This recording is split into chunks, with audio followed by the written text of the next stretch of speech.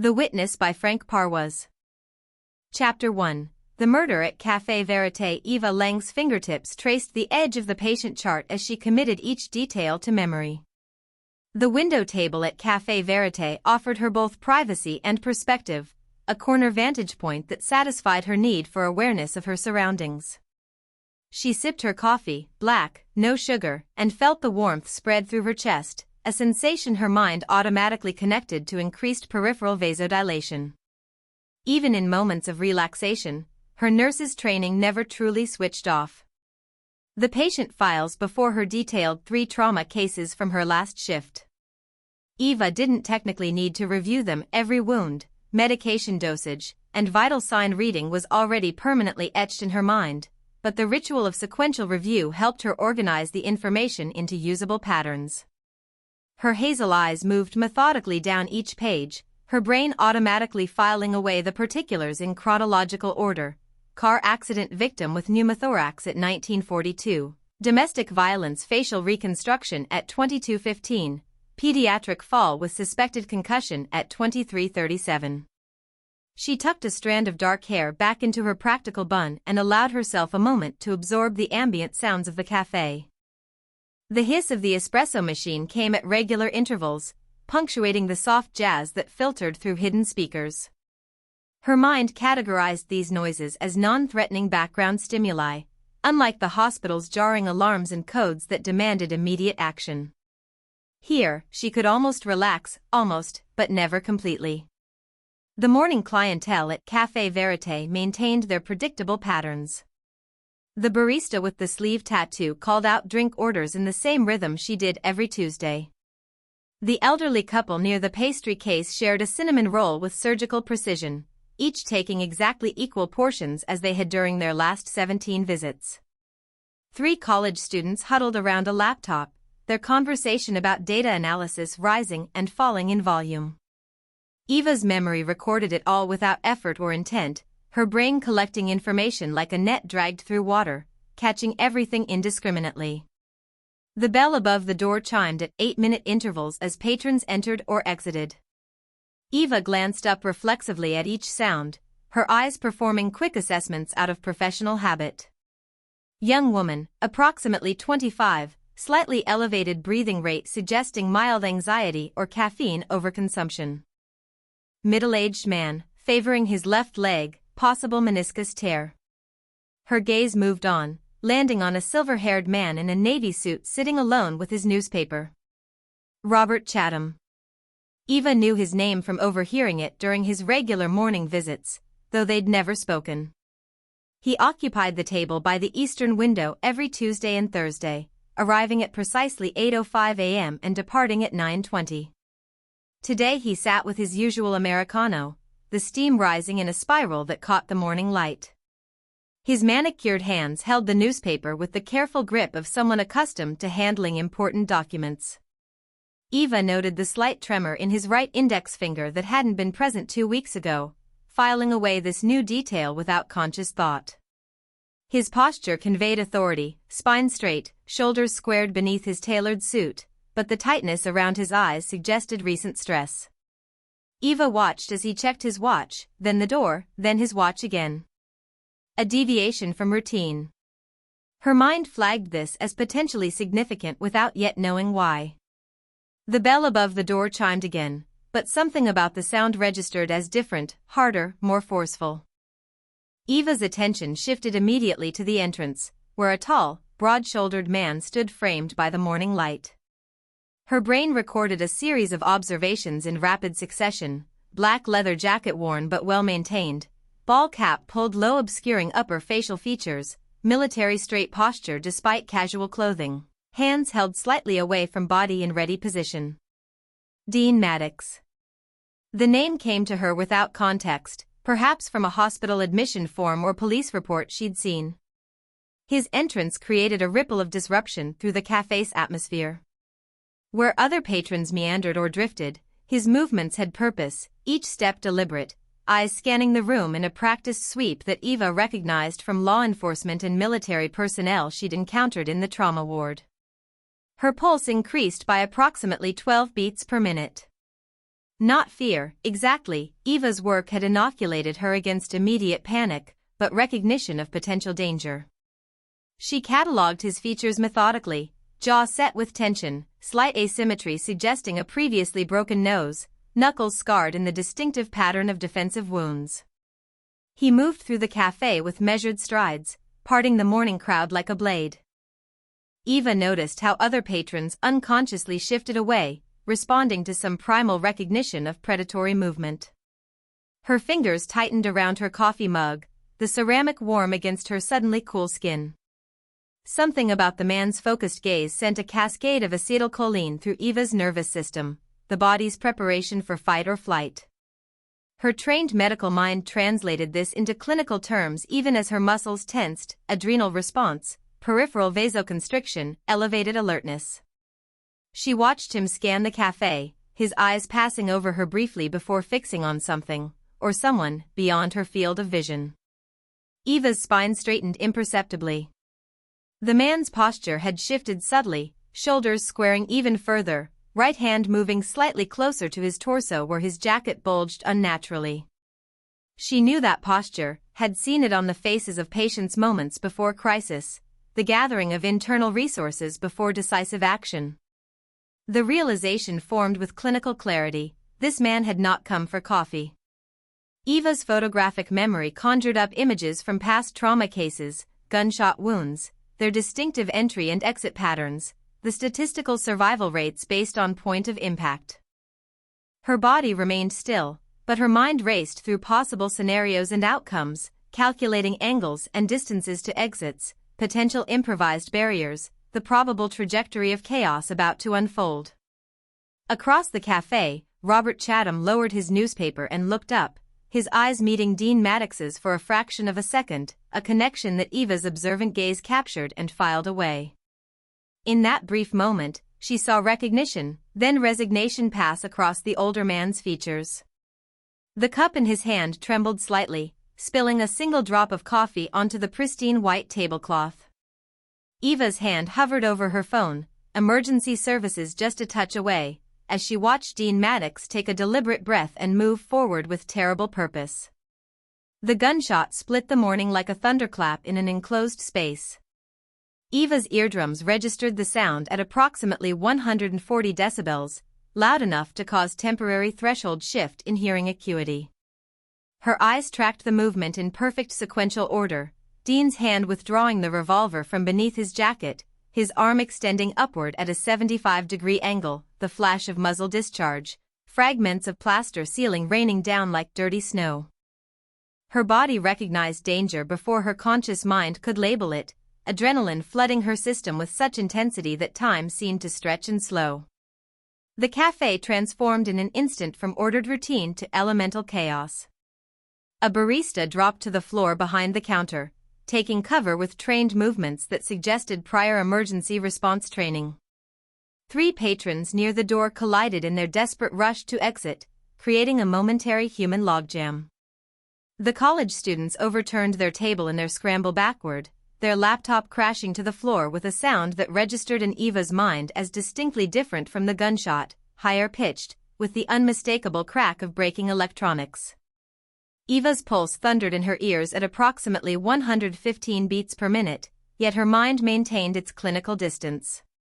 She noted the shell casing ejected from Dean's revolver, a .38 Special, her brain supplied from some forgotten trauma rotation with law enforcement, as it spiraled through the air and landed with a tiny metallic ping against the tile floor, rolling in a diminishing arc before settling near a toppled chair.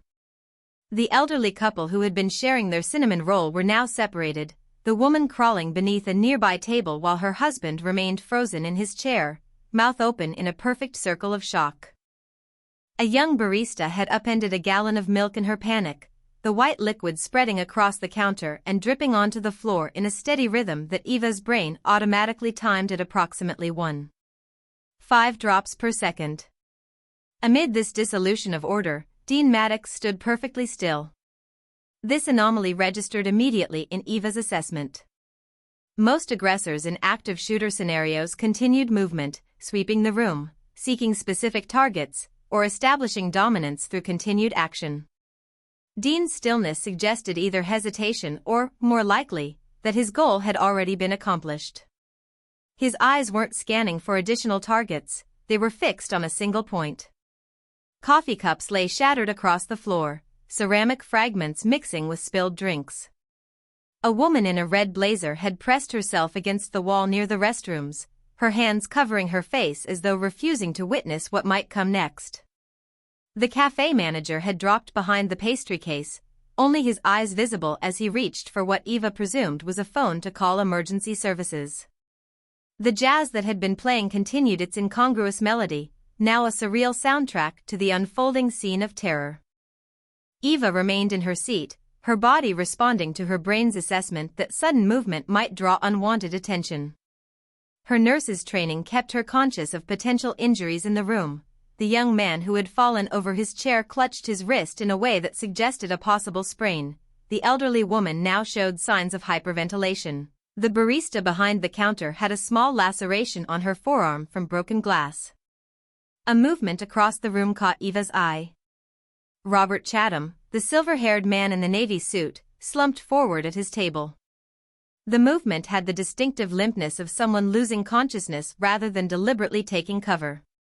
Eva's gaze sharpened, focusing on the dark stains spreading across his crisp white shirt, blood, arterial by its bright color, approximately 150 milliliters visible and expanding rapidly.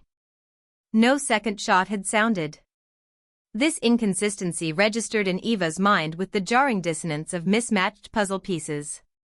Her eyes darted between Dean's still-raised revolver and Chatham's spreading bloodstain. The angle was wrong for a ricochet from the ceiling shot.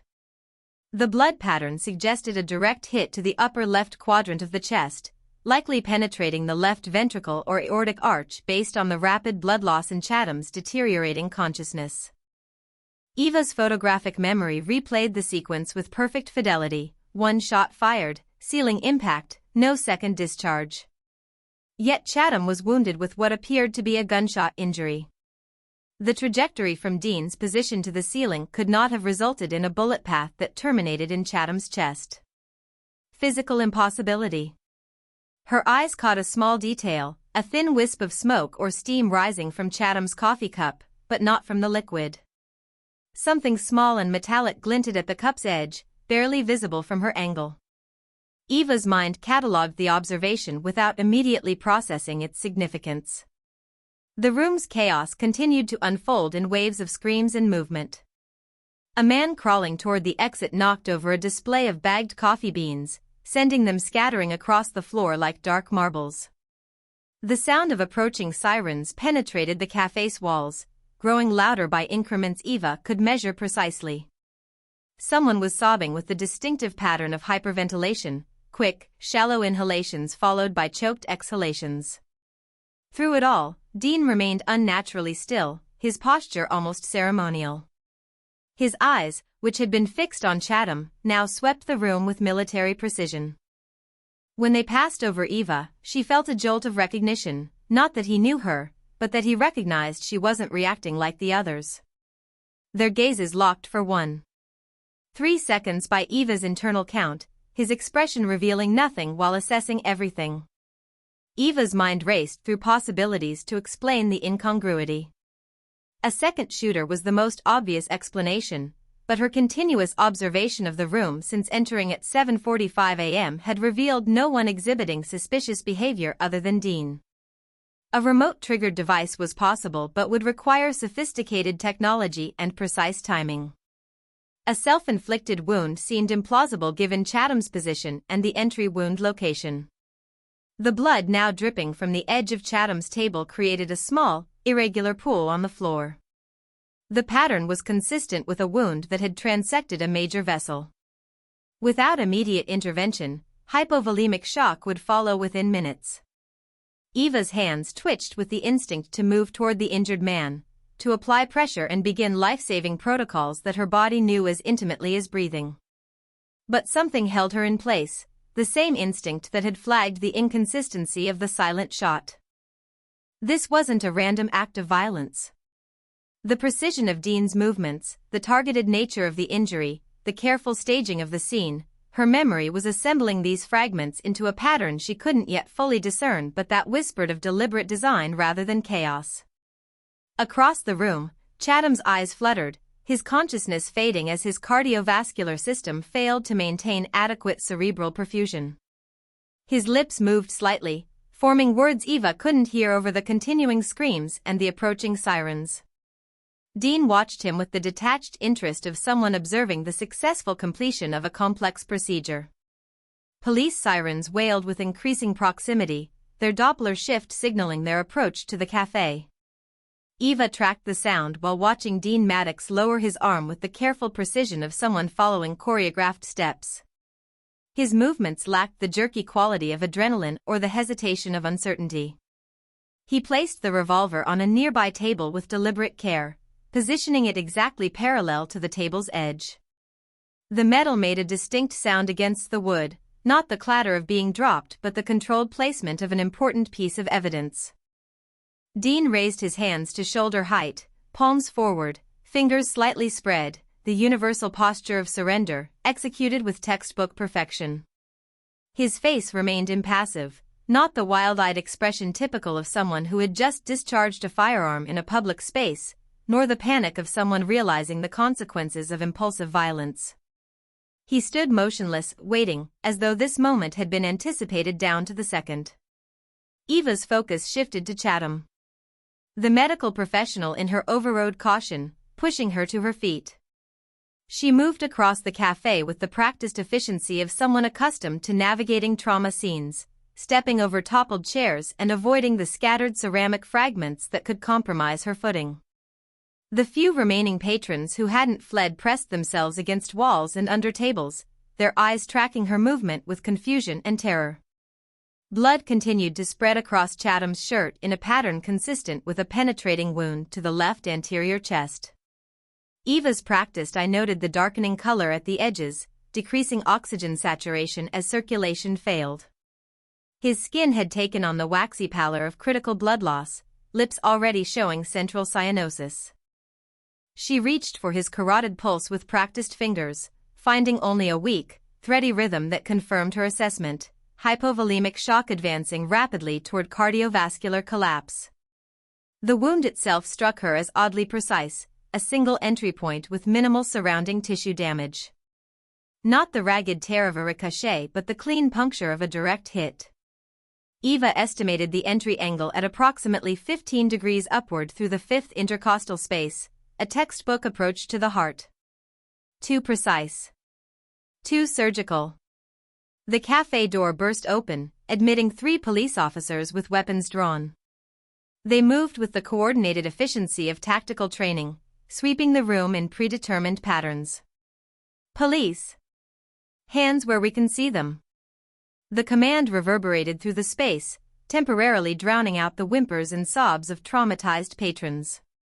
Subject armed, weapon on table, suspect in black jacket with hands raised. One officer called out, establishing situational awareness for his colleagues. 2 officers converged on Dean while the third maintained position near the door, securing the exit. Eva remained beside Chatham, her nurse's training compelling her to continue assessment despite the obvious futility. His pupils were fixed and dilated, respiratory effort minimal and ineffective. The blood on the table had begun to coagulate at its edges, the pattern of spatter inconsistent with a wound received while seated upright. The distribution suggested he had been leaning slightly forward at the moment of impact, perhaps reaching for his coffee, but the gravitational flow patterns didn't align with this single moment of injury. "I need a trauma kit," Eva called out, her voice carrying the authoritative tone developed through years in emergency medicine. "This man has a penetrating chest wound." Even as she spoke, she recognized the hollowness of the request. The precise location and angle of the wound, combined with the volume of blood loss, gave Chatham a survival probability approaching 0 without immediate surgical intervention. Her eyes caught another anomaly, a small puncture in the side of Chatham's coffee cup, easily overlooked amid the chaos but distinctly visible from her position. The entry hole aligned perfectly with his chest wound when the cup had been at drinking height. Her memory flashed to the wisp of smoke she'd noticed earlier, not from the coffee itself but from something that had passed through it. "Ma'am, please step away from the victim." An officer approached, motioning Eva back. "Paramedics are 1 minute out." Eva nodded, recognizing the protocol. As she stepped back, her gaze returned to Dean, who was now being handcuffed. The officers had him face down on a table, securing his wrists with mechanical efficiency. He offered no resistance, his body compliant with each command. The absence of struggle seemed to confuse the officers, whose tensed muscles and heightened voices prepared them for a confrontation that wasn't materializing. "Weapon secure," called one officer, having placed Dean's revolver in an evidence bag. Single shot fired, 5 rounds remaining in the cylinder. Eva's mind latched onto this detail. 5 rounds remaining meant 1 discharged, consistent with the sealing shot. No second bullet had been fired from that gun. Her eyes moved back to Chatham's body, to the precise wound that had ended his life. The inconsistency crystallized in her mind with absolute certainty. The fatal shot had come from somewhere else, or something else. Dean was pulled upright now, handcuffed and surrounded by officers. He would be walked past Eva's position to reach the exit. As the procession moved through the devastated café, Dean's eyes found hers with unerring precision. The contact lasted 2. For seconds by Eva's count, long enough for her to register the complete absence of panic or remorse in his gaze. Instead, she saw calculation, assessment, and something that registered in her mind as recognition, though they'd never met. His eyes seemed to acknowledge her awareness, to recognize that she alone had noticed the fundamental inconsistency in what had just transpired. It wasn't a plea or a threat but a moment of mutual recognition, Predator acknowledging the one witness who saw beyond the staged performance. As Dean was escorted past, Eva's attention returned to the crime scene her memory was documenting with mechanical precision. The blood spatter on the table formed a distinct pattern that her mind was already analyzing, droplet size, distribution, and drying rate all telling a story that contradicted the apparent sequence of events. The angle of entry through Chatham's chest couldn't have originated from a bullet fired at the ceiling, nor from Dean's position in the room.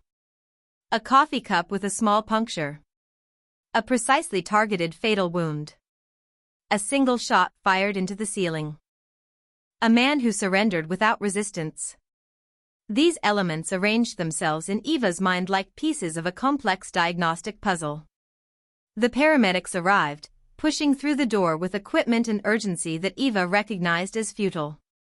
"Trauma nurse," she identified herself automatically as they approached. "Patient presents with penetrating chest trauma, no vital signs for approximately 4 minutes, blood loss exceeding 2 liters." They nodded grimly, beginning their protocols with the practiced movements of those accustomed to arriving too late. Eva stepped back, watching as they confirmed what she already knew.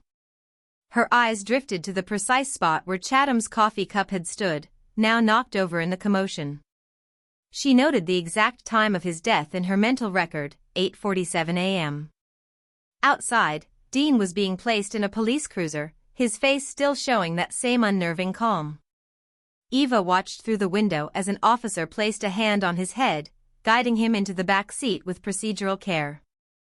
The café continued to swarm with first responders and shell-shocked witnesses, but Eva stood apart, her mind meticulously logging the timing of events, the positions of key elements, and the trajectory angles that should have been impossible.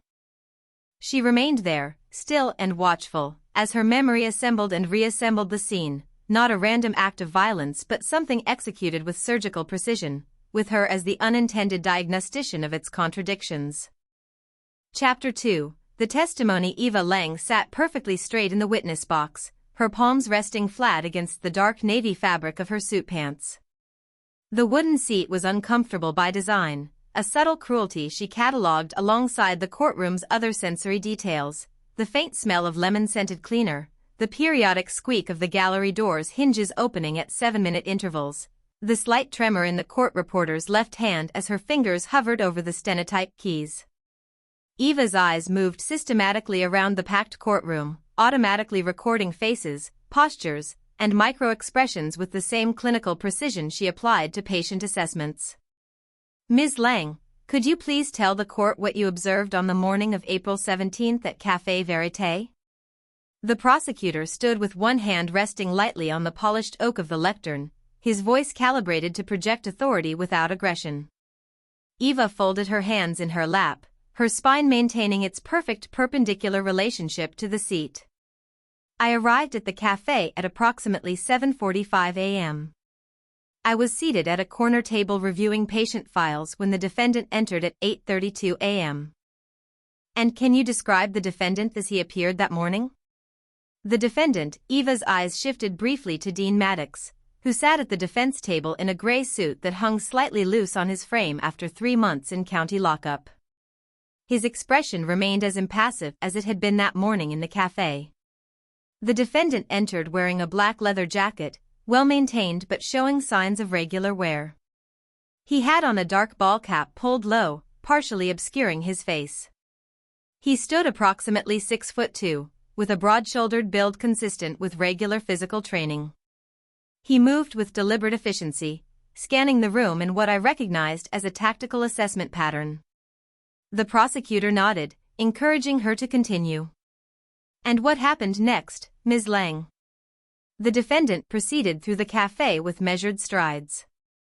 Other patrons unconsciously moved away from his path. His right hand shifted slightly closer to his torso, where his jacket showed an unnatural bulge consistent with a concealed firearm.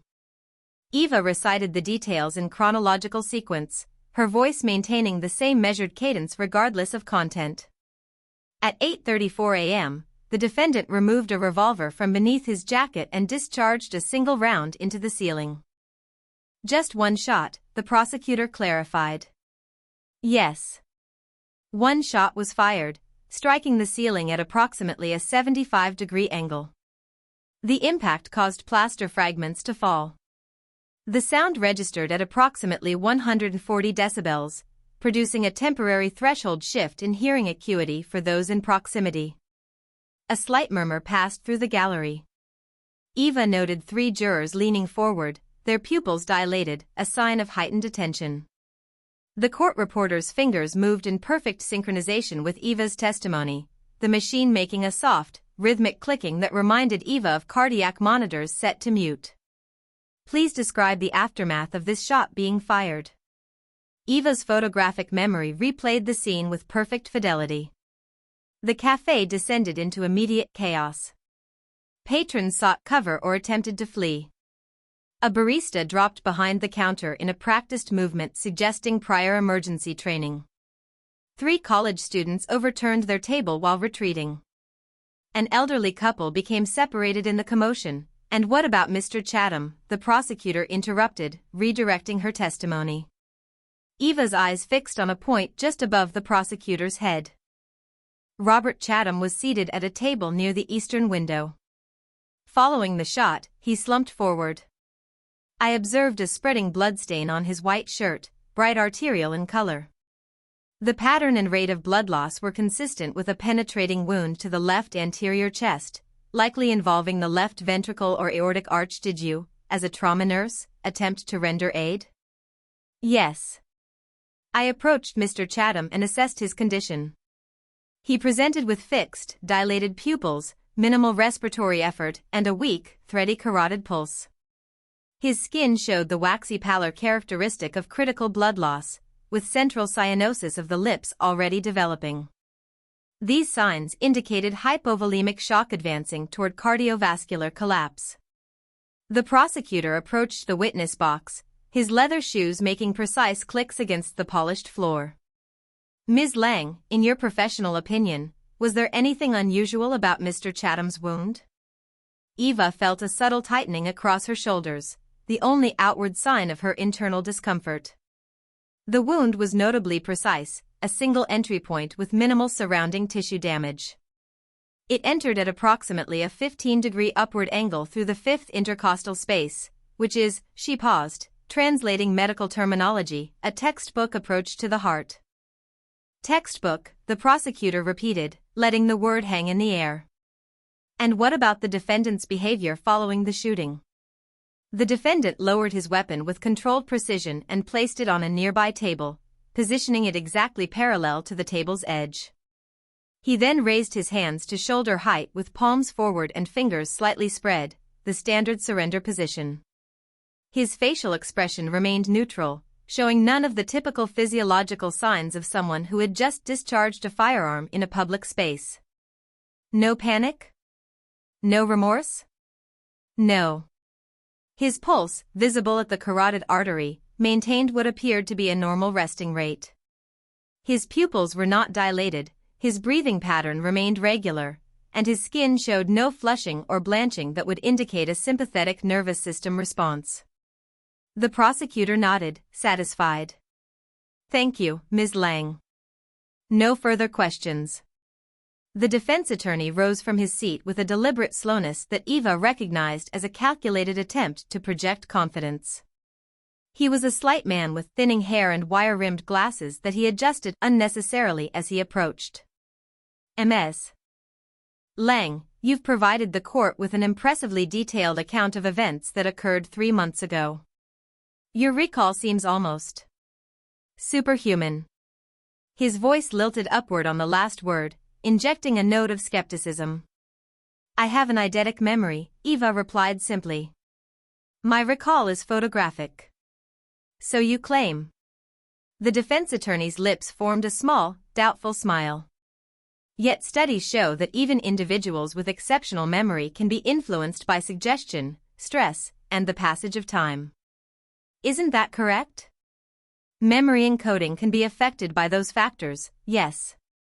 And wouldn't you agree that witnessing a violent event, with a gun discharged in close proximity, constitutes a highly stressful situation?" Eva's fingers pressed against her thighs, the pressure imperceptible beneath the table. "My professional training as a trauma nurse has conditioned my stress response. I maintain functional cognition during emergencies." The defense attorney paced 3 steps to his right, a movement Eva interpreted as theatrical rather than necessary.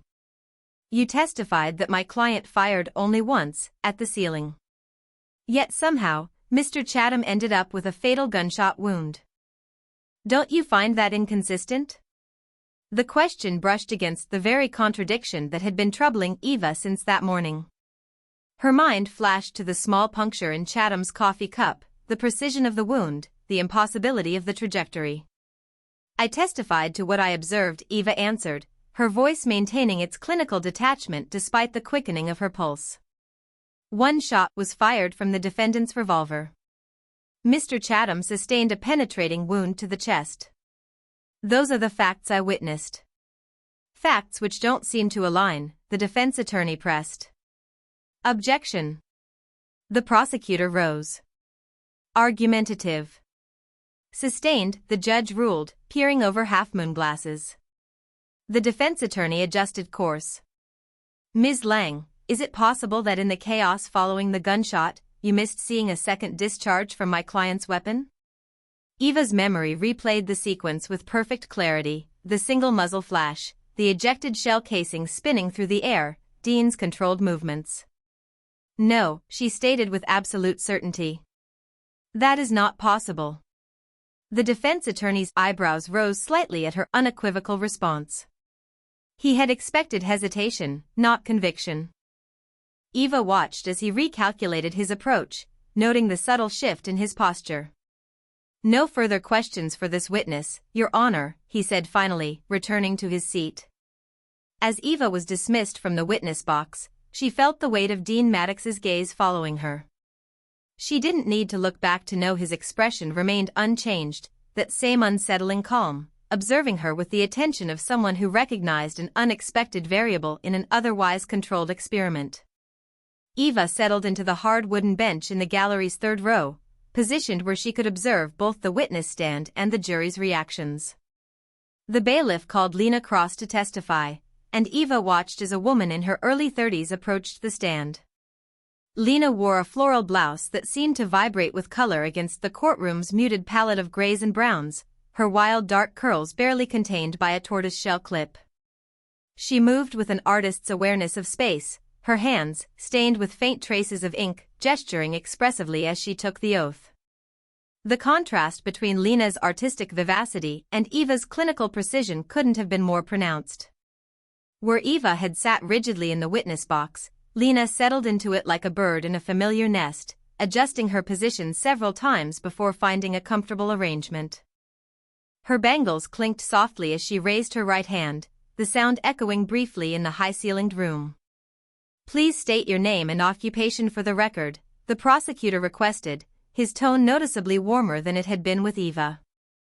"Lena Cross. I'm a freelance illustrator, specializing in courtroom sketches and editorial illustrations." Her voice carried a theatrical lilt that seemed to capture the jury's attention immediately. A middle-aged woman in the front row straightened, her expression shifting from polite attention to genuine interest. "And how long have you worked as a courtroom illustrator, Ms. Cross?" 8 years now. I've covered everything from minor civil disputes to 3 high-profile murder trials for the Herald." Lena's hands moved as she spoke, punctuating her words with graceful gestures that Eva recognized as the unconscious habits of someone who communicated visually. The prosecutor nodded approvingly. "Were you present at Café Verité on the morning of April 17th? "Yes, I was there working on some editorial sketches for an upcoming feature." Lena leaned forward slightly. "I had just ordered my second chai latte when that man," she pointed directly at Dean Maddox, a gesture that would have been considered too theatrical from most witnesses but seemed natural coming from her, walked in and fired his gun. "And did you have an opportunity to observe the defendant closely?" "I did. As an illustrator, I'm trained to notice details most people miss. It's my job to capture the essence of a moment, a person." Lena's passion for her work infused her testimony with a compelling authenticity. "I was seated near the counter, about 15 feet from him when he entered." The prosecutor approached with a large manila envelope. "Your Honor, I'd like to enter into evidence Exhibit 42, a sketch created by Ms. Cross shortly after the incident." The judge nodded permission, and the prosecutor extracted a large sketch, mounting it on an easel positioned to be visible to both the jury and the gallery. An assistant adjusted the courtroom's lights to reduce glare on the drawing's surface. Eva felt her breath catch as the sketch was revealed. The illustration captured Dean Maddox with startling fidelity, the hard angle of his jaw, the military straightness of his posture, the controlled intensity in his eyes. But there, beneath his left eye, was a detail that sent a jolt of confusion through Eva's system, a thin, crescent-shaped scar approximately 2 centimeters in length. Eva's brow furrowed involuntarily. Her memory replayed her observations of Dean at the café with perfect clarity, his face partially shadowed by the ball cap, yes, but visible enough for her to have catalogued his features with her usual precision.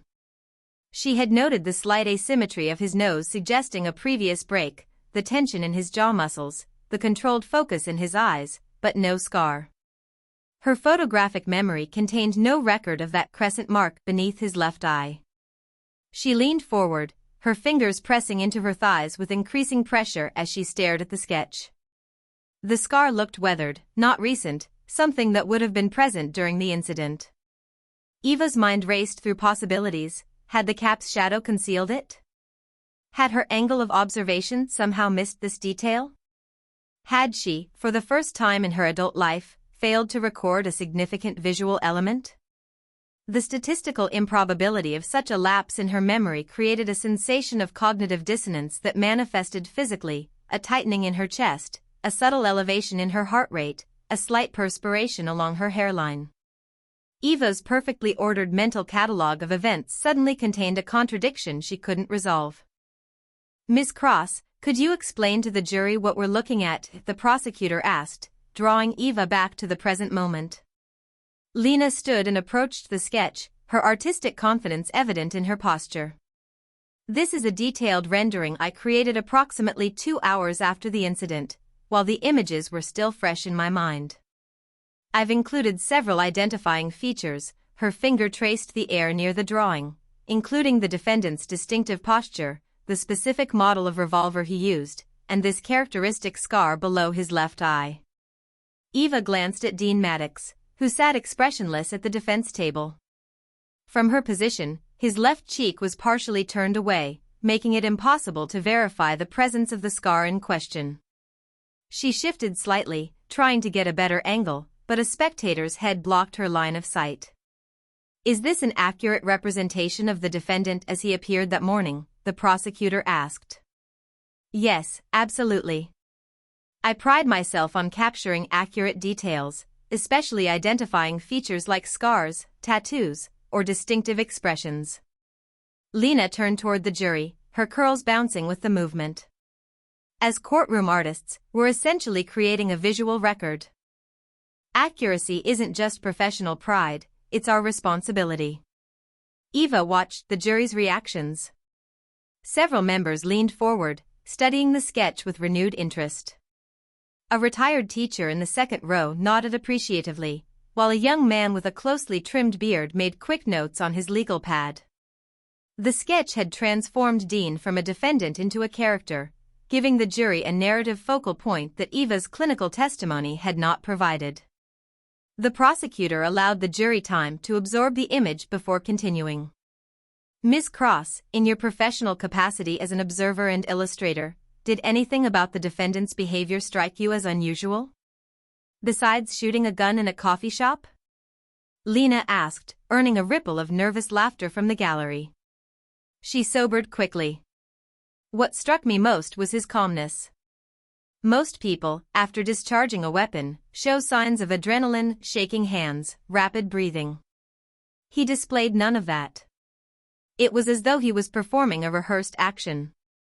Her observation aligned perfectly with Eva's testimony, yet coming from Lena, it carried a different weight, less clinical, more intuitive, and somehow more accessible to the jury. Eva noted how several jurors who had seemed skeptical during her testimony now nodded in agreement. The defense attorney rose for cross-examination, his earlier confidence diminished after his unsuccessful attempt to discredit Eva. "Ms. Cross, you've testified that you created this sketch 2 hours after a traumatic event. Isn't it possible that your memory might have incorporated details you didn't actually observe?" Lena squared her shoulders. "I've spent 8 years training my visual memory specifically for courtroom work, where accuracy is paramount. When I render a distinctive feature like that scar, it's because I saw it.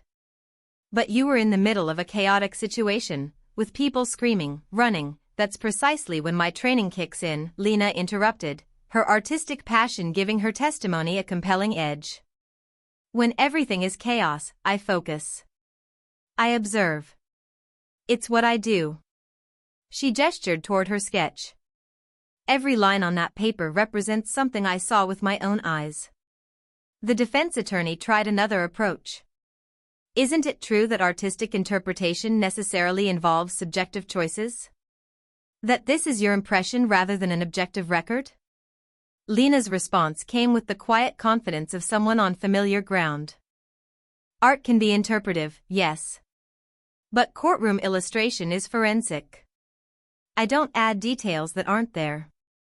She touched her own cheek, mirroring the location of the scar on her sketch. That mark was clearly visible when the defendant turned toward Mr. Chatham's table. "I saw it, I recorded it."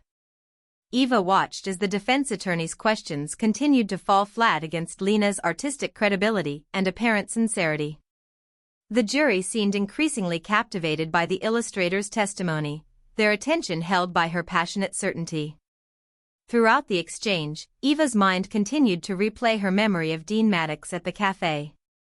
She had observed him from multiple angles, had made eye contact with him twice, once when he entered and again after the shooting. Her memory contained no record of a crescent scar beneath his left eye. The contradiction created a sensation similar to vertigo, a fundamental destabilization of what she had always trusted implicitly, her perfect recall. As Lena stepped down from the witness stand, Eva found herself stealing another glance at Dean Maddox.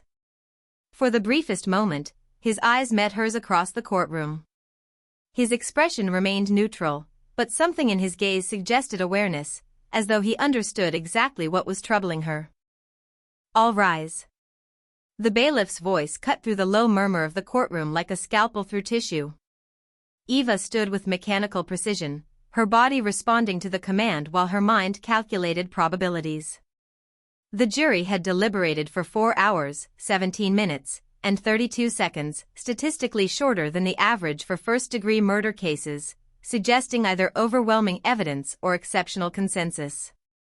She watched the 12 jurors file in, noting the deliberate way they avoided looking at Dean Maddox, a behavioral indicator that registered in her mind with statistical significance.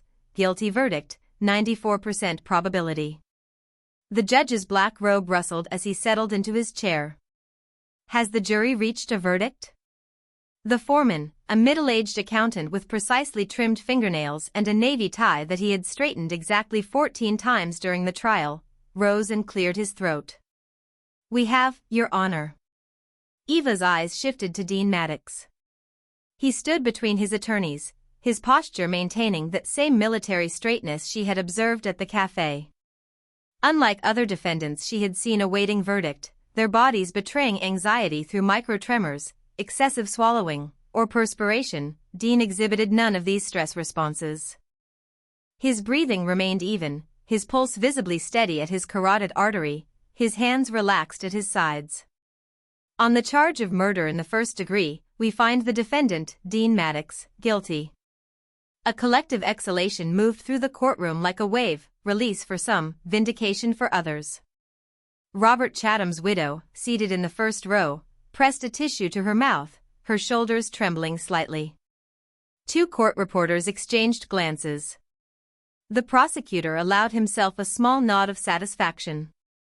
Dean showed no reaction, no widening of pupils, no change in facial blood flow, no alteration in posture. It was as though he had anticipated this outcome with such certainty that the announcement merely confirmed what he already knew. The judge waited for the murmurs to subside before addressing Dean directly. Mr. Maddox, you have been found guilty of murder in the first degree. Before I pronounce sentence, do you wish to make a statement to this court? For the first time, Eva detected a change in Dean's demeanor, subtle, almost imperceptible, but present nonetheless.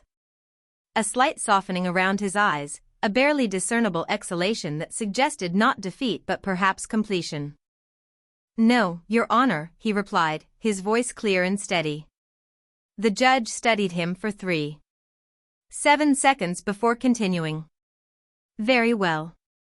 Having been found guilty by a jury of your peers, and considering the premeditated nature of this crime and the apparent lack of remorse you have demonstrated, it is the judgment of this court that you be sentenced to life imprisonment without the possibility of parole.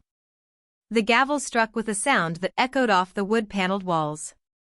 Eva processed the acoustic properties of the sound automatically, amplitude, frequency, decay rate, even as she observed the procedural efficiency with which the court officers moved to position themselves near Dean. The choreography of justice, mechanical and precise.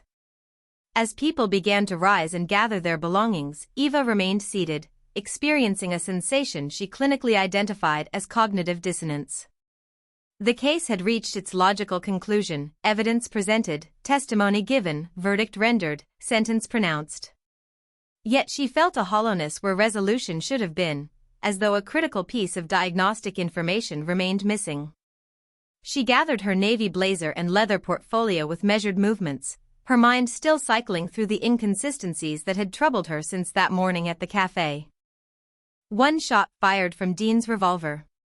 A fatal wound with an impossible trajectory. A scar she hadn't seen but Lena had captured with confident precision.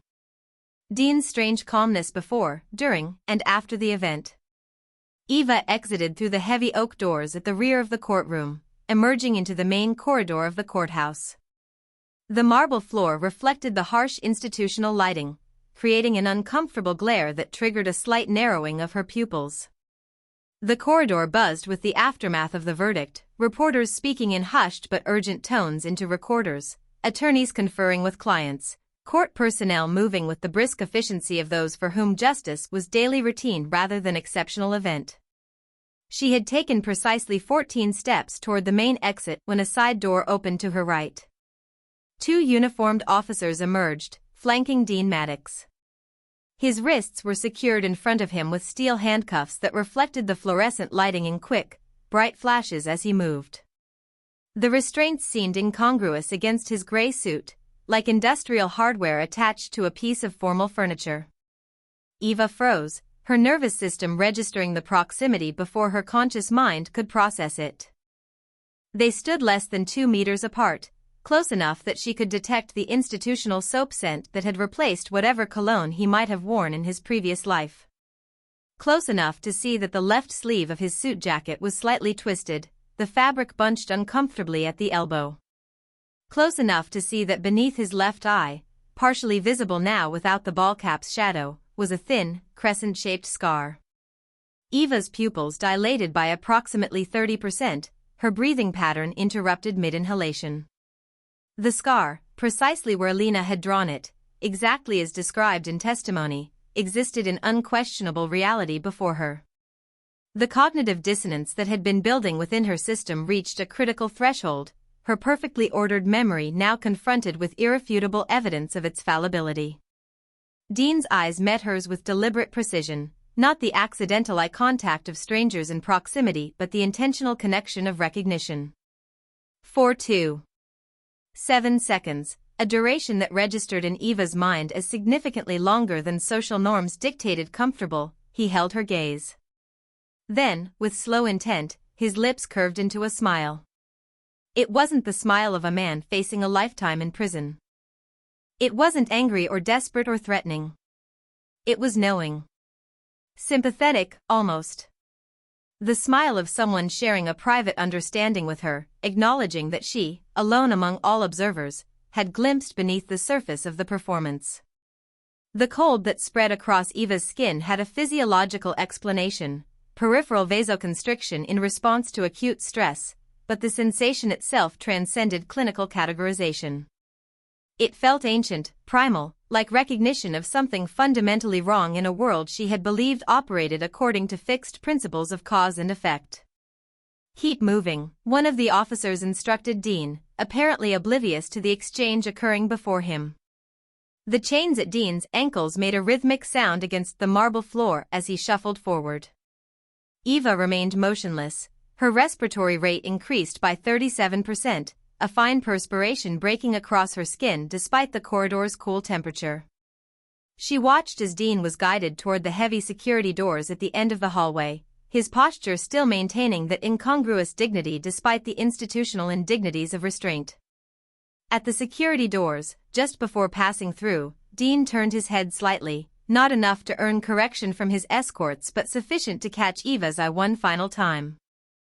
The knowing smile returned briefly, then vanished as he disappeared beyond the threshold.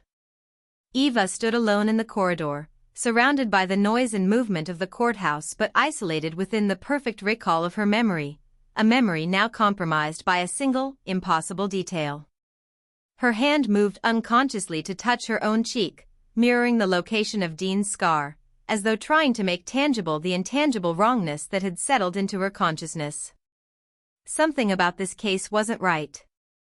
And despite the verdict, despite the sentence, despite the procedural completion of justice, that wrongness remained a splinter in the perfect record of her memory, a contradiction that would not resolve itself no matter how many times she replayed the evidence.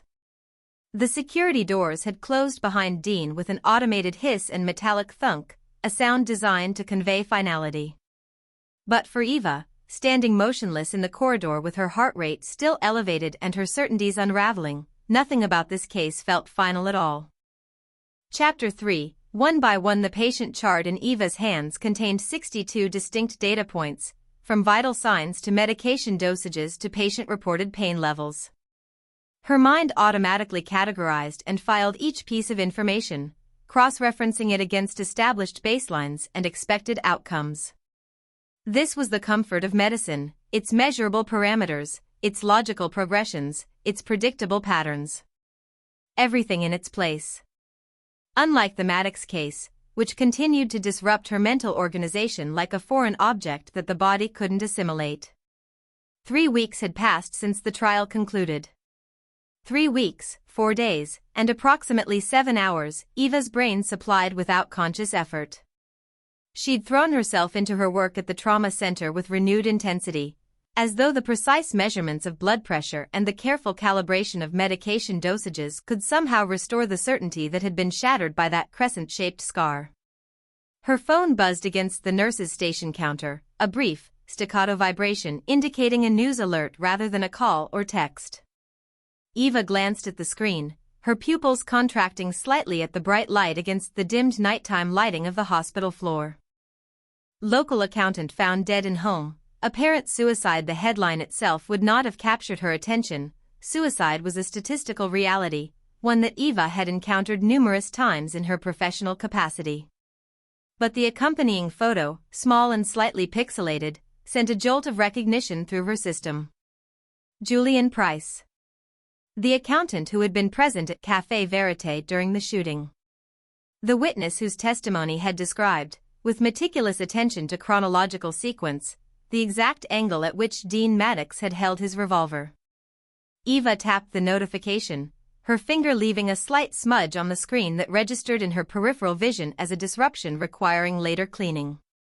The article loaded, presenting her with information her brain immediately began to process in parallel tracks. Julian Price, 46, was discovered in his bathtub after failing to appear for work, unprecedented absence for a man who, according to co-workers, had maintained perfect attendance for 15 years. Prescription medication found emptied beside the tub. Antidepressants that Eva's pharmacological knowledge immediately identified as selective serotonin reuptake inhibitors, a common treatment for major depressive disorder.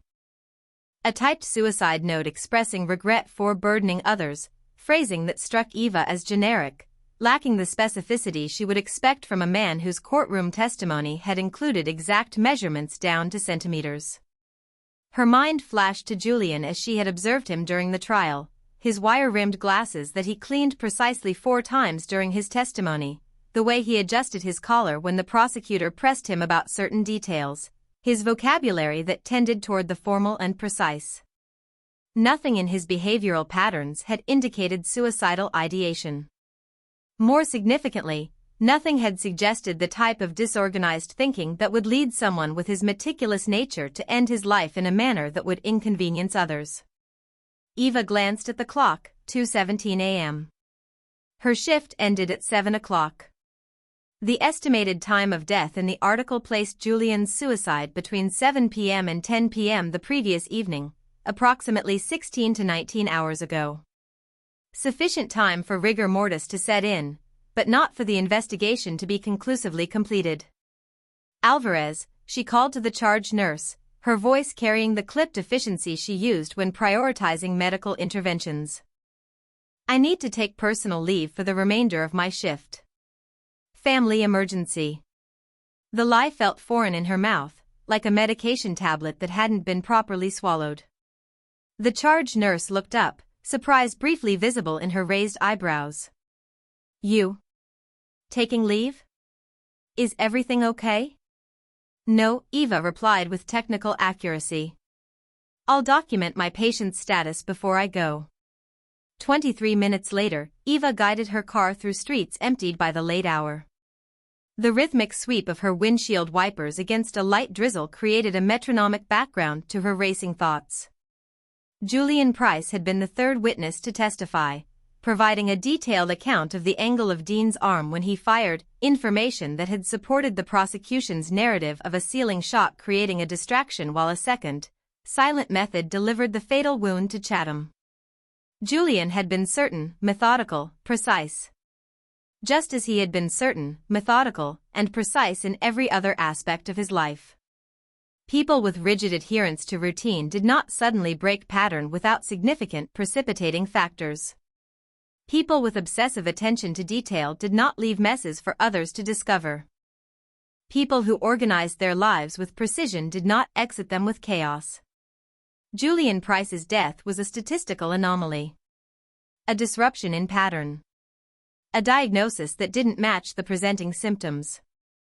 Eva parked half a block from Julian's apartment building, noting the police presence that still lingered despite the late hour, 2 patrol cars and an unmarked vehicle that likely belonged to a detective.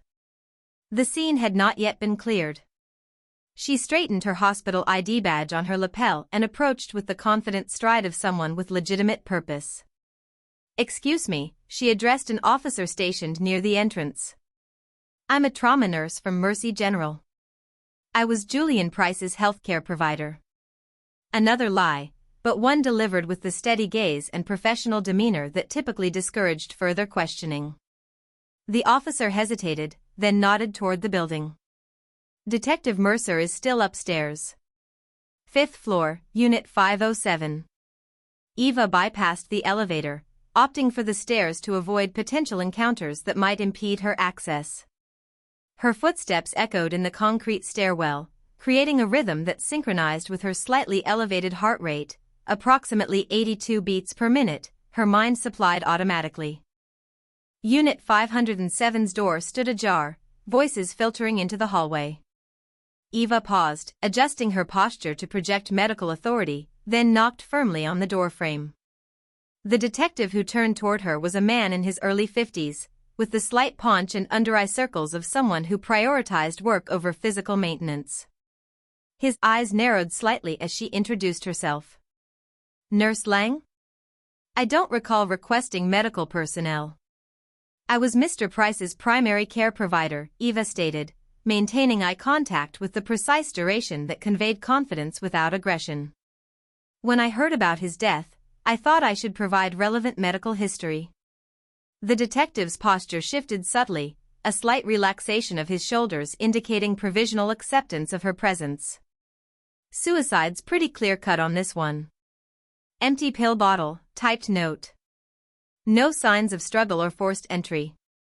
Eva nodded, her eyes already moving beyond the detective to catalog the apartment's details. The living room presented exactly as she would have expected based on Julian's courtroom demeanor, books arranged by height on shelves, furniture at precise right angles to the walls, a desk with items aligned in parallel. Nothing out of place. Nothing suggesting the disorganized thinking that often preceded suicidal actions. "May I?" She gestured toward the bathroom where Julian had been found. The detective shrugged. "Body's already been removed, but sure. Not much to see." The bathroom told a different story than the detective had read, or rather, the same story that Eva had been assembling since seeing the news alert. Toiletries arranged by height along the counter, medications in a weekly dispenser sorted by time of day. Towels folded with hospital corners and stacked in perfect alignment. Even the bathtub, despite having been the site of a death, showed signs of Julian's organizational patterns, a loofah and soap positioned at precisely the same distance from the faucet, shampoo and conditioner bottles aligned by size. "His medication was organized through next Sunday," Eva noted aloud, pointing to the pill dispenser. "People planning suicide rarely continue their medication regimen." The detective sighed. "Look, I get it. It's hard when patients take their own lives. But the evidence is pretty clear. We found the suicide note on his computer." Eva moved back to the living area, her eyes drawn to Julian's desk. A leather-bound planner lay open, its pages covered with Julian's precise handwriting. She leaned closer, noting appointments methodically recorded for the next 3 weeks, dental cleaning, quarterly tax preparation, lunch with a colleague named Marcus. And there, circled in red ink and annotated with an exclamation point, chess tournament finals. The exclamation point struck Eva as particularly significant, a rare expression of emotion from a man whose affect had been consistently flat. This was not the calendar of someone planning to end his life. This was the calendar of someone with future plans, with something to anticipate. "Did you check his planner?" she asked, pointing to the open book. The detective barely glanced at it. "Doesn't change the facts. We have the empty pill bottle, the note. People with depression can still make plans they never intend to keep." But Julian wouldn't, Eva thought. Julian, with his precisely parted hair and spotlessly clean glasses. Julian, who had testified to exact measurements and times.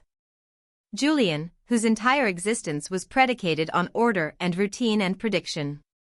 As she left the apartment, Eva felt a familiar sensation spreading across her skin, The same cold prickle she had experienced in the courthouse corridor when she'd seen Dean Maddox's scar.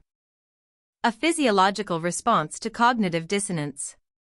A body recognizing danger before the mind could name it. Julian Price had not killed himself. The evidence didn't support the diagnosis. And if his death wasn't suicide, then something much more troubling was beginning to take shape, a pattern that her perfect memory couldn't help but recognize, even as she wished desperately that it wouldn't. The headlights of Eva's car cut through the pre-dawn darkness, illuminating the empty road ahead in measured increments. She had worked a double shift, 16 hours, 43 minutes from clock in to clock out, and her body registered the expected symptoms of fatigue, slight burning sensation in the eyes, 12% decreased reaction time, mild tension across the trapezius muscles.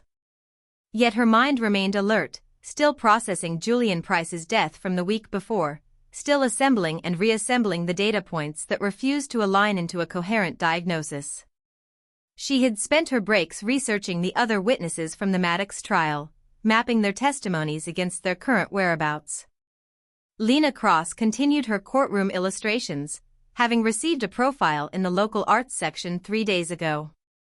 Robert Chatham's widow had moved to Arizona to live with her sister. The barista, Cassie Hayes, had left the café, using her savings to open a small bistro downtown, a detail Eva had discovered through a brief conversation with the new barista at Café Verité, who had mentioned it with the casual ease of someone unaware of its significance. The traffic light ahead turned yellow, then red. Eva applied steady pressure to the brake pedal, bringing her vehicle to a stop at precisely the correct distance from the intersection. The absence of other cars made the wait seem particularly artificial, a mandatory pause with no functional purpose.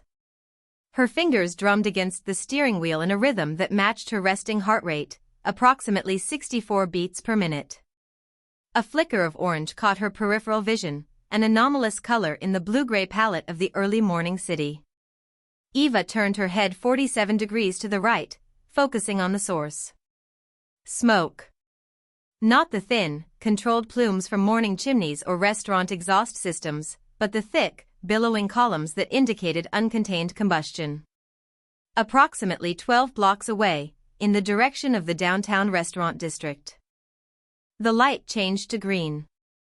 Eva hesitated for 2-3 seconds, longer than her typical response time, before accelerating. At the next intersection, instead of continuing straight toward her apartment, she turned right, following the smoke that now rose more distinctly against the lightning sky. 3 emergency vehicles passed her within the next 4 minutes, 2 fire engines and a paramedic unit, sirens creating Doppler-shifted wails that penetrated her closed windows at approximately 95 decibels. Eva maintained a steady distance behind them, her heart rate increasing to approximately 72 beats per minute despite her conscious attempt to regulate her autonomic response. The source of the smoke became visible as she turned onto Meridian Street, a 2-story building with flames still visible through shattered windows on the ground floor. The black-painted sign above the entrance was partially obscured by smoke, but Eva could make out the gold lettering, Bistro Nouveau. Cassie Hayes' restaurant. Her hands tightened on the steering wheel, applying 43% more pressure than necessary. A statistical anomaly had just transformed into a pattern. Eva parked on a side street, half a block from the police barricade that had been established to control the scene. She exited her vehicle and approached the perimeter, her eyes methodically scanning the chaotic tableau before her. 4 fire engines, their hoses snaking across the wet pavement. Firefighters in full gear moving with practiced coordination. Police officers establishing a boundary with yellow tape. Paramedics standing by, their expressions suggesting they had already completed their assessment and found no one requiring their services. A young officer blocked her path as she attempted to duck under the tape. "Ma'am, you need to stay back." Eva straightened, adopting the posture and vocal modulation she used when directing medical personnel during trauma responses. "I'm a friend of Cassie Hayes, the owner." Was she in the building? Her voice remained steady despite the 18% increase in her pulse rate. The officer's expression shifted from official detachment to the subtle softening that Eva recognized as the precursor to delivering bad news, a micro-expression she had observed countless times among doctors informing families in hospital waiting rooms. "I'm sorry," he said, his voice dropping slightly in both volume and pitch. "The owner was found inside. It appears she was working late and got trapped when the fire broke out in the kitchen area." Eva processed this information with the dual tracks of her mind, the emotional response registering as a hollow sensation in her epigastric region, while the analytical component immediately began calculating probabilities. 2 witnesses from the Maddox trial, dead within 8 days of each other. The statistical probability of these deaths occurring by random chance was vanishingly small, less than 0.2% based on standard mortality tables for their age groups and risk factors. "What caused the fire?" she asked, maintaining eye contact with the officer while her peripheral vision continued to assess the scene. "Still under investigation," he replied with the practiced neutrality of someone trained not to speculate. "You should talk to Detective Mercer if you need more information." The same detective who had dismissed her concerns about Julian Price. Eva nodded and stepped back, moving laterally along the perimeter to gain a different perspective on the scene. From her new vantage point, she could see that the most severe damage was concentrated in the kitchen area at the rear of the building. The front dining section, while smoke-damaged, showed significantly less thermal destruction, a pattern inconsistent with a fire that had supposedly originated in the kitchen and spread outward. 2 fire investigators in turnout gear emerged from the building, their conversation becoming audible as they approached a fire captain standing near Eva's position. "Definitely accelerant patterns," one was saying, pulling off heavy gloves. "Multiple points of origin in the kitchen." "And the sprinkler system?" the captain asked. "Disabled. Someone cut the main line and capped it. This wasn't accidental." Eva's respiratory rate increased by 26%, her body responding to the confirmation of what her mind had already diagnosed. The term multiple points of origin was fire investigator terminology for arson. The disabled sprinkler system indicated premeditation. This wasn't a tragic accident, it was a carefully engineered homicide designed to eliminate a specific target. As she turned to leave, a movement across the street caught her attention. A man in a dark jacket stood partially concealed by a closed newsstand, his posture suggesting focused observation rather than casual interest. When Eva's gaze connected with his, he immediately turned away, his movement registering in her mind as deliberately casual, the practiced nonchalance of someone trained to avoid detection. Eva walked back to her car with measured steps, maintaining a pace precisely 7% slower than her normal walking speed to avoid appearing hurried or alarmed. Her mind performed the calculations automatically. Julian Price, dead of apparent suicide despite behavioral patterns inconsistent with suicidal ideation. Cassie Hayes, dead in a fire that showed clear signs of arson. Both witnesses in the Dean Maddox trial. Both deaths made to appear as though they could be coincidental. Her hand trembled slightly as she unlocked her car, a 0.5 centimeter deviation in motor control that she immediately noted and corrected by tensing her extensor muscles. The statistical probability continued to echo in her mind, less than 0.2%. Not coincidence. Not random chance. Pattern. Design. Purpose. As she pulled away from the curb, Eva checked her rearview mirror 3 times in rapid succession, her eyes searching for the man in the dark jacket. The street behind her remained empty, but the hollow sensation in her stomach had spread upward to her chest, creating a constriction that her medical training identified as an autonomic stress response, the body's primitive recognition of danger before the conscious mind could fully articulate its source. 2 witnesses dead. 3 remained: Lena Cross, Robert Chatham's widow, and herself. The pattern was unmistakable, the diagnosis unavoidable. Someone was systematically eliminating the witnesses from Dean Maddox's trial, and the methodical precision of these deaths carried a signature that Eva's perfect memory couldn't help but recognize: the same controlled, calculated efficiency she had observed in Dean himself. The bell above the door at Café Verité still chimed with the same pitch and duration, 432 Hz for approximately 1.2 seconds, but everything else about the space had shifted subtly out of alignment. Eva noticed the differences immediately: new artwork on the walls, tables repositioned by approximately 15 degrees, a different espresso machine behind the counter. The most significant alteration was the ceiling, fresh plaster and paint concealing any evidence of the bullet that had been fired there 87 days ago.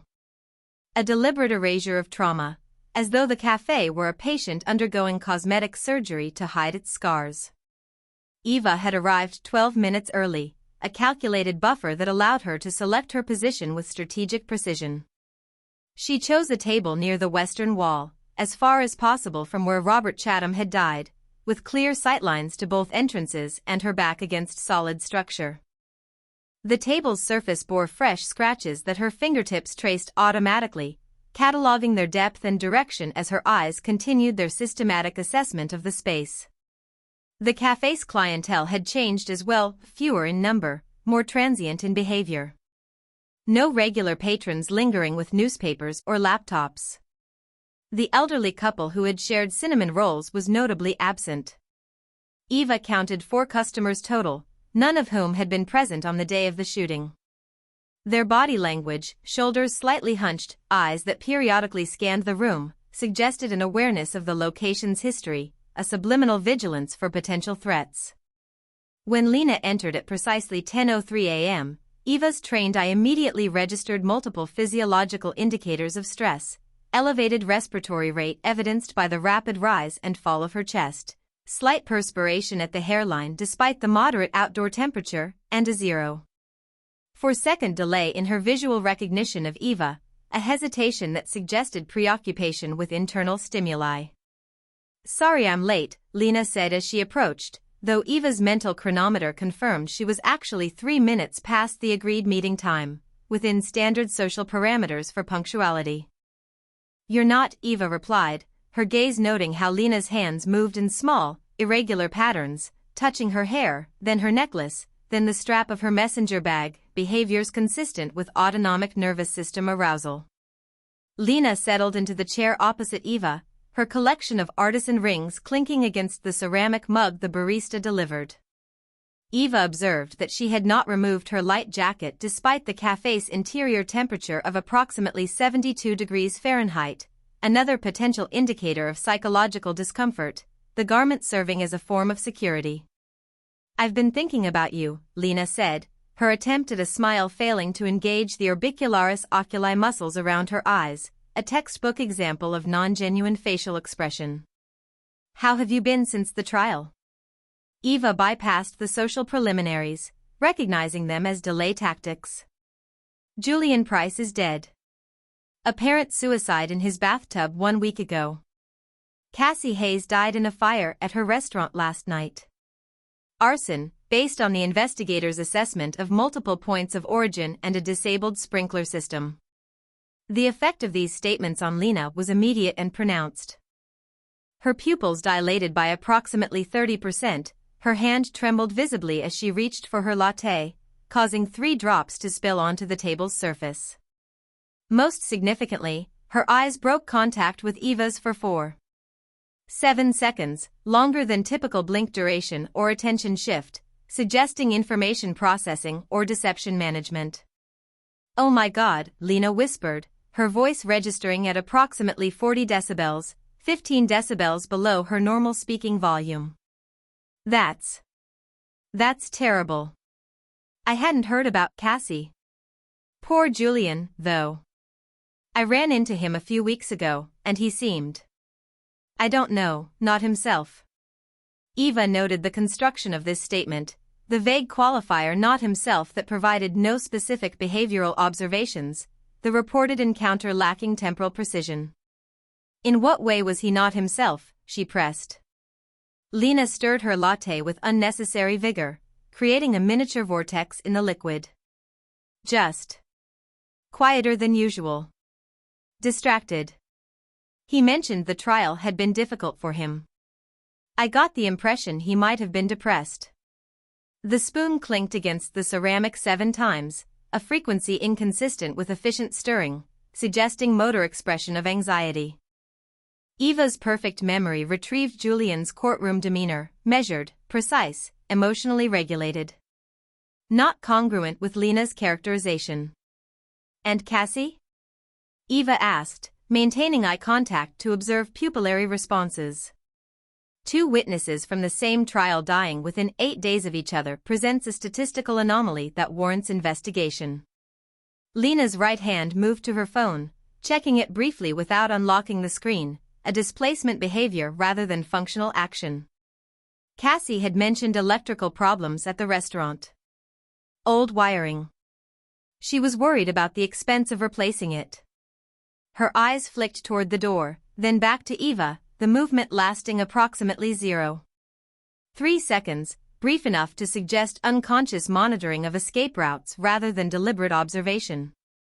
The fire investigators identified accelerants and a disabled sprinkler system, Eva stated, watching as Lena's carotid pulse visibly increased in her neck. Those factors are inconsistent with an electrical fire. Lena's hand jerked suddenly, knocking her latte cup sideways. Coffee spread across the table in an irregular pattern, some droplets falling to the floor with soft, percussive sounds. "I'm so sorry," she exclaimed, the volume and pitch of her voice elevated by approximately 40% from her previous statements, a disproportionate response to a minor accident. Eva remained seated as Lena jumped up, grabbing napkins from a nearby dispenser with frantic energy. The disruption created a natural break in conversation, one that Eva recognized as potentially strategic rather than accidental. She watched as Lena dabbed at the spill, her movements lacking their usual artistic precision, her breathing pattern showing the irregular cadence associated with acute stress response. The statistical probability of 2 witnesses dying under suspicious circumstances within 8 days is less than 0.2%, Eva continued once Lena had resettled, refusing to be diverted. 3 witnesses remain from the trial, you, Chatham's widow, and myself. Lena's phone buzzed with an incoming text. She glanced at it, then placed it face down on the table with a forcefulness that Eva interpreted as performative rather than necessary. "Eva, I think you're connecting dots that aren't there. Julian was dealing with depression, you know how isolating that can be. And accidents happen all the time in restaurants. It's tragic, but..." Eva noted Lena's failure to maintain eye contact during this statement, her gaze instead focusing on points approximately 15 degrees to the left and right of Eva's face, a pattern commonly associated with cognitive construction rather than memory retrieval. "Have you spoken with Dean Maddox since the trial?" Eva asked, the question emerging from a hypothesis still forming in her mind. The effect was immediate and unmistakable. Lena's face blanched, peripheral vasoconstriction causing an estimated 30% reduction in capillary blood flow to her facial tissues. Her pupils constricted despite the café's moderate lighting conditions, a parasympathetic response inconsistent with her otherwise sympathetic dominant state. "Why would I?" Lena began, then checked her phone again, this time unlocking the screen and appearing to read a message. "I need to go. I have a deadline for the Chronicle, courtroom illustrations for the Daniels trial. They're expecting them by 3. The abruptness of her departure, gathering her materials while still standing, not finishing her remaining coffee, registered in Eva's assessment as flight behavior rather than normal social disengagement. Lena's movements had acquired a jerky quality, losing their typical artistic fluidity. She checked the door twice more before slinging her messenger bag over her shoulder. "I'll call you," Lena said, already turning away, the generic promise delivered without eye contact or specific temporal commitment. Eva remained seated, observing as Lena hurried out of the café, the bell chiming with her exit.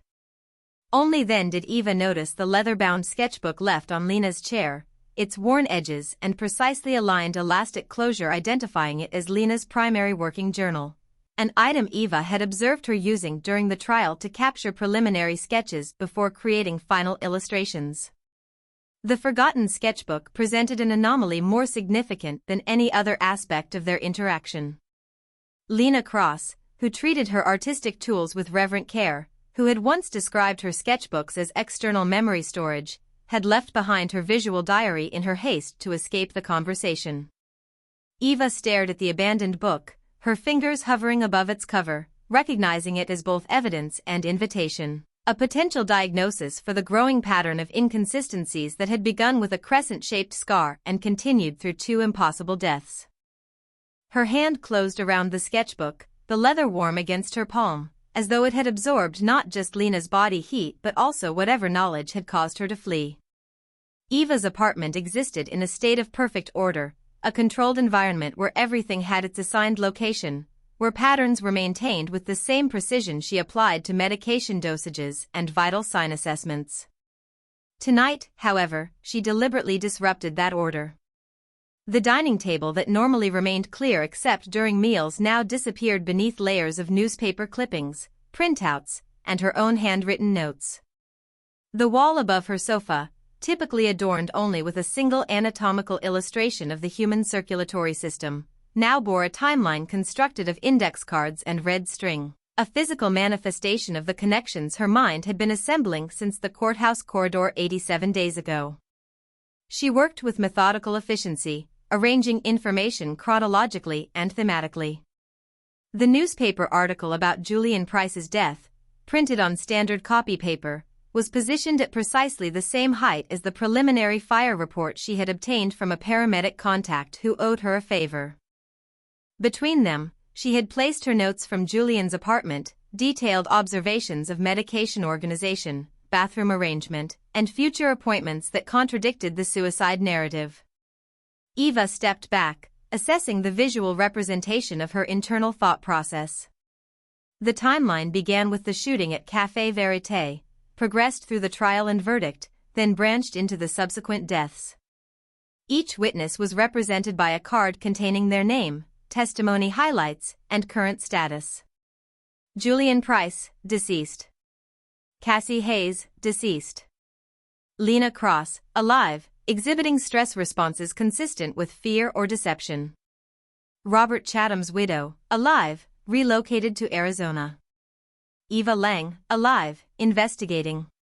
Her fingers traced the red string connecting the witnesses, feeling the slight texture of the fiber against her skin. The sensation anchored her to the physical reality of her investigation, preventing her mind from slipping into the purely abstract realm of statistical analysis. These were not merely data points, they were people, systematically eliminated according to some pattern she had yet to fully decode. Lena's sketchbook lay open on the table, its pages revealing far more than courtroom illustrations. Eva had examined it thoroughly upon returning to her apartment, her perfect memory cataloging each drawing and notation. The book contained multiple sketches of Dean Maddox, not just from the trial, but from different angles and settings, including what appeared to be observations from a distance. More significantly, several pages contained detailed studies of his hands, with notations about precision, control, and surgical steadiness. One page near the middle of the book had been torn out, leaving behind tiny paper fragments along the binding. Eva had examined these under her desk lamp, noting the impression of writing that had transferred faintly to the next page, partial letters that her mind reconstructed as fragments of the words agreement and protection. Most disturbing was a small notation in the bottom corner of a trial sketch. The scar appeared after the second interview. Eva had stared at this sentence for 3 minutes, her brain attempting to construct scenarios in which this observation made logical sense. The implication, that the crescent scar had not been present initially but had appeared later, aligned with her own memory's insistence that she had not observed the scar during the café shooting. Eva added a new index card to her timeline, positioning it at the intersection of several strings. Crescent scar, applied after initial observation? The question mark felt inadequate to express the profound disruption this possibility created in her understanding of events. Her perfect memory retrieved Julian's precise testimony about the angle of Dean's arm when he fired, elevated at approximately 75 degrees, consistent with the ceiling impact point. and Cassie's statement that she had heard only one shot despite being positioned closest to both Dean and Chatham. These details, which had supported the prosecution's narrative during the trial, now seemed like potential motives for elimination. With careful precision, Eva wrote Lena's name on a new index card, adding a question mark beside it. Was Lena a potential victim, or somehow complicit? Her behavioral indicators during their café meeting suggested fear rather than guilt, but Eva had learned through her medical training that fear manifested differently across individuals. Some became erratic, others controlled, still others dissociative. The ringing of her phone interrupted her analysis, a standard ringtone at approximately 65 decibels. Eva glanced at the screen, unknown number. Her pulse increased by approximately 18 beats per minute as she calculated probabilities. Telemarketer, 37%, wrong number, 23%, hospital calling from an administrative line, 19%, someone connected to her investigation, 21%. She accepted the call, bringing the phone to her ear without speaking, waiting for the caller to identify themselves first. 3 seconds of silence followed, not the ambient background noise of an active call center that would suggest a telemarketer, but complete silence, as though the connection existed in a vacuum. Then a voice spoke, digitally altered to remove identifying characteristics, the pitch modulation creating a flat, mechanical tone that registered in Eva's auditory processing centers as fundamentally wrong, like an instrument tuned to deliberately discordant frequencies. You saw it wrong. Stop looking. Or else. 7 words. Total duration, 3-4 seconds. The message contained no explicit threat, yet its implications registered in Eva's autonomic nervous system with immediate effect: elevated heart rate, approximately 104 beats per minute, peripheral vasoconstriction, increased respiratory rate, and the beginning of diaphoresis across her palms and forehead. The line disconnected before she could respond, leaving her with the phone pressed against her ear, listening to nothing. Eva lowered the device slowly, her mind automatically analyzing the message's construction. You saw it wrong, a direct reference to her observation of inconsistencies, specifically the scar discrepancy. Stop looking, confirmation that her investigation had been noticed. Or else, an open-ended threat, deliberately vague to maximize psychological impact through uncertainty. Her first response was to call Lena. Eva navigated to her contacts and pressed the call button, listening as the connection rang 6 times before transferring to voicemail. She ended the call without leaving a message, recognizing that an electronic recording of her voice might create additional vulnerability. Moving with the controlled urgency she used during trauma codes, Eva approached her apartment door.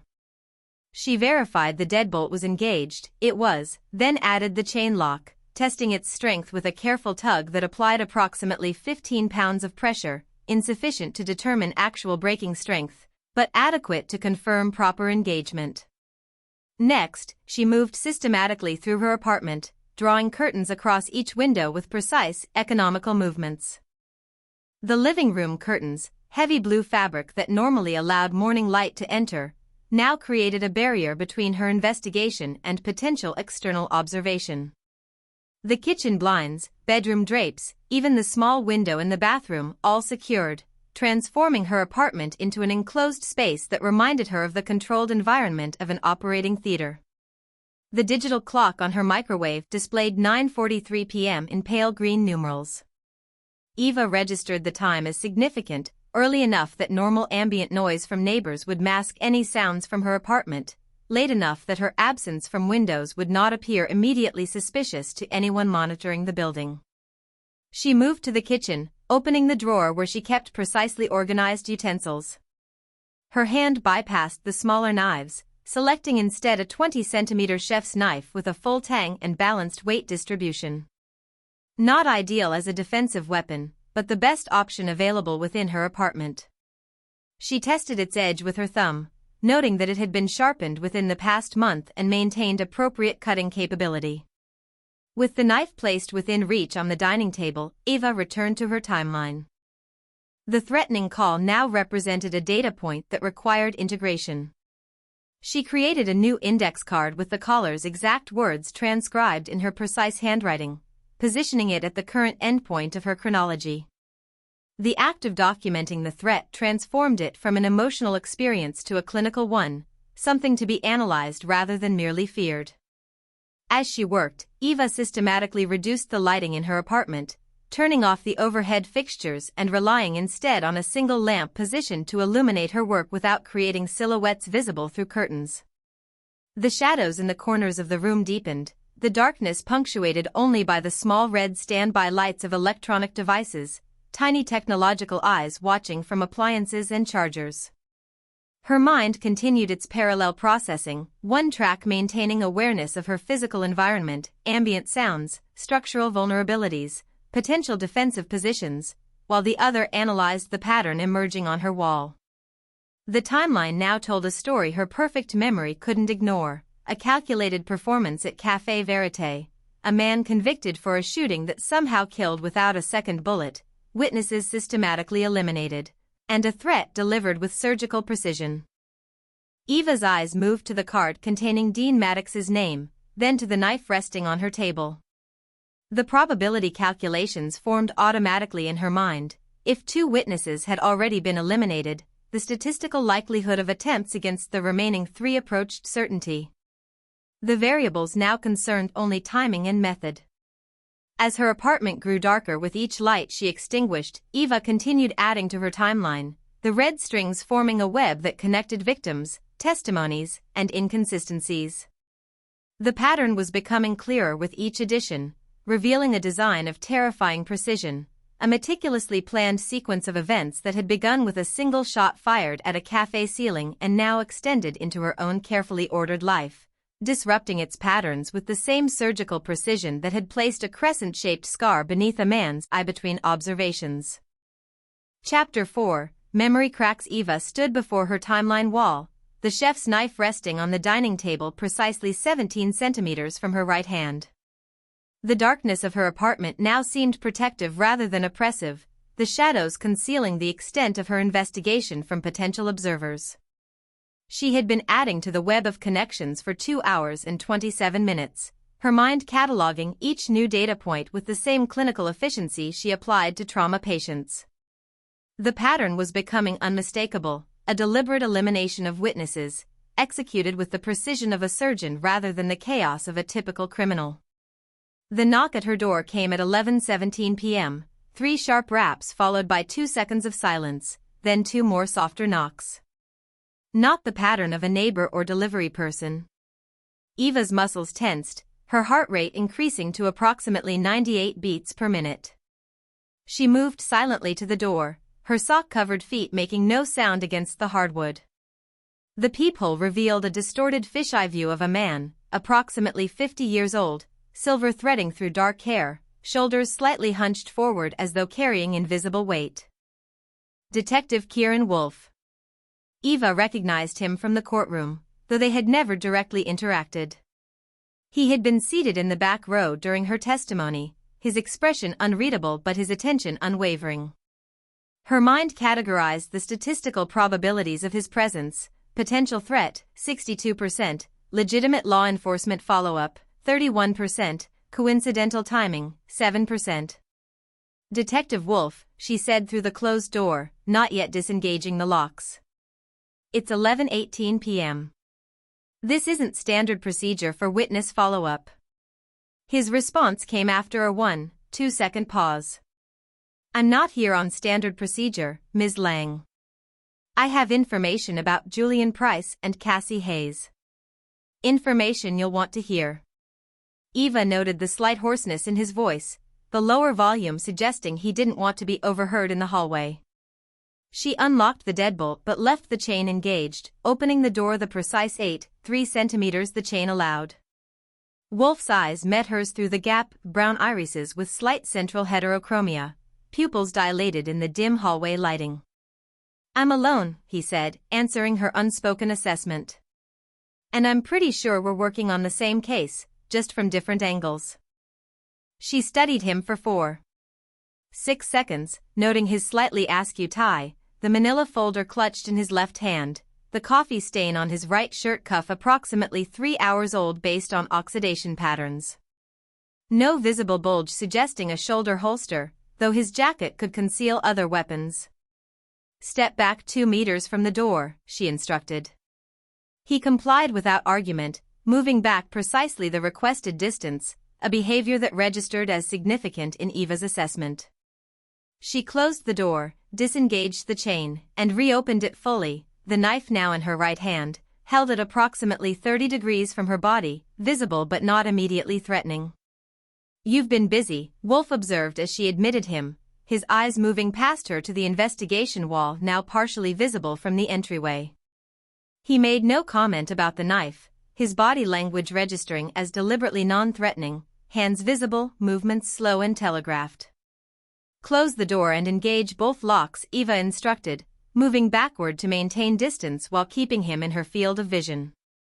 Once inside, Wolf stood motionless, allowing her to control the interaction. His gaze tracked across her living room, taking in the red strings, index cards, and newspaper clippings with a detective's trained assessment. "Impressive," he said, his voice carrying a note Eva identified as genuine rather than performative. "You've connected more dots in 3 weeks than I have in 2 months. 2 months and 13 days, Eva corrected automatically. "You began investigating before the trial concluded." "Why?" Wolf's eyebrows raised slightly, a micro-expression of surprise at her deduction. "The GSR tests," he answered, reaching slowly into his jacket. "May I?"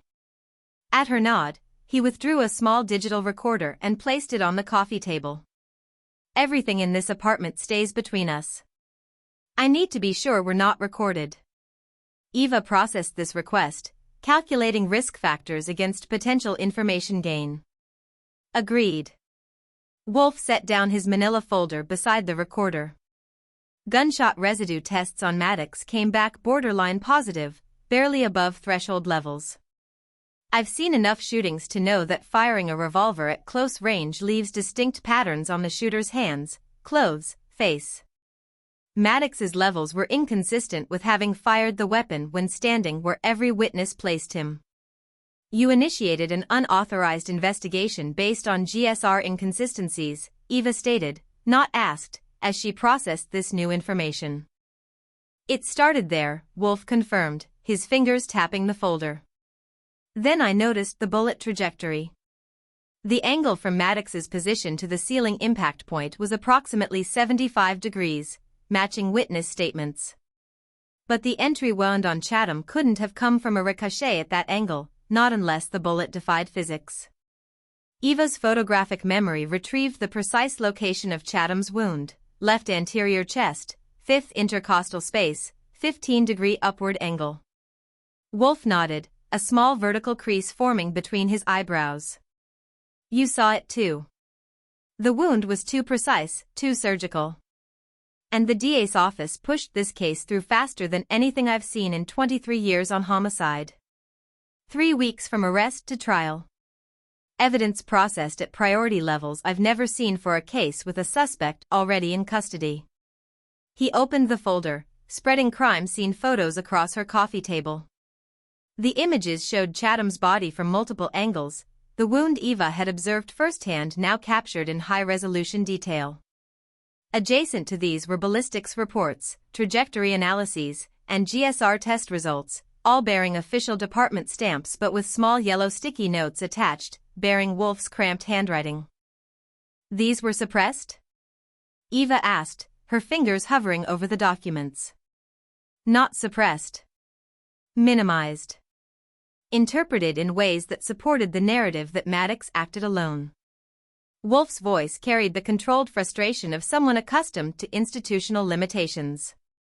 The bullet recovered from Chatham's body showed rifling patterns consistent with Maddox's revolver, but the metallurgical analysis was rushed. "When I requested a more thorough examination, I was told the case was closed." Eva's eyes moved systematically through the documents, her perfect memory comparing them against her recollection of the trial evidence. The prosecution never mentioned these discrepancies. They didn't have to. They had a defendant who surrendered at the scene, multiple witnesses placing him there with a smoking gun, and a public hungry for quick justice after a shocking crime. Wolf gestured toward her timeline. But you noticed something was wrong too. What tipped you off? Eva described the scar discrepancy, Julian's incongruous suicide, and Cassie's suspicious fire. As she spoke, she observed Wolf's reactions, the slight narrowing of his eyes at key details, the unconscious nodding as connections were confirmed, the momentary stillness when she mentioned the threatening phone call. "You're not officially investigating this case," she concluded, her statement carrying the weight of certainty rather than accusation. "No," Wolf admitted. "Officially, I'm on vacation. Unofficially, I'm following a pattern that's been bothering me since Maddox's arrest. Something's very wrong with this case, and someone's going to extraordinary lengths to maintain the official narrative." Eva moved to her timeline wall, her finger tracing the red string connecting Julian's death to Cassie's. "You believe these deaths are connected to maintaining this narrative?" "I know they are." Wolf stood beside her, close enough that she could detect the faint scent of coffee and cigarettes that clung to his clothing. "Julian Price called me 3 days before his death. Said he wanted to clarify something about his testimony. We scheduled a meeting that he never showed up for. 26 hours later, he was found dead." Eva added this information to her mental catalog, adjusting probability calculations accordingly. "Why come to me now?" Wolf's expression shifted subtly, a micro-expression that Eva interpreted as genuine concern. "Because you're the most observant witness, which makes you both the most valuable and the most at risk. And because your wall," he gestured to her timeline, "tells me you've already figured out what I've spent months trying to prove. Maddox didn't kill Chatham. At least, not in the way everyone believes he did." Eva felt her perspective shifting, the data points realigning into a new pattern that contradicted the accepted narrative but aligned perfectly with the observable evidence. "We need more information," she said, her voice taking on the clipped efficiency she used when directing trauma responses. "Security footage from surrounding businesses, complete ballistics analysis, witness statements before they were processed for trial." Wolf nodded, a small smile briefly appearing, the first genuine expression of positive emotion she had observed from him. "I was hoping you'd say that." He reached into his pocket and withdrew a small flash drive. "Let's start with what the jury never saw." Eva's laptop screen cast a blue-white glow across her face as she entered her password, 32 characters of seemingly random letters, numbers, and symbols that her fingers recalled with perfect muscle memory. The flash drive Wolf had provided contained 17 video files, each labeled with a date and timestamp rather than descriptive names. She arranged them chronologically in a new folder while Wolf pulled a chair to sit beside her, close enough to see the screen but maintaining a professional distance of approximately 38 centimeters. The kitchen table had become their command center, her knife now replaced by notebooks and a digital voice recorder that Wolf had switched off and placed face down as a visual confirmation of their agreement. "These files weren't in the evidence package provided to Maddox's defense team," Wolf explained, his voice lowered despite the privacy of her apartment. "The prosecution claimed they'd collected all relevant footage from the 5-block radius, but I noticed gaps in the sequence numbers." Eva clicked on the first file, dated April 17, timestamped 8:15 a.m. "You obtained these through unofficial channels." "Not a question but an assessment. Let's just say I have a contact in the tech division who owed me a favor." Wolf's right shoulder lifted in a small shrug. He found these in the evidence server's archive folder, not the case folder. Technically collected but effectively buried. The video showed the street outside Café Verité from a jewelry store's security camera across the intersection. The angle captured the main entrance and approximately 60% of the café's front windows. Eva watched as the morning foot traffic moved through the frame, her perfect memory identifying 6 pedestrians who had later been listed as witnesses. There, Wolf pointed at the timestamp reading 8 hours 31 minutes and 47 seconds. "Maddox enters the frame from the east, consistent with witness statements." Eva observed Dean's approach, the purposeful stride, the ball cap pulled low, the leather jacket. Her eyes narrowed, focusing on details the camera captured that matched her own memory, the slight asymmetry of his nose, the military posture, the deliberate scanning of surroundings that registered as tactical awareness. The timestamp confirms he entered the café at 8:32 a.m., matching my observation.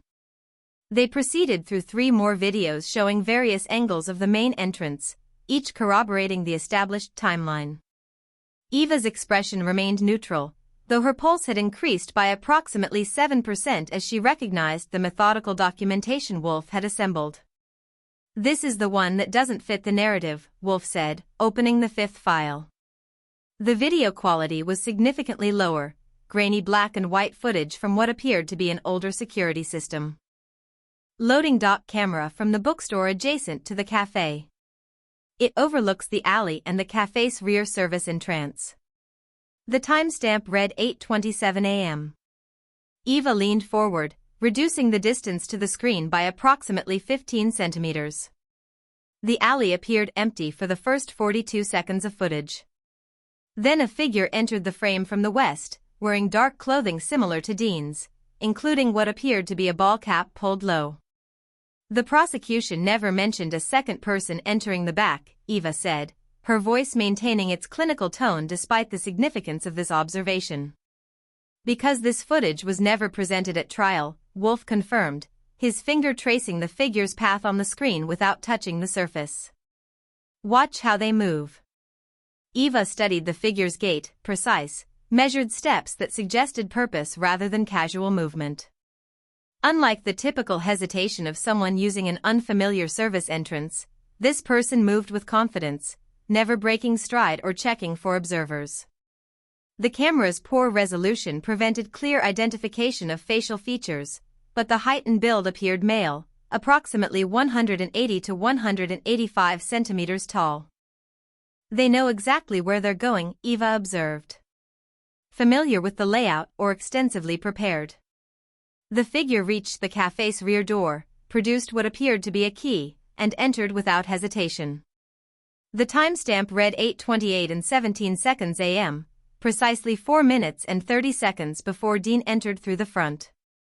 The prosecution's timeline claimed Maddox was the only person to enter the café within 15 minutes of the shooting, Wolf said, his voice carrying the controlled tension Eva recognized from medical professionals delivering significant diagnostic information. "This person isn't on any witness list, isn't mentioned in any reports." Eva's mind was already calculating probabilities, her perfect memory retrieving the café's floor plan from her previous visits. From this entrance, they would have direct access to the kitchen area, then the main floor. The staff rarely monitored that door during morning service.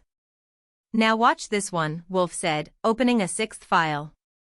This footage came from an ATM camera diagonally across from the café, capturing a narrow slice of the front windows at an oblique angle. The image quality was better than the alley footage, though still significantly degraded compared to modern security systems. Eva's eyes fixed on the timestamp, 8:33 and 4 seconds a.m., approximately 30 seconds before the shooting. The camera's angle captured a partial reflection in the café window, showing a portion of the interior that had been outside her field of vision during the incident. There, barely visible in the glare and distortion of the glass, was a dark figure positioned near the kitchen entrance. "Freeze it," Eva said, her voice sharper than her usual measured tone. Her finger pointed to a specific area of the reflection. "Enhance this section." Wolf used the video player's zoom function, the image becoming blockier but the position of the figure more distinct. Eva felt her breath catch as the spatial relationships clarified in her mind. The figure stood at precisely the angle that would create a direct line to Chatham's table, specifically, to the left side of his chest where the fatal wound had been located. "That's not Dean," she whispered, her perfect memory confirming the discrepancy. At this exact moment, based on the timestamp and her recollection, Dean had been standing near the main entrance, not yet having discharged his weapon at the ceiling. "And look at the timestamp," Wolf said, tapping the screen with his index finger. 8:33 and 4 seconds a.m. According to the official timeline, the shot was fired at 8:34 a.m. This person was in position approximately 56 seconds before Maddox fired. Eva's mind rapidly reconstructed the sequence of events, incorporating this new visual data. The official narrative claimed Maddox's ceiling shot created chaos that concealed the fatal wound to Chatham. But this positioning suggests premeditation. The second person was already in position before Dean entered. Which means, Wolf began. The entire incident was choreographed, Eva finished, her voice maintaining its clinical detachment despite the 23% increase in her heart rate. Dean's arrival, the ceiling shot, the timing, all designed to conceal the actual shooter. Wolf advanced the video frame by frame, studying the reflection. Can't make out a face. The angle's wrong and the resolution's too poor. His frustration manifested in a slight tightening around his eyes. But this proves Maddox wasn't the only person involved. Eva's mind replayed the cafe scene with perfect recall, integrating this new information. Her fingers traced the path from the kitchen area to Chatham's table, calculating angles and distances. The trajectory from this position would create the exact entry wound observed on Chatham, 5th intercostal space, 15-degree upward angle. Her attention shifted to another detail visible in the reflection. There, she pointed to a small, bright spot near the figure's hand. That could be light reflecting off metal, possibly the actual weapon. Wolf leaned closer, squinting at the pixelated image. Too small to be a standard firearm. Could be something else entirely. Eva's mind catalogued possibilities, a specialized weapon, potentially silenced or designed to conceal discharge. Possibly pneumatic or spring-loaded. Her medical training supplied further details. The wound characteristics were consistent with a small-caliber projectile delivered with sufficient force to penetrate the thoracic cavity and damage the heart. As Wolf continued examining the footage frame by frame, Eva reached for her phone. Her hands exhibited a slight tremor, 0.3 centimeters of deviation from her typical motor control, indicating elevated sympathetic nervous system activity. She scrolled to Lena's contact information, her finger hovering momentarily over the call button. I need to speak with Lena, she said, her voice steady despite her elevated pulse. Her sketch of Dean included a crescent scar that wasn't present during my observation at the café. If she was pressured to add that detail, it would confirm deliberate manipulation of evidence. Wolf nodded without looking away from the screen. Put it on speaker. I want to hear everything she says. His fingers continued moving through the video controls, advancing frame by frame through the critical seconds before the shooting. I'm looking for anything that might identify our mystery figure. Eva initiated the call, activating the speaker function and placing the phone equidistant between herself and Wolf. As the connection rang, she found herself staring at the frozen image on the screen, the indistinct figure positioned precisely where a shooter would need to be to deliver the fatal wound to Robert Chatham. The evidence contradicted the prosecution's timeline completely, transforming what had appeared to be an open-and-shut case into something far more complex and deliberately orchestrated. The statistical improbability of these elements aligning by chance registered in her mind, less than 0.0001%. This wasn't coincidence or misinterpretation. This was design, precise, calculated, and executed with surgical precision. And someone had killed 2 witnesses to maintain this fabricated narrative. The phone rang 4 times before connecting, each electronic tone lasting precisely 1.8 seconds. Eva heard the subtle click of acceptance, followed by 3.2 seconds of silence, longer than the typical pause between connection and verbal acknowledgement. Lena, she prompted, her voice calibrated to project calm authority despite the urgency pulsing beneath her professional exterior.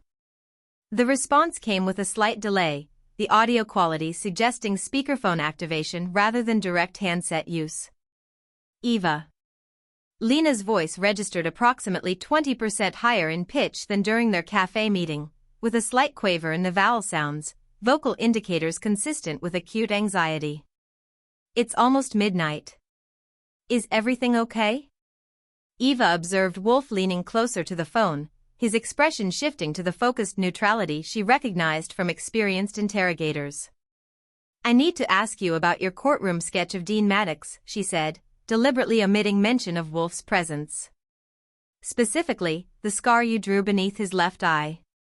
The ambient sounds from Lena's end provided valuable context, the faint scratch of pencil on paper that stopped abruptly, suggesting interrupted work, the subtle echo indicating a space with hard surfaces and high ceilings, the occasional metallic clink of what Eva's memory identified as the specialized brushes Lena used for ink work.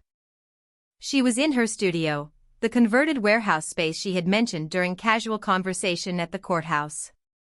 "What about it?" Lena asked after a 4-7-second pause. Her breathing pattern had altered, shorter inhalations and more rapid exhalations, consistent with sympathetic nervous system activation. "I'm just finishing some deadline work. Can this wait until morning?" Eva noted the deflection, a common linguistic pattern when subjects experience discomfort with direct questioning. "The scar wasn't present when I observed Dean at Café Verité," she stated, her tone remaining neutral and factual. "My memory is absolute on this point. Yet your sketch included it as a distinctive identifying feature, and your testimony emphasized its presence." The silence that followed lasted 6.2 seconds, statistically significant as an indicator of information processing or deception formulation. When Lena spoke again, her voice contained a subtle vibrato that hadn't been present before. "You must have missed it. The lighting in the cafe, the angle, it was definitely there. I wouldn't have drawn it otherwise." Eva exchanged a glance with Wolf, who nodded slightly, a non-verbal confirmation that he had also detected the deception markers in Lena's response. "We've discovered security footage showing a second person entering the cafe through the back entrance 4 minutes before Dean arrived," Eva said, introducing the new evidence with clinical precision. "This person positioned themselves at an angle consistent with the trajectory of Chatham's fatal wound." A sharp intake of breath transmitted clearly through the connection, approximately 25% louder than Lena's previous vocalizations. "What are you saying?" Her voice had dropped in volume, now registering at approximately 30 decibels, requiring Eva to increase her phone's volume by 2 increments. "I'm saying Dean Maddox may have been deliberately framed," Eva replied, watching Wolf's expression remain carefully neutral as he monitored the call. "And your sketch, specifically the scar you added, was instrumental in securing his conviction."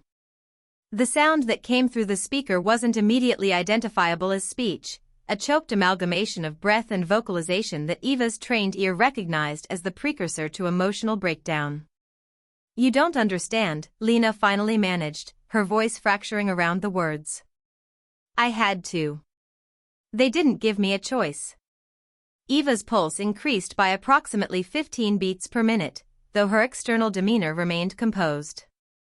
"Who didn't give you a choice, Lena?" A sound registered that Eva identified as the impact of a hand against a hard surface, possibly Lena bracing herself against her studio table. "I don't know who they were," she said, her words emerging in the irregular rhythm of someone trying to maintain control during extreme distress.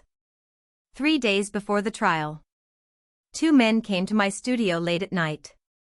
They had photos, so many photos." Eva activated the voice recorder on her phone, positioning it next to the call speaker. "What kind of photos?" "Of me. Everywhere I'd been for weeks. Coming home, at the grocery store, at the cafe."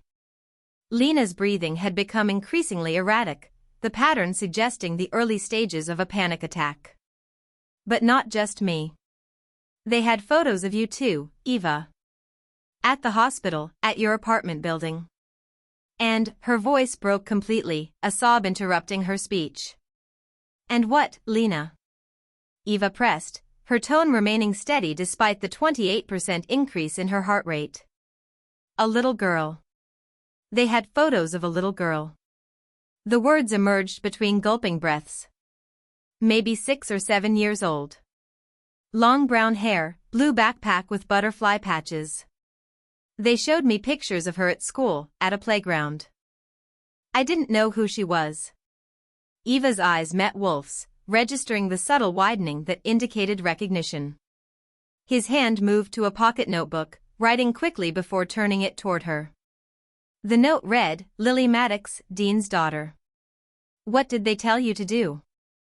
Eva asked, maintaining her clinical tone despite the cold sensation spreading across her peripheral nervous system, a physiological response to the implications unfolding before her.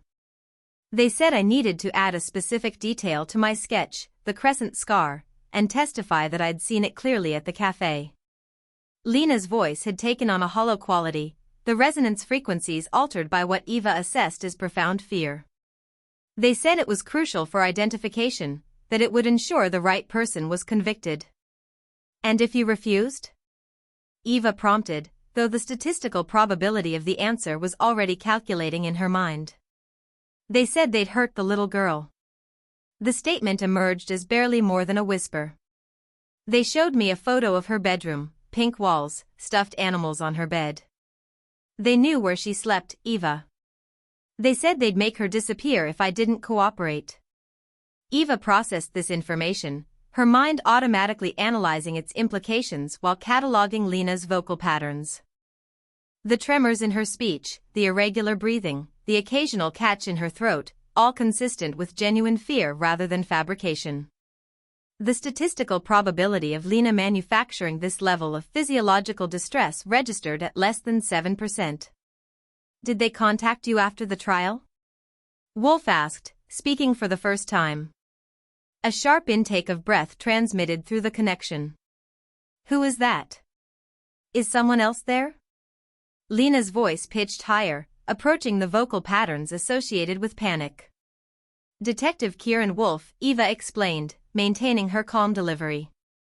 He's investigating inconsistencies in the case. Oh God, Lena whispered, the words barely audible.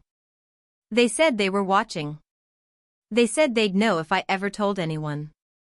The sound of movement came through the connection, rapid, uncoordinated motion suggesting Lena was pacing or perhaps gathering items. I shouldn't have answered. I shouldn't be talking to you. Lena, we can protect you, Wolf said, leaning closer to the phone. We need to know who these men were. You don't understand. Her voice had dropped to a whisper, forcing Eva to increase the volume again. They weren't just some criminals. They knew things about the case, about the witnesses. They had access to information that she stopped abruptly. Only what, Lena? Eva prompted. The silence lasted 3.8 seconds before Lena's response came, each word measured and deliberate despite her evident terror. They said they'd kill her if anyone found out. Oh God, what have I done? The final words dissolved into a sob before the connection terminated abruptly. Eva stared at the phone, her fingers already moving to redial, but Wolf's hand gently intercepted hers. We can't call back, he said, his voice carrying the weight of professional experience. If someone is monitoring her communications, we've already put her at risk. Eva felt an unfamiliar sensation spreading through her chest, not the clinical recognition of a diagnosis, but something more primal. Her perfect memory retrieved and assembled the implications of what they had just heard, a child used as leverage, witnesses systematically eliminated, evidence manipulated by individuals with access to restricted information. Dean Maddox was deliberately framed, she stated, giving voice to the conclusion their evidence now supported. The question is why, and by whom? Wolf's expression had shifted to one Eva recognized from trauma physicians facing complex cases with poor prognosis, grim determination underlaid with controlled anger. Not just framed, he said, his eyes returning to the frozen image on her laptop screen, the indistinct figure positioned to deliver the fatal shot to Robert Chatham. Sacrificed. And whoever orchestrated this has the resources and authority to manipulate evidence, pressure witnesses, and eliminate anyone who might expose the truth. The implications hung between them in the quiet apartment, more tangible than the red strings of Eva's investigation wall. Dean Maddox sat in a maximum security prison serving a life sentence for a murder he didn't commit, or at least, didn't commit in the manner presented at trial. And somewhere, a little girl with butterfly patches on her backpack remained leverage in a game whose rules and players remained hidden. Chapter 5. The real shooter. Eva's hand hovered over her phone for precisely 3. For seconds after the call disconnected, her mind calculating variables and probabilities. The terror in Lena's voice registered as genuine, the ambient sounds from her studio distinct and identifiable. When she looked up at Wolf, she found his expression had shifted from neutral observation to contained urgency. "We need to get to her studio," he said, already reaching for his jacket. "Now." Eva nodded once, her movements economical as she gathered her keys. Her perfect memory supplied the address. Lena had mentioned the converted warehouse on Archer Street during a recess in the trial, describing the northern exposure that provided perfect natural light for detailed work. They descended the stairs of Eva's apartment building at a controlled pace that balanced speed with safety, approximately 1.8 seconds per step. Wolf's breathing pattern suggested elevated cardiac output but well within functional parameters for a man his age. Her own physiological responses registered as precisely 22% above baseline, a manageable increase that kept her mind clear and focused. "No sirens, no backup," Wolf said as they reached his unmarked sedan. "We don't know who's involved or how deep this goes." Eva processed this decision, calculating risk factors against time variables. Approximately 11 minutes from here to Archer Street at this time of night with minimal traffic. If Lena's call was monitored, we may already be too late.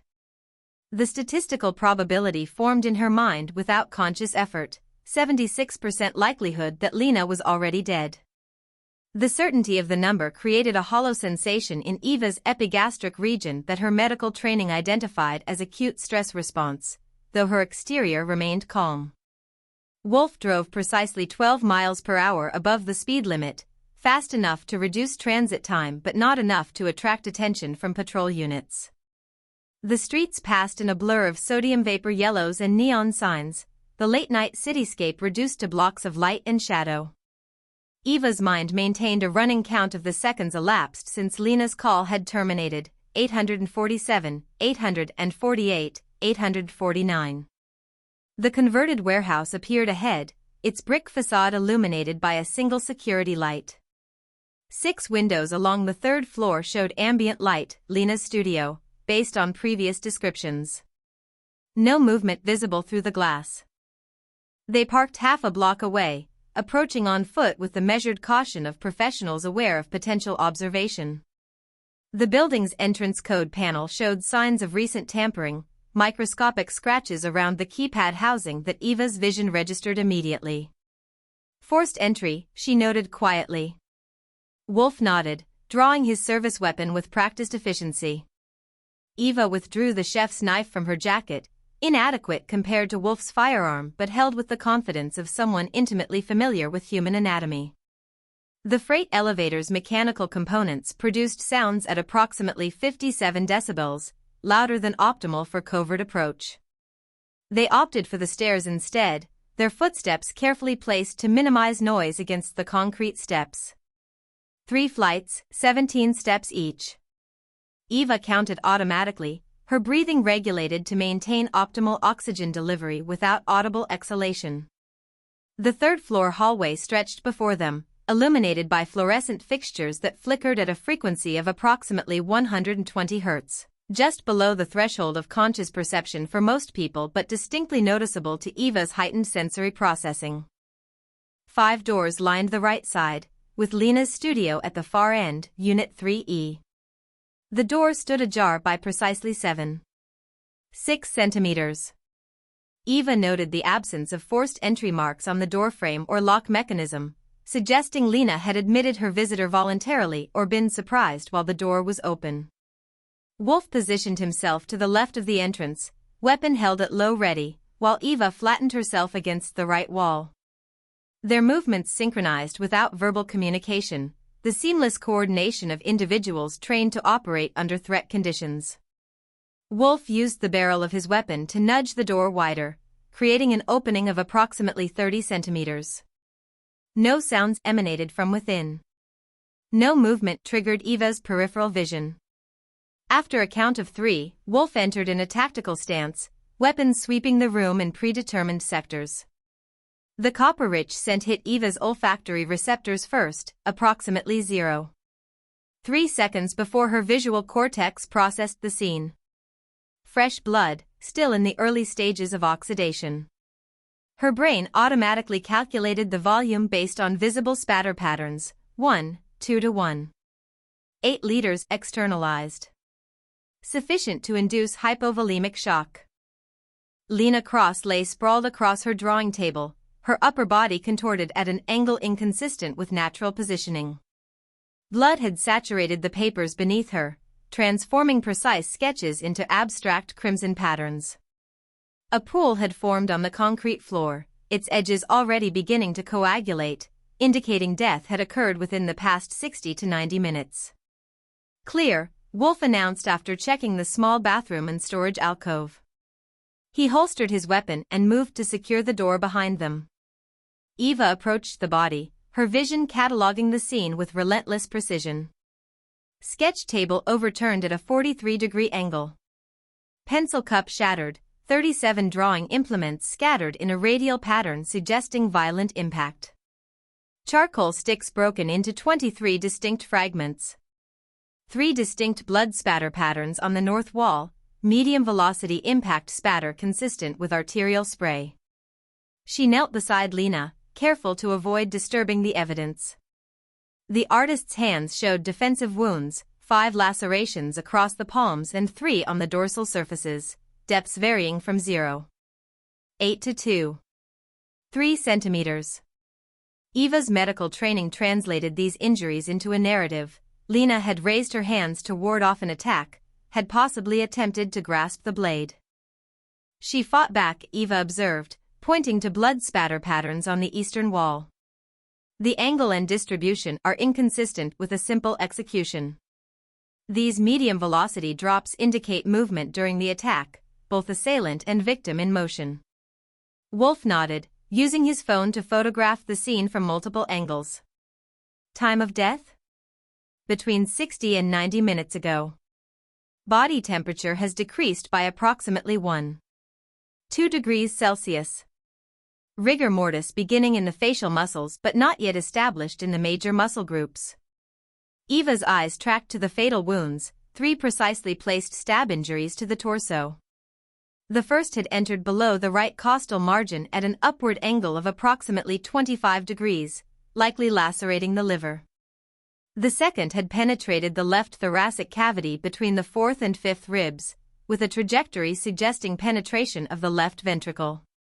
The third had entered the right lateral neck, severing the carotid artery and jugular vein.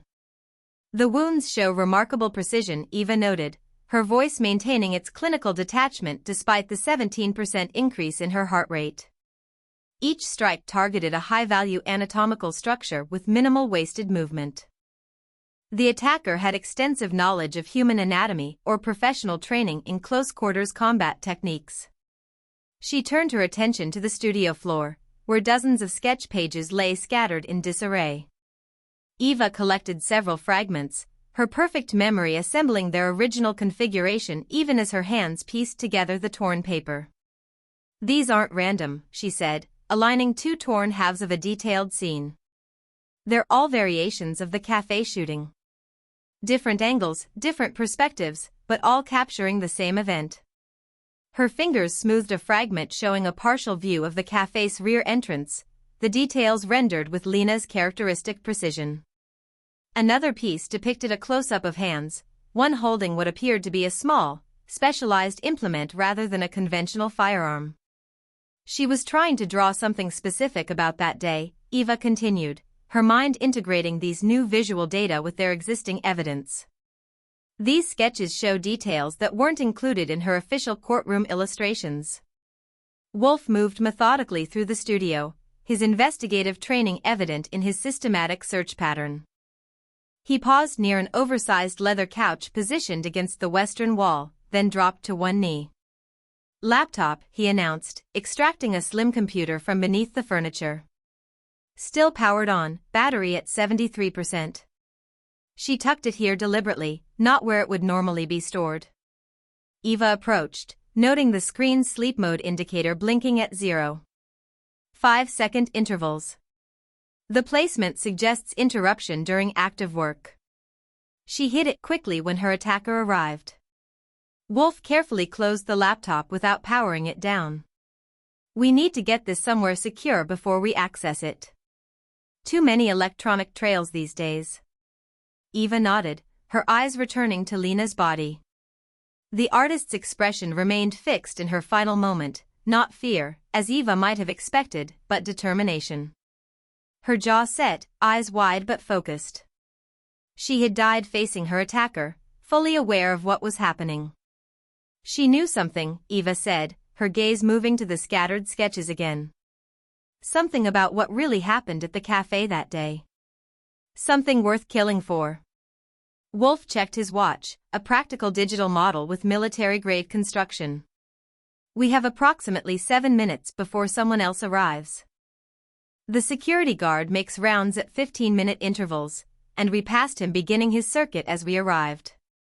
Eva performed a final visual sweep of the studio, her photographic memory capturing every detail for later analysis. The blood patterns, the positioning of the body, the precise location of every scattered sketch and drawing implement, all filed away in perfect sequence and detail. Her eyes caught on a small object partially concealed beneath the overturned drawing table, a USB drive, its metal casing reflecting the overhead light. She retrieved it with a tissue from her pocket, preserving any potential fingerprints. We need to go, Wolf said, already moving toward the door with Lena's laptop secured under his arm. Eva followed, casting one final glance at Lena's body. The statistical probability formed in her mind with cold precision: 3 witnesses dead, 2 remaining. The pattern was accelerating. They exited the building at precisely 12:42 a.m., 17 seconds before the security guard's flashlight beam swept around the corner at the far end of the block. Eva calculated their optimal exit vector, factoring in visible sightlines and areas of shadow coverage. Right turn, then immediate left into the alley, she instructed, her voice pitched at 32 decibels, loud enough for Wolf to hear but below the threshold for distance transmission. Wolf nodded, cradling Lena's laptop against his torso as they moved in tandem, their footsteps deliberately synchronized to reduce distinguishable sound patterns. Eva maintained awareness of multiple environmental variables simultaneously: the guard's position, now approximately 43 meters behind them and moving at a steady pace of 1-2 meters per second, the ambient urban noise masking their departure, and the USB drive pressing against her palm through the tissue paper. They reached Wolf's unmarked police sedan without incident, a Ford Taurus with government plates obscured by a layer of strategic grime. Eva noted the vehicle's positioning: 11.7 meters from the nearest streetlight, parked at a slight angle that minimized visibility through the windows from passing traffic. Calculated rather than coincidental placement. We can't risk taking this to the station, Wolf said, unlocking the trunk with a key rather than the electronic fob. Too many eyes, too many questions. Eva observed his movements as he reached beneath a false panel in the trunk floor, extracting equipment with practiced efficiency: a portable monitor with reinforced edges suggesting military-grade construction, a power inverter with cigarette lighter adapter, and a small device Eva recognized as a signal jammer designed to block cellular and Wi-Fi transmissions within a 10-meter radius. Department issue, she asked, noting the absence of serial numbers or property tags. Wolf's mouth formed a tight line. Let's just say it's equipment that doesn't officially exist for investigations that aren't officially happening. They settled into the vehicle, Wolf in the driver's seat and Eva beside him, the laptop positioned on her thighs. He drove approximately 400 meters before pulling into the shadow of an abandoned warehouse, cutting the engine but leaving the electrical system active to power their equipment. We need access credentials, Wolf said, connecting the portable monitor to the power inverter. Eva withdrew Lena's sketchbook from her bag, the leather-bound journal the artist had left behind during their café meeting 3 days prior. I may have something. Her fingers moved systematically through the pages, her perfect memory guiding her to the precise location she sought. The inside back cover contained a small pocket where Lena had stored various notes and references. Eva extracted a yellow sticky note bearing a handwritten sequence of characters, Butterfly SK3TCH22. Potential password, she said, passing it to Wolf. Lena's organizational habits suggested she kept access credentials nearby but not digitally stored. Wolf connected the laptop to his portable monitor, the screen illuminating with Lena's locked user interface. Eva observed as he entered the password, the system accepting it after a 2-3-second processing delay. "We're in," he confirmed, navigating through the file system with the practiced efficiency of someone accustomed to digital forensics. "Last accessed files are here." Eva leaned closer, her vision adjusting to the screen's brightness. The recently accessed folder contained multiple video files, each labeled with dates and location identifiers. All corresponded to the day of the shooting at Café Verité. She was accessing surveillance footage, Eva noted, pointing to the file properties. These were downloaded yesterday at 10:43 p.m. The timestamps indicate she was reviewing footage from multiple angles and sources. Wolf opened the most recently viewed file, labeled Bookstore SW_4-17_0820-0840. MP4. "Bookstore across from the cafe," he explained, adjusting the playback settings. Southwest camera would have had a partial view of the cafe's rear service entrance. The grainy black and white footage showed the narrow alley behind Café Verité, the timestamp reading 8:20 a.m. Eva's perfect memory aligned this visual data with her internal timeline of events from that morning. She had arrived at the cafe at 7:45 a.m., Dean Maddox had entered through the front at 8:32 a.m., and the single shot had been fired at 8:34 a.m. Frame by frame, she instructed, noting the systematic approach Lena had been using based on the playback history. Focus on the time period between 8:25 and 8:30. Wolf adjusted the playback to advance at 1-second intervals, the digital counter in the corner marking each increment. The alley remained empty until 8 hours 26 minutes and 47 seconds, when a figure appeared at the edge of the frame, moving with deliberate purpose toward the cafe's rear door. "There," Eva said, her finger tapping the screen with surgical precision. 8:27 a.m., approximately 5 minutes before Dean entered through the front. The figure moved with efficient economy, their path suggesting familiarity with the location rather than exploratory movement. They wore dark clothing and a cap similar to what Dean had worn, but Eva's trained eye immediately registered differences in height, approximately 5 centimeters shorter, and gait mechanics, shorter stride length with distinctive hip rotation pattern suggesting previous injury to the left lower extremity. "Can you enhance this section?" she asked, indicating the frame where the figure reached for the service door. Wolf manipulated the controls, zooming in and applying digital filtering to reduce noise and increase contrast. The image quality deteriorated with magnification, but certain details became more distinct, particularly the figure's exposed wrist as they reached for the door handle. "What is that?" Wolf murmured, adjusting the contrast further. Eva leaned closer, her pupils dilating by approximately 30% to optimize visual acuity in the low-light conditions of the car's interior. The image revealed a distinctive marking on the figure's inner forearm, a tattoo depicting a serpent coiled around the wrist, its head extending toward the palm. "Brachial stylization of a serpent," she said, her medical training automatically supplying the anatomical terminology. Distinctive design with unusual pigmentation distribution suggesting professional application with specialized ink. This level of detail would make it highly identifiable. Wolf captured a screenshot, then continued advancing the footage. The figure entered the cafe at 8 hours 27 minutes and 42 seconds, the door closing behind them.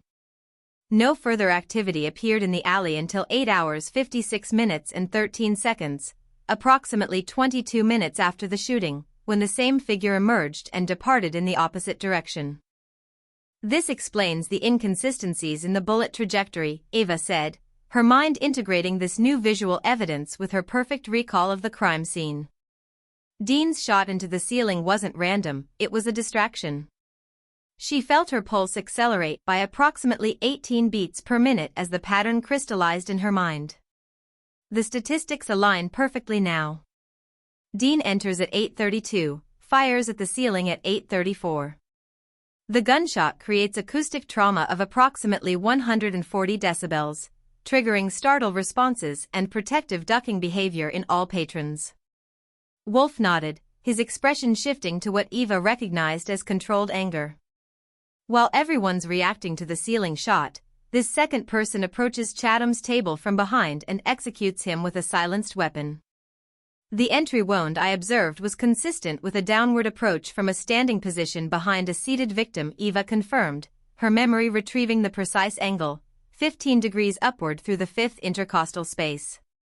The assailant would have been positioned directly behind Chatham's chair, the weapon pressed against his back to muffle any residual sound and catch ejected shell casings. Wolf switched to another video file, this one showing the café's interior from a security camera mounted near the register. The angle captured approximately 70% of the main seating area, including Chatham's table near the eastern window. There, Eva pointed at the precise moment Dean's weapon discharged, the muzzle flash visible at the frame's edge. The footage showed the predictable chaos, patrons dropping to the floor, baristas taking cover, coffee cups and plates crashing to the ground. But Eva's attention fixed on a blur of movement at the edge of the frame, a dark figure moving with purpose through the chaos, approaching Chatham's table from behind while all attention focused on Dean near the entrance. The figure paused behind Chatham for precisely 2.3 seconds, then moved away, disappearing from frame as the chaos continued. Chatham remained upright for another 4.6 seconds before slumping forward onto his table. Perfect choreography, Eva said, her voice maintaining its clinical detachment despite the implications forming in her mind. The timing precision suggests extensive planning and coordination. Dean's role was to create the distraction that concealed the actual assassination. Wolf ran his hand across his face, the gesture suggesting both fatigue and frustration. So Maddox takes the fall while our mystery assassin with the snake tattoo walks away clean. Eva's perfect memory recalled Lena's torn sketches, the fragments showing hands and a small implement rather than a conventional firearm. Lena must have discovered this footage and recognized its significance. She was documenting what she found through her sketches. And someone killed her for it, Wolf concluded, his voice dropping to approximately 25 decibels. The same person who eliminated Julian Price and Cassie Hayes. Eva felt a sensation she classified as cold certainty spreading through her peripheral circulation. The murders of the witnesses served dual purposes, eliminating those who might have observed discrepancies and reinforcing the perception of Dean as the sole perpetrator through association with additional deaths. Her fingers tapped lightly against her thigh, 7 beats at 0.4 intervals, a habitual gesture that helped regulate her processing of complex information. We need to identify the individual with the serpent tattoo. Wolf nodded, ejecting Lena's laptop and disconnecting the equipment. And we need to do it before they realize we know. Rain began to fall as they sat in Wolf's car, droplets striking the windshield in an irregular pattern that Eva's mind automatically quantified, approximately 67 impacts per minute, increasing in frequency as the precipitation intensified. The sound created a cocoon of white noise around them, providing 11 to 14 decibels of audio masking that reduced the risk of external surveillance. Inside this bubble of relative security, Eva's hands moved with precise efficiency, organizing the scattered pieces of information into a coherent timeline. I need to reconstruct the sequence, she said, her voice calibrated to remain audible above the rain without exceeding necessary volume. To understand the choreography. Wolf nodded, angling his body 15 degrees toward her, his attention focused but posture indicating fatigue, slight forward curvature of the thoracic spine, 3 mm drooping of the left eyelid. Eva estimated he had been awake for approximately 22 hours, yet his cognitive functions showed minimal impairment. The sequence begins at 8:27 a.m., Eva stated, her perfect memory retrieving the exact timestamps from the footage. The individual with the serpent tattoo enters through the café's rear service entrance. They position themselves near the kitchen area, concealed from the main floor but with direct sightline to Chatham's table. Her hands sketched the café layout in the air with surgical precision, fingers tracing the paths between key locations. At 8:32 a.m., Dean Maddox enters through the front door. His movements are deliberate, scanning the room in what I initially interpreted as threat assessment but now recognize as confirmation of positioning. Checking to make sure everyone's where they're supposed to be, Wolf translated, his detective's shorthand complementing her clinical description. Eva nodded. At 8:34 a.m., Dean fires a single round into the ceiling at an angle of approximately 75 degrees. The acoustic impact creates predictable neurological responses in all patrons: startle reflexes, protective posturing, vestibular disorientation. Average duration of these responses, 3 to 7 seconds. She felt her pulse quicken slightly as the pattern clarified in her mind. During this window of collective distraction, the second individual approaches Chatham's table from behind. Based on the video timestamp and Chatham's subsequent collapse, the fatal shot was delivered at 8 hours 34 minutes and 12 seconds, precisely 4.7 seconds after Dean's sealing shot. Perfect timing, Wolf murmured, his breath creating a small cloud of condensation on the window beside him.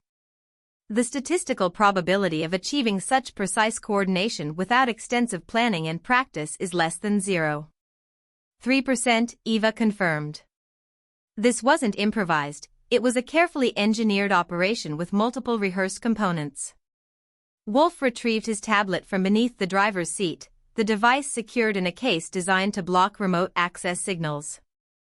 I downloaded these files before I came to your apartment tonight, he explained, navigating through encrypted folders. Autopsy report on Chatham. The me owed me a favor, gave me access to his original notes, not just the sanitized version that made it into evidence. The screen illuminated with detailed anatomical diagrams and technical text. Eva processed the information at a rate of approximately 540 words per minute, her medical training allowing her to prioritize significant findings while filtering extraneous data. The entry-wound characteristics confirm our theory, she said, enlarging a section showing the bullet's path through Chatham's thoracic cavity. The me noted unusual aspects to the wound channel, minimal tissue disruptions surrounding the entry point, suggesting a specialized projectile designed for penetration rather than expansion. Her finger traced the bullet's trajectory on the screen. The angle is consistent with someone standing directly behind a seated victim, entry at the fifth intercostal space with a 15-degree upward angle, terminating in the left ventricle. The precision suggests close-range discharge, likely with the weapon pressed directly against the victim's back. Which explains why no one heard a second shot, Wolf added. The body would have muffled most of the sound, and everyone was focused on Maddox anyway. Eva's memory retrieved a detail from the cafe scene, the small puncture in Chatham's coffee cup that had puzzled her at the time. The ballistics report indicates the recovered projectile was a 5.7 mm round, consistent with specialized tactical weapons. Such a round would have sufficient velocity to penetrate the thoracic cavity, transit the heart, and potentially continue through anterior structures. Like a coffee cup positioned in front of the victim, Wolf concluded. Precisely. The coffee would have further obscured any sound or visible evidence of the projectile's exit. Eva's hands returned to her lap, fingers pressing against her thighs with measured pressure. The assassination was executed with exceptional technical precision, suggesting a perpetrator with specialized training in covert operations. Wolf rubbed his jaw, the rasp of day-old stubble audible at close range. So Maddox creates the distraction, this snake tattoo person executes Chatham, and Maddox takes the fall. The question is why? What was Chatham involved in that warranted this level of operation? And what was Dean Maddox's role? Eva added. His behavior during and after the incident suggests prior knowledge and preparation. His movements were too controlled, his positioning too precise for someone operating under genuine stress. The rain increased in intensity, now striking the car at approximately 143 impacts per minute. The rhythmic sound created a background pattern that Eva's brain processed automatically while maintaining focus on their analysis.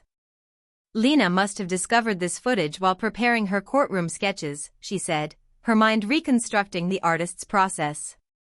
Her access to various surveillance angles would have been part of her preparation for creating accurate illustrations. Eva recalled the torn sketches scattered across Lena's studio floor.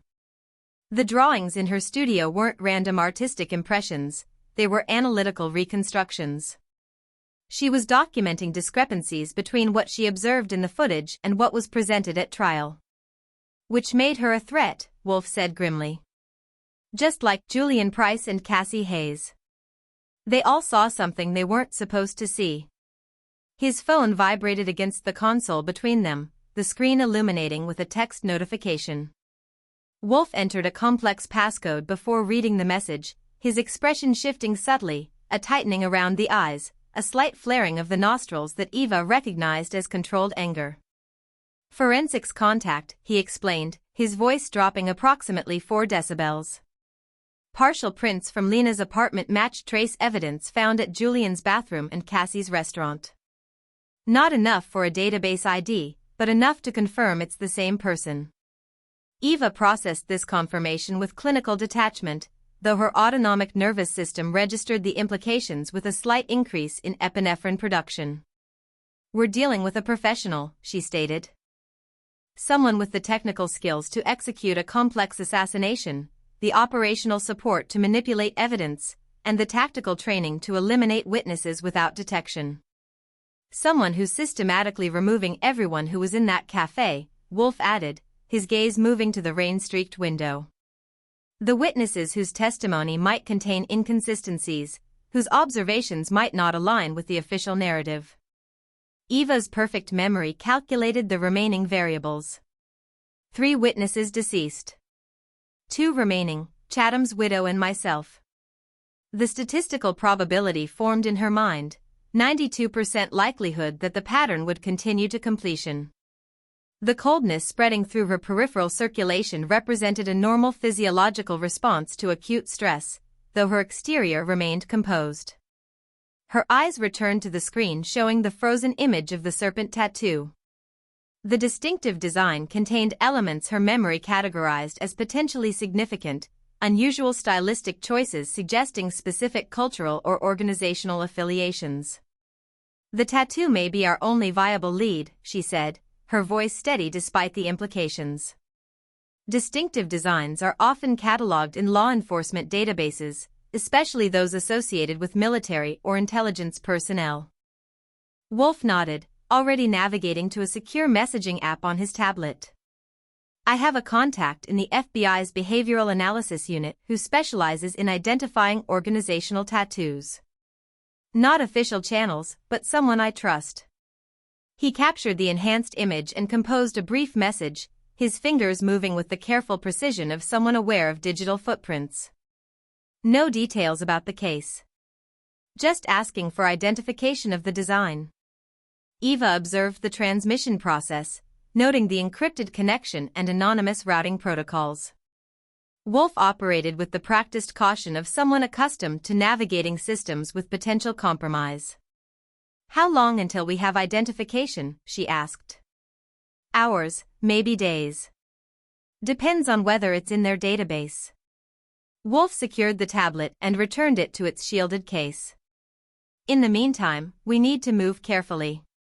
If this person has the resources I suspect, they'll have ways of monitoring investigations." Eva's mind processed threat variables and survival probabilities. The pattern suggests the perpetrator monitors communications and movements of potential witnesses. The timing of the attacks indicates surveillance preceding action. "Which means we need to assume we're already being watched," Wolf concluded. The rain continued its percussive rhythm against the car's exterior, each drop representing a discrete unit of time passing. Eva calculated their remaining operational window before statistical probability suggested intervention by the unknown assassin, 24 to 48 hours, with a 12% margin of error. Her eyes returned to the serpent tattoo frozen on the monitor. The design contained the answer, the connection to whoever had orchestrated this elaborate assassination and subsequent cover-up. Her perfect memory would not allow her to forget its pattern, each scale and curve now permanently encoded in her neural pathways. "We need to identify this individual," she said, her voice carrying the precision of medical certainty, "before they realize we know the truth." Wolf nodded once, his expression shifting to the grim determination Eva had observed in trauma surgeons preparing for high-risk procedures. "And before they add 2 more names to their list." Chapter 6. The prison visit. The metal detector emitted a precise frequency of 800 Hz as Eva passed through its electromagnetic field, the sound echoing against the concrete walls of the prison's intake area. She catalogued the security protocol with the same clinical efficiency she applied to patient assessments: surrender of personal items, watch, keys, medical ID badge, biometric verification, fingerprint scan, retinal imaging, physical inspection, passive observation rather than invasive search, conducted by a female officer with approximately 12 years of service based on the wear patterns of her uniform. Each step occurred with predictable procedural rhythm, a systematic dismantling of personal autonomy that Eva registered as both necessary and psychologically significant.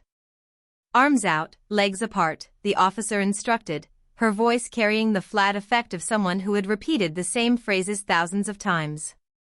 Eva complied with precise movements, maintaining the exact position as the officer passed a handheld scanner over her body. The device registered no anomalies, its small green light illuminating at 3/4-second intervals. "You've been approved for non-contact visitation with inmate 47291, Maddox," the officer stated, checking her clipboard. 30 minutes maximum. No physical contact. No exchange of items. All conversations monitored. Eva nodded once, absorbing the information with her perfect memory. Understood. The corridor to the visitation area stretched 42.7 meters, illuminated by fluorescent fixtures spaced at regular 3-meter intervals. Eva noted that every third light flickered at a frequency of approximately 120 Hz. Subtle enough that most visitors wouldn't consciously register the pattern but sufficient to trigger mild discomfort in those with heightened sensory processing. The walls were painted institutional green, a shade specifically chosen for its calming properties but now faded to a sickly hue that had the opposite effect. Temperature, 67.3 degrees Fahrenheit. Ambient noise, 54 decibels, primarily HVAC systems and distant mechanical doors. A corrections officer led her through 3 security checkpoints, each requiring electronic keycard access and visual verification. Eva observed the progressive increase in security measures, cameras mounted at optimal surveillance angles, motion sensors positioned to create overlapping detection fields, reinforced doors with dual authentication systems. The facility operated with mechanical precision, human elements integrated into technological systems with cold efficiency. Booth 7, the officer instructed, gesturing toward a row of plexiglass-divided cubicles. "Pick up the phone when you're ready. Keep your hands visible at all times." Eva processed the instruction as she approached the designated booth, her footsteps measured at precisely the same pace as her heartbeat, 82 beats per minute. Slightly elevated from her baseline of 64 due to the environmental stressors and anticipation of the coming interaction. Dean Maddox sat on the other side of the transparent barrier, his body positioned with the same military precision she had observed at the café 89 days ago.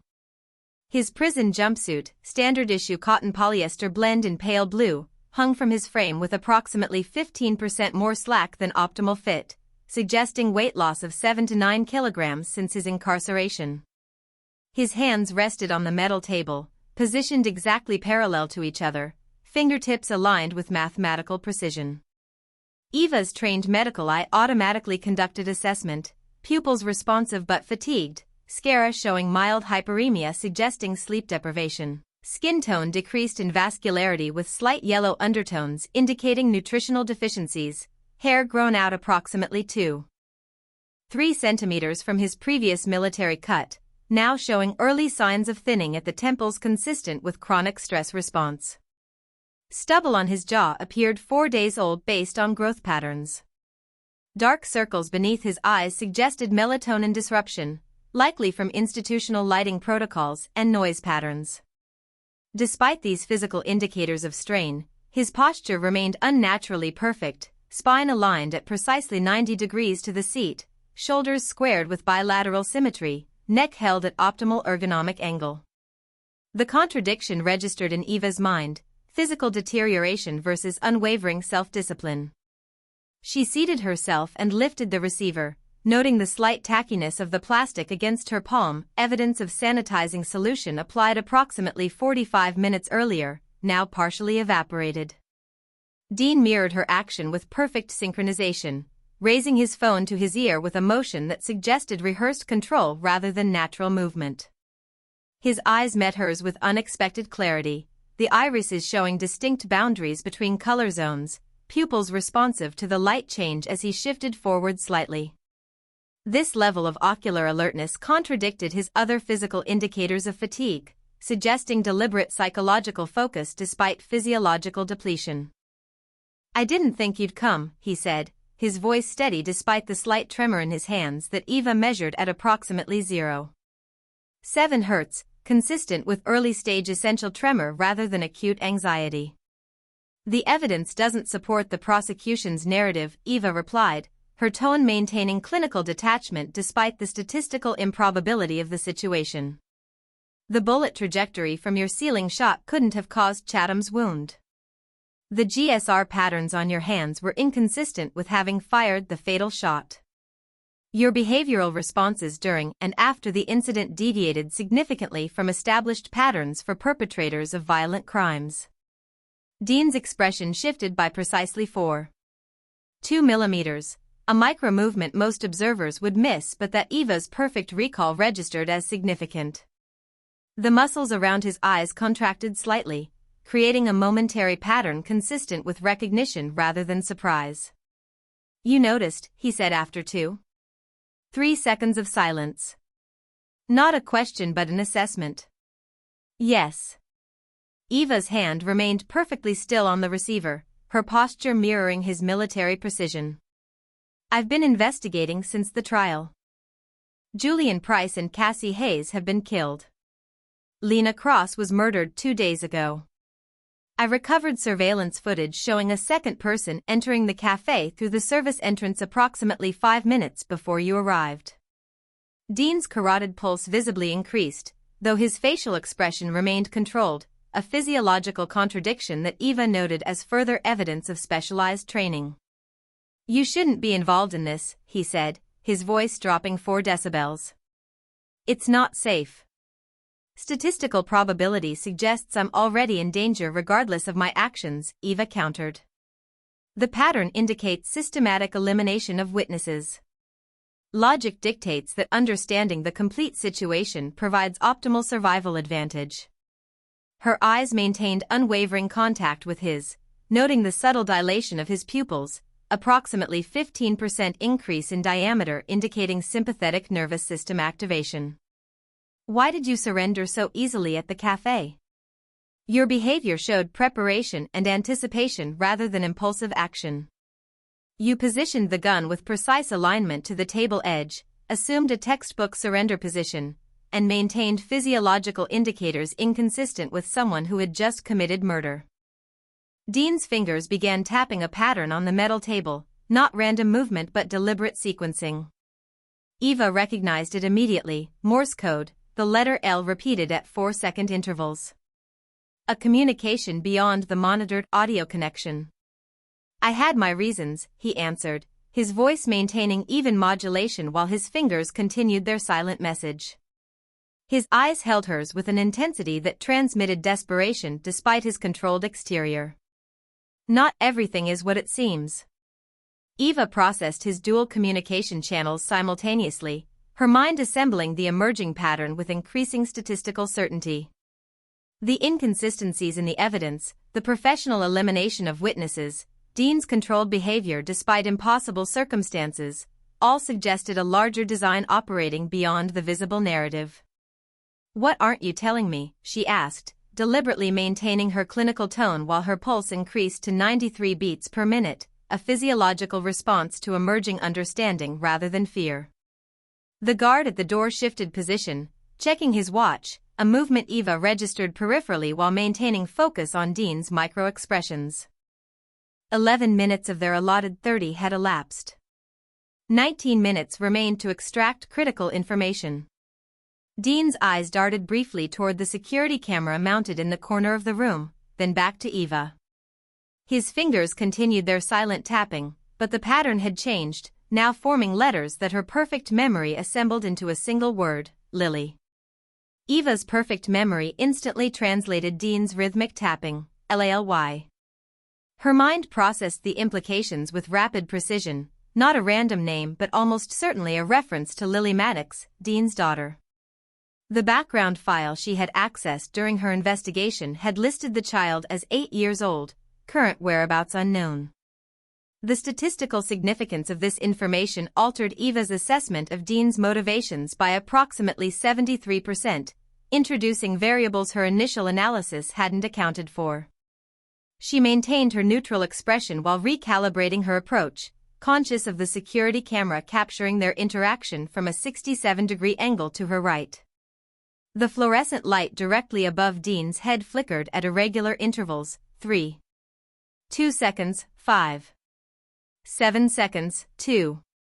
1 seconds, casting momentary shadows across his face that emphasized the hollows beneath his cheekbones. Eva noted the corrections officer positioned 4. 3 meters away, maintaining visual observation while affecting disinterest, a behavioral pattern suggesting routine surveillance rather than specific attention to their conversation.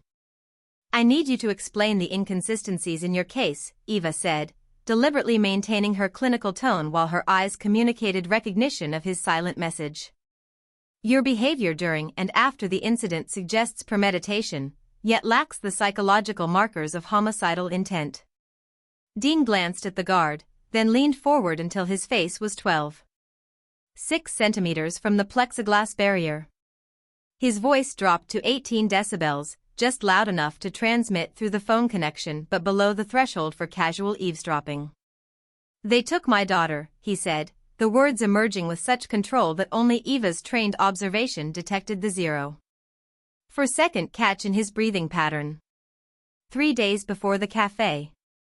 Eva processed this information with the dual tracks of her mind, the analytical component calculating probabilities and connections while the emotional register noted the profound significance of this revelation. Her perfect memory retrieved the timeline she had constructed, Dean's apparent collaboration in a precisely choreographed assassination, his surrender and acceptance of blame, his refusal to contest evidence despite obvious inconsistencies. "Explain," she said, her own voice modulated to match his volume precisely. "I was at home with Lily. Thursday night, 8:17 p.m. Someone rang the doorbell." Dean's military posture remained intact, but Eva observed minute changes in his physiological state, increased blood flow to facial capillaries, elevated respiratory rate, pupillary dilation of approximately 20%. "I checked through the peephole. Delivery driver with a package. When I opened the door, 2 men pushed their way in. Military training, specialized equipment. They took her before I could react." His right hand formed a fist on the metal table, knuckles whitening under pressure, then deliberately relaxed, a controlled modulation of emotional response that Eva recognized from trauma patients with specialized training. "They showed me proof of life and gave me instructions," he continued, maintaining eye contact with unnerving intensity. "A video call every 12 hours. Lily holding that day's newspaper. Enough to confirm she was alive, not enough to determine her location." The clinical facade that had carried Dean through his trial and sentencing fractured visibly now, microscopic fissures spreading across his carefully maintained composure. A single tear formed at the corner of his right eye, tracking a precise path down his cheek before he wiped it away with a movement that disguised the emotional display as simple facial adjustment. "She's 8 years old," he said, his voice dropping another 3 decibels. "Always wears mismatched socks by choice. Says matching is boring. Has this collection of jelly beans she keeps in an old tin box, eats all the red ones first, saves the black ones for last because nobody else wants them. Her hair," his voice caught momentarily, a 0.7-second interruption in speech pattern. "Her hair never stays in braids. Always escaping, she calls it. Like her hair has its own plans." Eva's perfect memory catalogued these details alongside the physical symptoms of Dean's emotional distress: the slight tremor in his lower lip, frequency 1-2 Hz, the increased respiratory rate, 23 breaths per minute, 37% above baseline, the altered vocal timbre suggesting constriction of the laryngeal muscles. The statistical probability of fabrication calculated at less than 3%. These were genuine paternal observations delivered with the raw authenticity of deep emotional connection. "What were their demands?" Eva asked, her own voice maintaining clinical precision despite the 11% increase in her heart rate, a physiological response to the emerging narrative. Dean's eyes darted to the security camera, then back to Eva. "Enter Café Verité at precisely 8:32 a.m. on April 17. Discharge a single round into the ceiling at exactly 8:34. Place the weapon on the nearest table. Surrender to authorities. Make no attempt to communicate the true circumstances to anyone." His military background emerged in the precision of his recitation, each element delivered as though reading from an operations manual. "They said they'd kill her if I deviated by even seconds from the timeline. If I spoke to anyone about why I was there. If I contested any evidence presented against me." Eva's mind rapidly reconstructed the scenario, integrating this new information with the evidence she and Wolf had uncovered. "They needed you as the visible perpetrator while the actual assassin eliminated Chatham," she stated, the pattern now clarifying with cold precision. "Yes." Dean's shoulders sagged by approximately 2-3 centimeters, a measurable physical manifestation of the psychological burden he carried. "I knew someone else was there. I knew what was happening. But Lily's life." His voice fractured, the break lasting 1-2 seconds. "They showed me what they'd do to her if I didn't cooperate exactly. Photographs of other children who had disappointed them. I couldn't." He stopped, swallowing audibly. Eva observed the profound conflict visible in his micro-expressions, the ethical torment of a man who had chosen his daughter's life over resistance to evil. Her medical training categorized his psychological state: acute traumatic stress modulated by military conditioning, parental protective instinct overriding self-preservation, complex moral injury manifesting in physical deterioration. "They monitored the trial," Dean continued, his voice steadying through evident effort. "Called me after each day's testimony to confirm I wasn't signaling anyone. Showed me Lily holding that day's newspaper to prove she was still alive. Still wearing the same butterfly pajamas from the night they took her." Eva's expression shifted by 7.2 millimeters, a change from suspicion to the horror of recognition as the complete picture assembled in her mind. "The scar beneath your left eye," she said, the words emerging as clinical observation rather than question. "It wasn't present during the café incident, but appeared in Lena's courtroom sketch." Dean nodded once, a precise vertical movement of exactly 2.4 centimeters. "Applied between my arrest and the first court appearance. They wanted an identifying mark to ensure the jury would connect me directly to the shooting. Made Lena add it to her sketches." His jaw tightened visibly. "They've been controlling every aspect of this from the beginning." The officer checking his watch caught Eva's peripheral vision. 19 minutes elapsed, 11 remaining. She calculated conversational efficiency requirements against information value. "Julian, Cassie, Lena, all killed to maintain the narrative that you acted alone," she stated, assembling the connections with perfect recall. systematic elimination of anyone who might have observed inconsistencies. Yes. Dean's eyes held a depth of resignation that Eva had previously observed only in terminal patients who had accepted their prognosis. And now you're in danger too. They monitor everything: prison visits, phone calls, digital records. They'll know you came here. Eva processed this warning against the statistical probabilities she had already calculated. Your cooperation ensured Lily's immediate survival, but they've never intended to release her, she concluded, the cold precision of medical diagnosis evident in her tone. Her existence represents an ongoing vulnerability in their operation. Dean's face displayed the most profound emotional response yet: grief, rage, and desperate hope colliding in complex neural patterns that Eva's trained observation quantified but couldn't fully categorize. 4-3.7 seconds, his military composure vanished completely, revealing the father beneath the soldier. I know, he whispered, the admission carrying the weight of his darkest fears. But I had to give her a chance. I had to believe they'd keep their word. Eva leaned forward, reducing the distance between herself and the plexiglass barrier to 18.3 centimeters. You created contingencies, she stated, not asked. The pattern was becoming clear. Dean's military background would have prepared him for operational security even while complying with the kidnapper's demands. His controlled behavior throughout the incident suggested not just coercion but strategic thinking, the actions of someone simultaneously following orders while creating future options. A barely perceptible shift occurred in Dean's posture, spinal alignment straightening by approximately 4 millimeters, trapezius muscles engaging at 30% increased tension. Eva recognized the physical manifestation of activating operational mindset, a transition she had observed in trauma surgeons moving from diagnostic to procedural phases. Third proof of life call, Dean said, his voice dropping to 15 decibels, requiring Eva to adjust her auditory focus.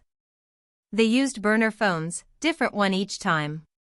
But during the call, I managed to glimpse the screen when the handler turned away for 3.7 seconds. Eva noted the precision of his time measurement, evidence of specialized training in observation under duress.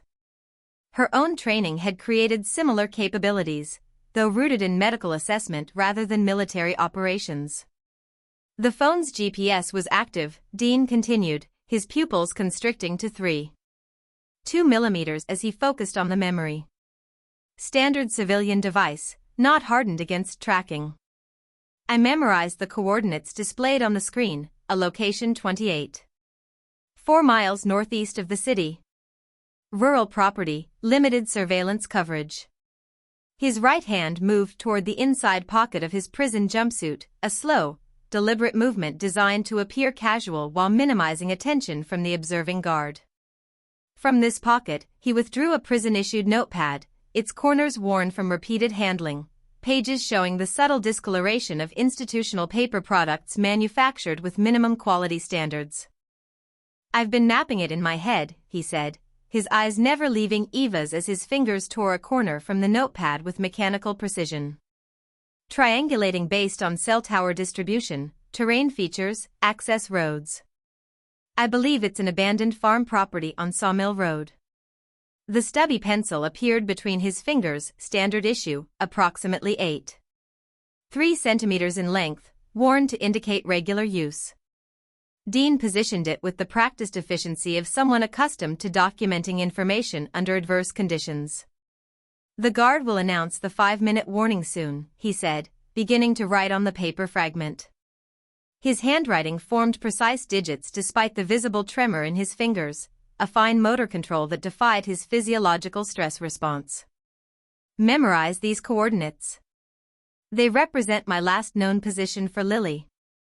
Eva watched as the numbers appeared on the paper, 42 degrees 17 foot 32. 8 inch and 71 degrees 04 foot 53. 7 inch W. Her photographic memory captured the information instantly, neurological pathways encoding the data with perfect fidelity. The coordinates registered in her spatial awareness, her mind automatically converting them to their geographical position, a location in the rural outskirts northeast of the metropolitan area, consistent with Dean's description. "I don't know if she's still there," Dean said, pressing the paper against the plexiglass. "But it's all I have." Eva maintained eye contact, providing non-verbal confirmation that she had recorded the information. "Understood," she said, her tone conveying more than the single word, an acknowledgement of both the data and its profound significance. Dean returned the pencil to his pocket with the same controlled movement, then balled the paper in his palm. Eva observed as he placed it in his mouth with a motion disguised as wiping his lips, then swallowed it in a single gulp, evidence destruction procedures consistent with covert operations training. 5 minutes remaining, the corrections officer announced from his position by the door, the words delivered with the flat effect of routine procedure. Dean's eyes locked with Eva's, the pupils dilating to 5.7 millimeters, a physiological indicator of emotional intensity overriding environmental light conditions. "Please," he whispered, the word carrying a weight that transcended its phonetic components. "Find my little girl." Eva processed the request through her dual analytical and emotional pathways. The statistical probability of locating a child after this duration of captivity registered at approximately 17.3%, a number her medical training categorized as poor prognosis.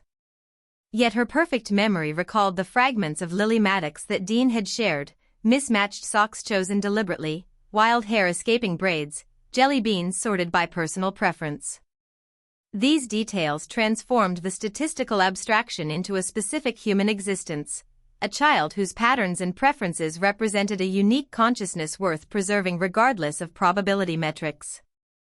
"I'll coordinate with Detective Wolf," she said, maintaining clinical precision while conveying commitment. "We've already identified inconsistencies in the case evidence. The coordinates provide a concrete investigative direction." Dean's right hand formed a fist on the metal table, knuckles whitening under pressure, a physical manifestation of contained emotional response. "They're professionals," he said, the words emerging with military crispness despite the underlying desperation. "Former special operations, based on their tactics and equipment. They'll have contingency plans, counter-surveillance protocols, elimination procedures for compromised assets." His eyes darted to the security camera, then back to Eva with renewed intensity. "They'll kill you too if they know you're looking," he warned, the subtle catch in his voice revealing the precise intersection of tactical assessment and emotional investment. "They have resources beyond what you'd expect, access to secure systems, law enforcement contacts, surveillance capabilities." Eva absorbed this information with the same methodical efficiency she applied to complex medical cases, assessing risk factors, weighing intervention options, calculating survival probabilities. "Understood," she repeated, the word now carrying comprehensive acknowledgement of both the danger and her acceptance of it. Visitation concluded, the officer announced, approaching with measured steps that Eva automatically timed at 0.87-second intervals. "Please replace the receiver and prepare to exit." Dean's eyes held hers for a final 3.2 seconds, a duration her memory would preserve with perfect clarity. The desperation in his gaze had been replaced by something her analytical mind identified as conditional hope, the fragile possibility that his captured data might translate into his daughter's recovery. "Thank you for coming," he said, the formulaic farewell selected for its benign appearance to monitoring systems. The subtext registered in Eva's processing as clearly as if he had spoken it directly. "Find her. Save her. Complete the mission I cannot." Eva replaced the receiver with precise movements, rose from her seat, and turned toward the exit. Her spine maintained perfect vertical alignment, her gait measured at exactly 0.7 meters per stride, the composed exterior betraying nothing of the accelerated calculations occurring within her mind. As the guard escorted her through the security checkpoints, Eva's brain processed multiple parallel tracks. The GPS coordinates, 42 degrees 1732. 8-inch and 71 degrees 04 foot 53. 7-inch W, optimal approach vectors to the identified location, surveillance countermeasures necessary to avoid detection, and the most efficient method to contact Wolf without creating electronic footprints. The final security door closed behind her with a pneumatic hiss, the sound registering at approximately 72 decibels. Eva reclaimed her personal items with mechanical precision. Watch, 11:47 a.m., synchronized to within 0.3 seconds of atomic time, keys, arrangement undisturbed, medical ID badge, positioned at the same angle as when surrendered. Outside, the institutional fluorescence gave way to natural sunlight with a luminance of approximately 32,000 lux. Eva's pupils contracted to 2.1 millimeters, adapting to the changed conditions with physiological efficiency that mirrored her mental processes. As she walked toward her vehicle, her stride length increased to 0.85 meters, the subtle acceleration the only outward sign of her internal determination. Dean's warning echoed in her perfect memory, "They'll kill you too if they know you're looking." The statistical probability of this outcome registered at approximately 74.6% based on the pattern of witness eliminations. Eva processed this figure with the clinical detachment of her medical training, a prognosis to be acknowledged but not permitted to alter necessary treatment protocols. She reached her car and entered the coordinates into her mental mapping system, her perfect recall generating optimal routes and approach strategies. The first step would be contacting Wolf through secure channels, combining their evidence with this new lead. The mission parameters were clear: find Lily Maddox, expose the conspiracy behind Chatham's assassination, and extract Dean from his false imprisonment. As Eva started her engine, her heart rate stabilized at precisely 72 beats per minute, the rhythm of someone who had moved beyond uncertainty into resolved action. Chapter 7. The dull rain struck the windshield in precise intervals, approximately 142 impacts per minute, Eva calculated automatically. The wipers swept across the glass in mechanical arcs, temporarily clearing her view of the rural road that stretched before them. Wolf gripped the steering wheel with the practiced tension of someone accustomed to dangerous approaches, his knuckles whitening as they passed the last streetlight and entered the true darkness of countryside at night. 6 hours and 17 minutes had elapsed since her prison visit with Dean, the coordinates he had provided now guiding them toward what Eva's statistical analysis suggested was their best chance, 17.3%, of finding his daughter alive. "Turn in approximately 470 meters, Eva said, her voice calibrated to project calm despite the 13% increase in her heart rate. Her perfect memory had converted Dean's coordinates into precise directions, layering them over mental maps of the area's topography and road systems. Wolf nodded, his eyes never leaving the road. "Any signs of surveillance since we left the main highway?" "Negative." Eva had been monitoring their surroundings with the systematic thoroughness she applied to patient assessments. No headlights within visual range for the past 8.4 minutes. No aircraft overhead. Phone signal dropped to 0 bars approximately 3 minutes ago. The rain intensified, striking the car at an estimated 168 impacts per minute. Their headlights carved twin tunnels through the darkness, illuminating the deteriorating quality of the road, asphalt giving way to gravel, then to dirt packed into uneven ridges by years of weathering and minimal maintenance. Eva noted the increasing resistance in the vehicle's suspension system, calculating a 42% decrease in shock absorption efficiency as they navigated deepening ruts. "There," she said, indicating a nearly invisible break in the tree line.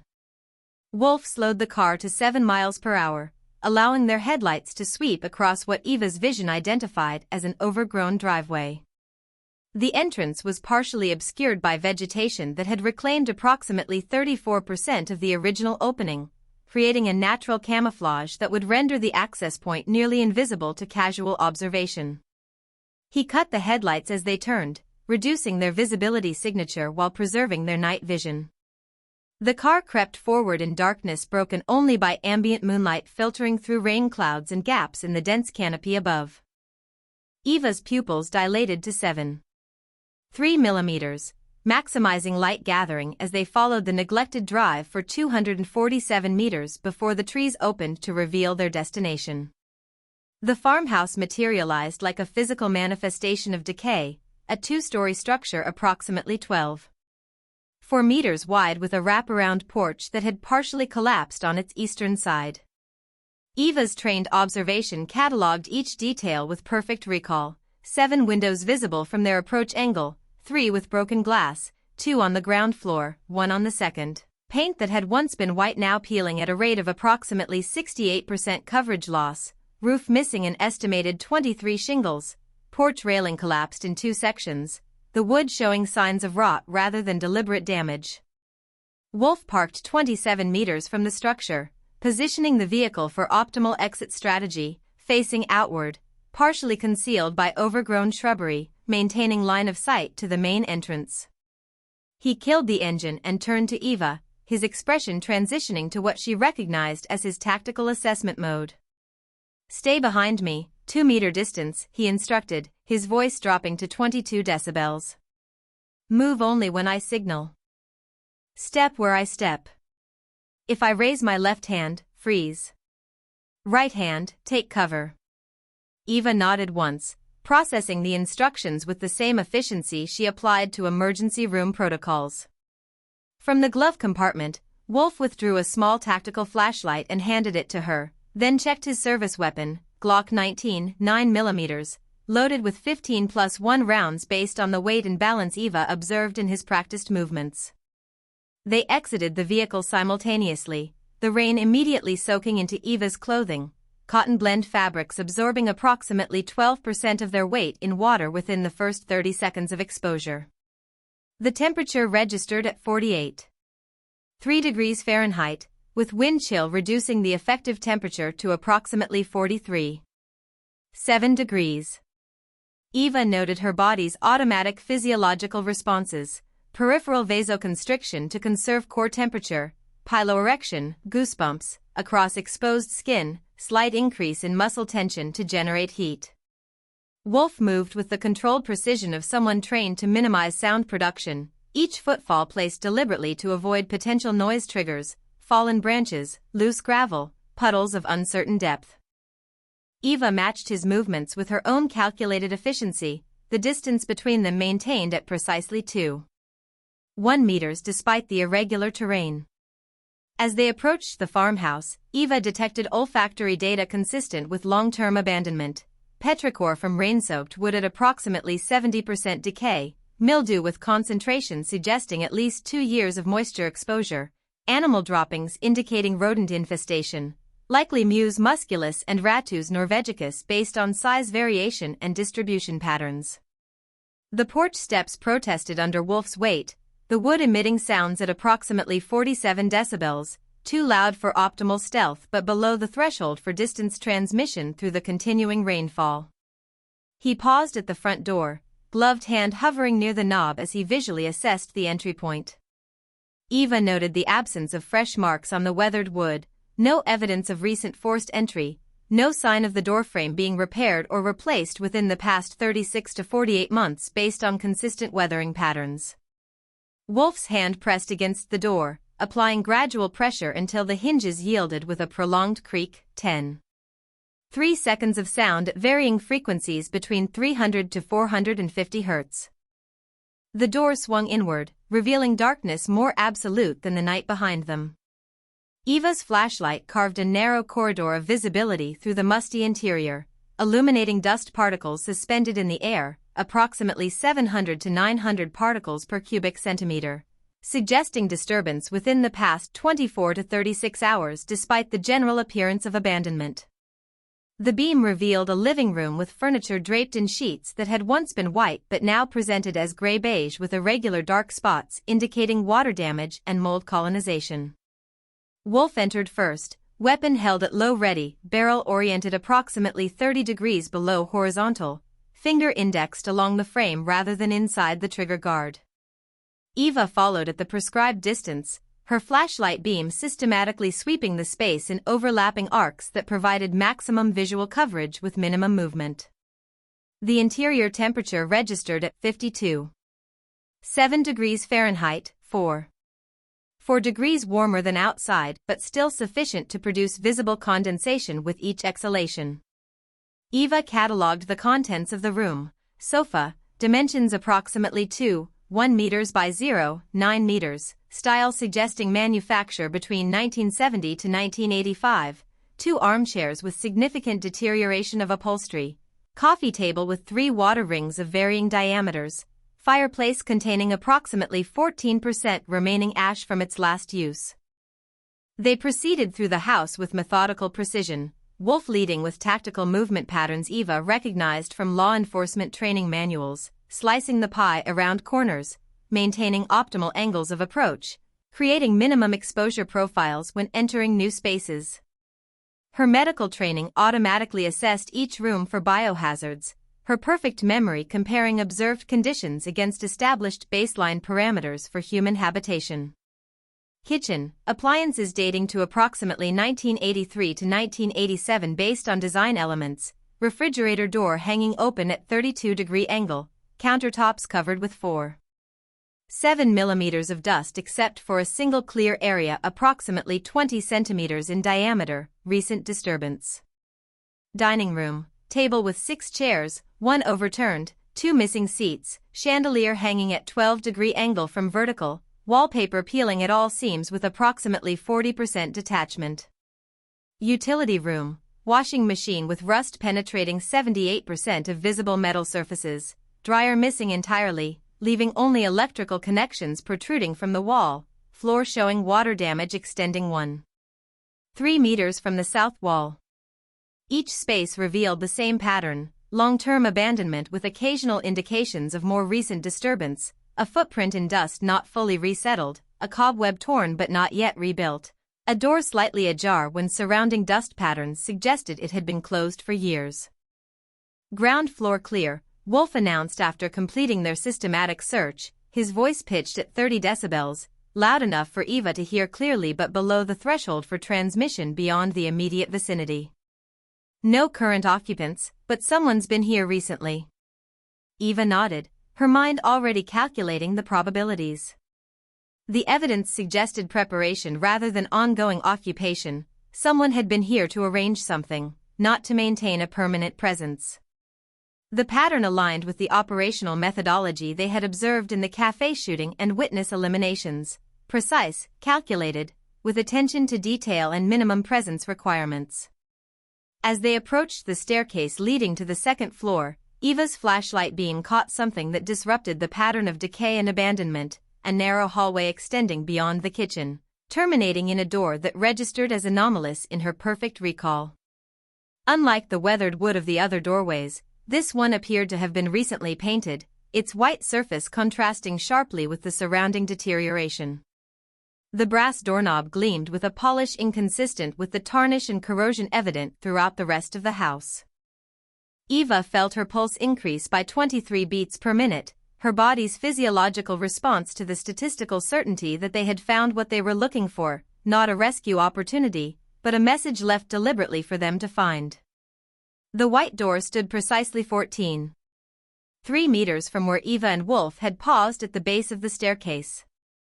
Its incongruity registered in Eva's mind as a statistical anomaly, recently painted surface within a structure showing 94% overall deterioration, brass doorknob polished to a reflective finish when all other metal fixtures exhibited advanced oxidation. Wolf raised his hand in the predetermined signal for caution, his posture shifting to indicate heightened alert status.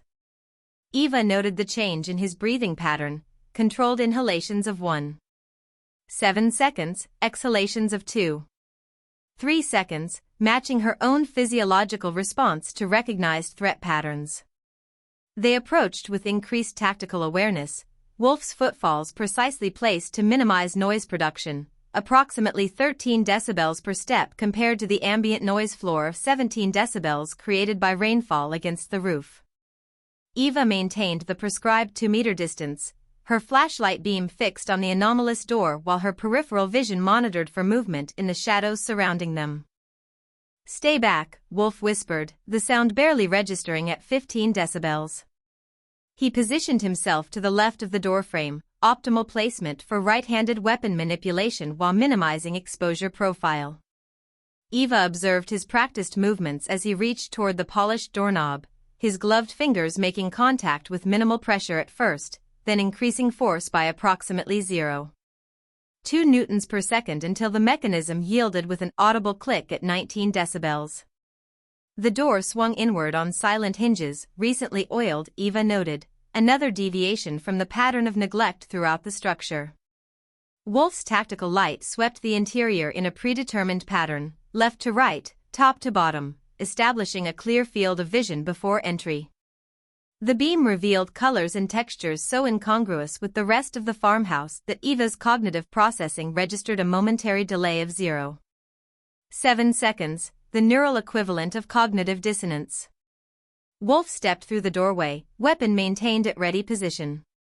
Eva followed, her flashlight beam joining his to illuminate a scene that violated every established pattern they had observed thus far, a meticulously maintained child's bedroom.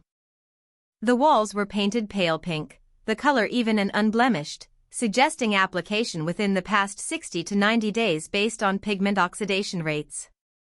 A small bed occupied the center of the room, its frame white-painted metal, its mattress covered with pastel blankets arranged with geometric precision, hospital corners folded at exact 45-degree angles, top edge parallel to the floor with deviation of less than 0.3 centimeters across its 1.7-meter width. Eva's medical training automatically assessed the dimensions, bed-sized for a child between 6 to 10 years of age, consistent with Lily Maddox's reported age of 8. The clinical detachment of this observation collided with the understanding of what the room represented, creating a sensation Eva recognized as autonomic nervous system discord. The physiological manifestation of horror registered as a 0.7 degrees Celsius drop in her peripheral temperature. Her flashlight beam continued its systematic inventory, shelves mounted at precisely equal intervals of 35 centimeters, each supporting an arrangement of stuffed animals organized by size from left to right, statistical precision suggesting deliberate patterning rather than a child's natural organization. A small desk positioned against the eastern wall held colored pencils arranged by spectrum, their points aligned at identical angles, their lengths matched to within 0.2 centimeters through careful sharpening. A nightlight plugged into the wall socket cast soft shadows across the room, the only active electrical device they had encountered in the farmhouse. Eva noted that the bulb's color temperature registered at approximately 2700 K, creating a warm amber glow that under normal circumstances would provide comfort to a child afraid of darkness.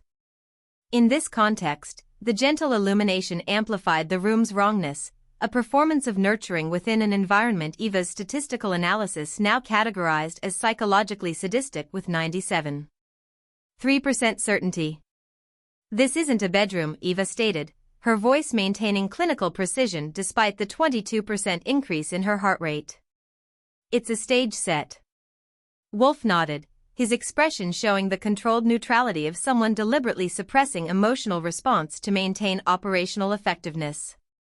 "Designed for psychological impact. Someone wanted this found."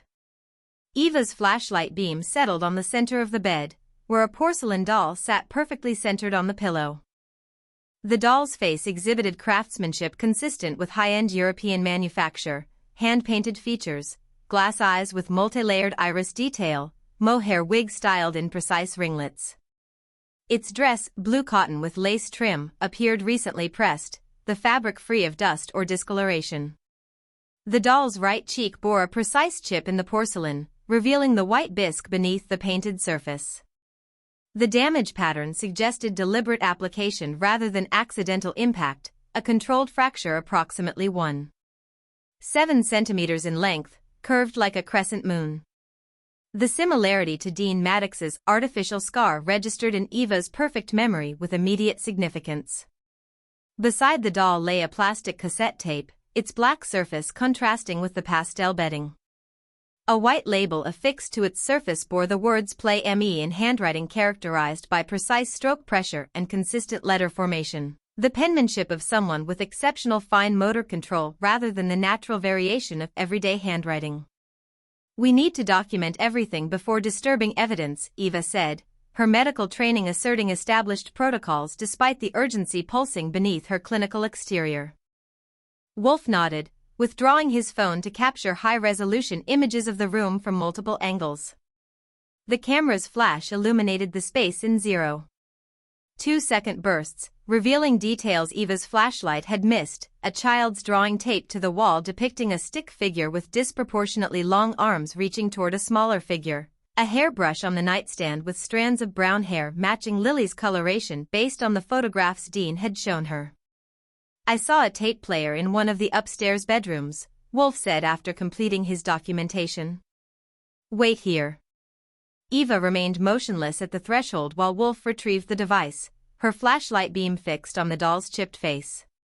Her perfect memory recalled the other porcelain dolls she had observed during her lifetime, 243 distinct instances, catalogued by location, condition, and contextual significance. None had created the specific physiological response she now experienced: elevated cortisol levels, peripheral vasoconstriction, increased muscle tension across her trapezius and sternocleidomastoid muscle groups. Her body recognized the threat before her conscious mind had fully processed its implications. Wolf returned after 94 seconds, carrying a portable cassette player approximately 25 years old based on design elements and wear patterns.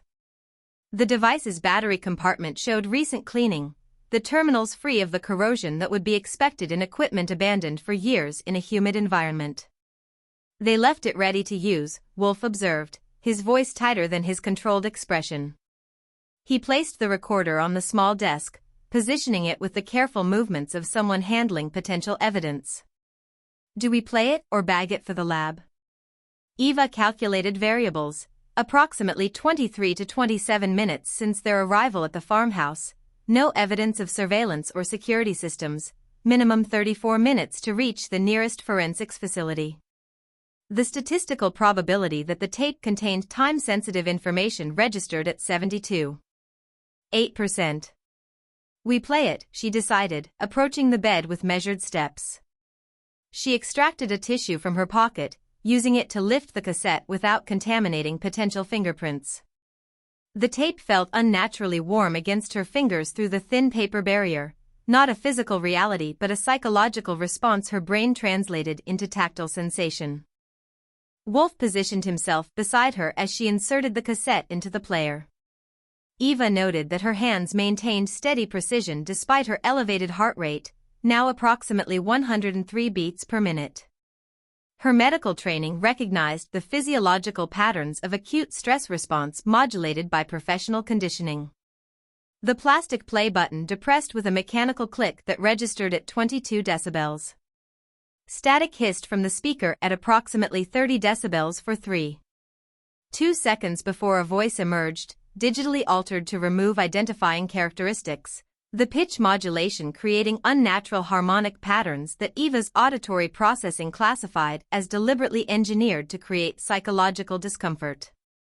"You tried to rewrite the story," the voice intoned, each word precisely spaced at 0.7-second intervals. "But some chapters end in ash." Eva's perfect memory automatically archived each phoneme and acoustic property, her brain analyzing speech patterns despite the digital distortion, detecting subtle indicators of educated diction, controlled breath support suggesting professional voice training or public speaking experience. A silence followed, lasting exactly 7.4 seconds, long enough to create anticipatory tension, a deliberate psychological tactic Eva recognized from her medical training in trauma communication. Then came the sounds that would remain in her perfect memory with unwanted permanence: 3 gunshots in rapid succession, 0.4-second intervals, muffled as though recorded through barriers, followed by a child's gasp, a single inhalation at approximately 42 decibels, containing the distinctive acoustic properties of young female vocal cords under extreme distress, terminating with abrupt silence. The physiological response struck Eva with unprecedented force, vagal stimulation triggering immediate nausea, peripheral blood pressure dropping by an estimated 15 to 20 millimeters of mercury, proprioceptive disorientation requiring compensatory adjustments in her vestibular system. She doubled over, her body responding to the cognitive and emotional impact with physical manifestations her clinical training identified but could not override. Wolf's hand moved to the recorder, stopping the playback with a sharp downward movement that suggested suppressed rage rather than professional detachment. "Breathe," he instructed, his own voice carrying the strained control of someone fighting similar physiological responses. Eva forced her diaphragm to execute a controlled inhalation. 2. 3 seconds, oxygen saturation approximately 97% despite her compromised posture. Her perfect memory continued its relentless function, replaying the child's final gasp with unwanted clarity while her analytical mind calculated what they both now understood with statistical certainty approaching 100%. The tape had been left as confirmation that Lily Maddox was dead, and as a warning of what awaited those who continued investigating. The meticulously maintained room now registered in Eva's perception as what it truly was, not a bedroom but a mausoleum, a monument to psychological torture crafted with the same surgical precision that had framed Dean Maddox and eliminated 3 witnesses. The room's details, once merely incongruous, now radiated malevolence through their deliberate perfection, the staged environment of someone who viewed human suffering as an art form. Eva straightened with methodical control, regulating her breathing to restore optimal physiological function, 4-count inhalation, 6-count exhalation, repeated 7 times until her heart rate decreased to 87 beats per minute. The room's dimensions seemed to contract around her, the meticulously arranged space now registering in her perception as a monument to calculated cruelty. She catalogued each detail with her perfect memory, knowing that these precise observations might ultimately lead to justice even as they burned themselves into her consciousness with unwelcome permanence. The porcelain doll's painted eyes reflected her flashlight beam, creating an illusion of awareness that triggered a 0. 3-second freeze response in Eva's motor functions.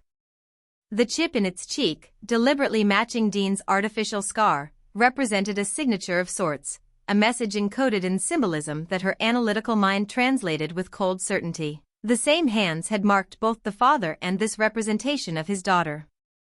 She noted the bed's unwrinkled sheets, the mathematical precision of the stuffed animal's arrangement, the unnatural cleanliness in a house otherwise surrendered to decay. The contrast suggested more than mere attention to detail, it indicated a mind that found satisfaction in juxtaposing order against chaos, control against abandonment. The psychological profile forming in Eva's assessment aligned with the precision she had observed in the café shooting and subsequent witness eliminations. Wolf stepped closer, his right hand making contact with her left arm. The pressure registered at approximately 3.4 newtons, firm enough to communicate urgency without causing discomfort. His shoulders maintained 12% increased tension compared to baseline, his brow drawn inward by 0.7 centimeters, non-verbal signals her perfect memory categorized as indicating tactical necessity overriding emotional response. "We need to check the rest of the property," he said, his voice modulated to 28 decibels, loud enough for clear communication while minimizing sound transmission beyond their immediate vicinity. "There might be more evidence." Eva nodded once, a precisely vertical movement of 2.1 centimeters. She understood the unspoken assessment they shared. The tape had been left as confirmation and warning, but could also serve as evidence if properly preserved. The psychological impact had been calculated, but the perpetrators' pride in their precision might have led them to leave trackable markers. They exited the room with the same tactical awareness that had guided their entry, though Eva noted subtle changes in their movement patterns. Wolf's stride length had decreased by approximately 7%. Her own muscular tension had increased by an estimated 23% across major muscle groups. Their bodies registered the shift in operational parameters from rescue to evidence collection, from hope to documentation. The rain had intensified during their time inside, now striking the ground at approximately 212 impacts per minute. Eva felt the cold droplets against her skin as they emerged from the farmhouse, the temperature now registering at 46.8 degrees Fahrenheit with wind chill reducing effective temperature to 41.2 degrees. Her clothing absorbed approximately 18% additional moisture within the first 42 seconds of exposure. Wolf's flashlight beam cut through the darkness, illuminating the property beyond the house. Eva followed his lead, her own light sweeping in coordinated patterns that maximized visual coverage while minimizing redundancy. Their beams settled simultaneously on a structure approximately 37 meters from the main house, a small outbuilding with dimensions suggesting original function as a tool shed or similar utility space. They approached with measured caution, their footsteps creating distinct impressions in ground softened by rainfall. Eva noted that the mud surrounding the shed showed multiple overlapping footprint patterns of at least 3 distinct individuals based on stride length, depth variation, and impression morphology. The tracks showed signs of partial erosion from rainfall, suggesting they had been made between 36 to 48 hours prior to their arrival. The shed's door hung partially open, its lower hinge separated from the frame by approximately 2.3 centimeters. Wolf performed the same tactical entry procedure he had used throughout the farmhouse, his weapon preceding his sightline as he established visual control of the interior space. Eva's flashlight beam joined his, illuminating a scene that confirmed their worst assessments with statistical certainty approaching 100%, a child-sized wooden chair positioned in the center of the concrete floor, surrounded by frayed rope remnants. The rope fibers showed signs of recent cutting, clean edges rather than natural fraying, tool marks consistent with knife application at approximately 30-degree angle. The chair's dimensions aligned precisely with anthropometric measurements for a child of Lily's reported age and size, seat height 32 centimeters from ground, back support 61 centimeters tall. Dark stains on the concrete surrounding the chair registered in Eva's medical assessment as consistent with human waste products, evidence of prolonged restraint without access to sanitation facilities. Eva wrapped the cassette tape carefully in her scarf, a silk wool blend with minimal static properties, optimal for preserving potential fingerprint or trace DNA evidence. Her fingers trembled against the smooth plastic, producing microvibrations at a frequency of approximately 8.7 Hz, a physiological response her medical training identified as acute stress reaction affecting fine motor control. Multiple perpetrators, Wolf stated, his voice carrying the flat effect of someone deliberately suppressing emotional response to maintain professional function. He raised his phone, capturing high-resolution images of the chair, rope fragments, and surrounding area from multiple angles. The camera's flash illuminated the space in 0.2-second bursts, revealing additional details, a small water bottle with approximately 15% content remaining, a protein bar wrapper showing manufacturing date from 3 weeks prior, a child's sock pushed into the corner with dimensions matching small female foot size. Eva catalogued each item with her perfect memory, her mind simultaneously constructing a timeline of Lily's captivity, duration estimated at 87 to 92 days based on Dean's testimony and physical evidence, conditions consistent with ongoing psychological manipulation rather than immediate elimination. The tactical purpose became clear, maintaining leverage over Dean throughout the trial process while preserving the option of psychological torture through proof-of-life communications. They completed their documentation and exited the shed, the rain now striking their bodies at approximately 237 impacts per minute.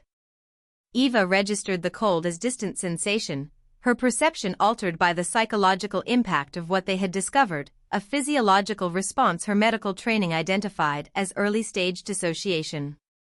As they approached the property's perimeter, Eva's flashlight beam caught an anomaly in the weathered fence line, a splash of color inconsistent with the surrounding environment. She moved closer, adjusting her visual focus to compensate for rainfall interference. A small pink hair ribbon hung snagged on a splintered fence post, its fabric partially stretched by exposure to elements but its color preserved by synthetic dye resistance. The shade matched precisely the ribbon visible in the photograph Dean had shown her during a prison visit, Lily's favorite hair accessory, according to his description. Eva felt her right hand extend toward the ribbon, the movement occurring almost independently of conscious direction. Her fingers closed around the fabric with careful pressure, approximately 1.2 newtons, sufficient to secure without damaging potential evidence. The material felt unexpectedly substantial against her skin, its physical presence representing confirmation more tangible than statistical analysis. She withdrew a plastic evidence bag from her coat pocket, standard procedure from her medical training for preserving biological samples. Her fingers sealed the ribbon inside with movements that maintained chain of custody standards, yet the clinical precision of this action contrasted with the non-standard decision that followed. Rather than adding the bag to their collected evidence, Eva placed it in her inside coat pocket, positioned directly over her heart at approximately the 5th intercostal space. Wolf observed this action without comment, his expression showing the microscopic relaxation of facial muscles, 0.4 millimeters of tension release, that Eva's perfect memory categorized as tacit approval. The ribbon represented more than evidence. It established connection between abstract investigation and human reality, between statistical probability and a child who preferred mismatched socks and saved black jelly beans for last. They returned to the car in silence, each step carrying the weight of shifted purpose. Eva sat rigidly in the passenger seat, her posture maintaining precise vertical alignment despite the fatigue evident in her trapezius and erector spiny muscle groups, approximately 42% increased tension compared to optimal baseline. The car's interior temperature registered at 53.4 degrees Fahrenheit, the heater requiring approximately 4.7 minutes to reach functional output levels. Wolf started the engine but made no immediate move to engage the transmission. His hands gripped the steering wheel at positions corresponding precisely to 10 and 2 o'clock, his knuckles showing blanching consistent with pressure application of approximately 7.3 newtons. "We'll find them," he said after 18.3 seconds of silence, the words emerging with the controlled certainty Eva had observed in trauma surgeons preparing for high-risk procedures. "Every piece of evidence, every connection, every trace they left behind. We'll find them." Eva nodded once, the movement precise despite her exhaustion. The windshield wipers activated automatically, their rhythmic movement creating a metronomic sound against the glass, 68 cycles per minute, clearing sheets of rain that distorted their view of the farmhouse now receding in the side mirrors.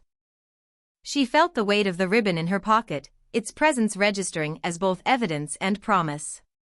Her perfect memory would preserve every detail of this night with unwanted clarity: the meticulously maintained bedroom, the child-sized chair with its frayed restraints, the final gasp captured on the cassette tape.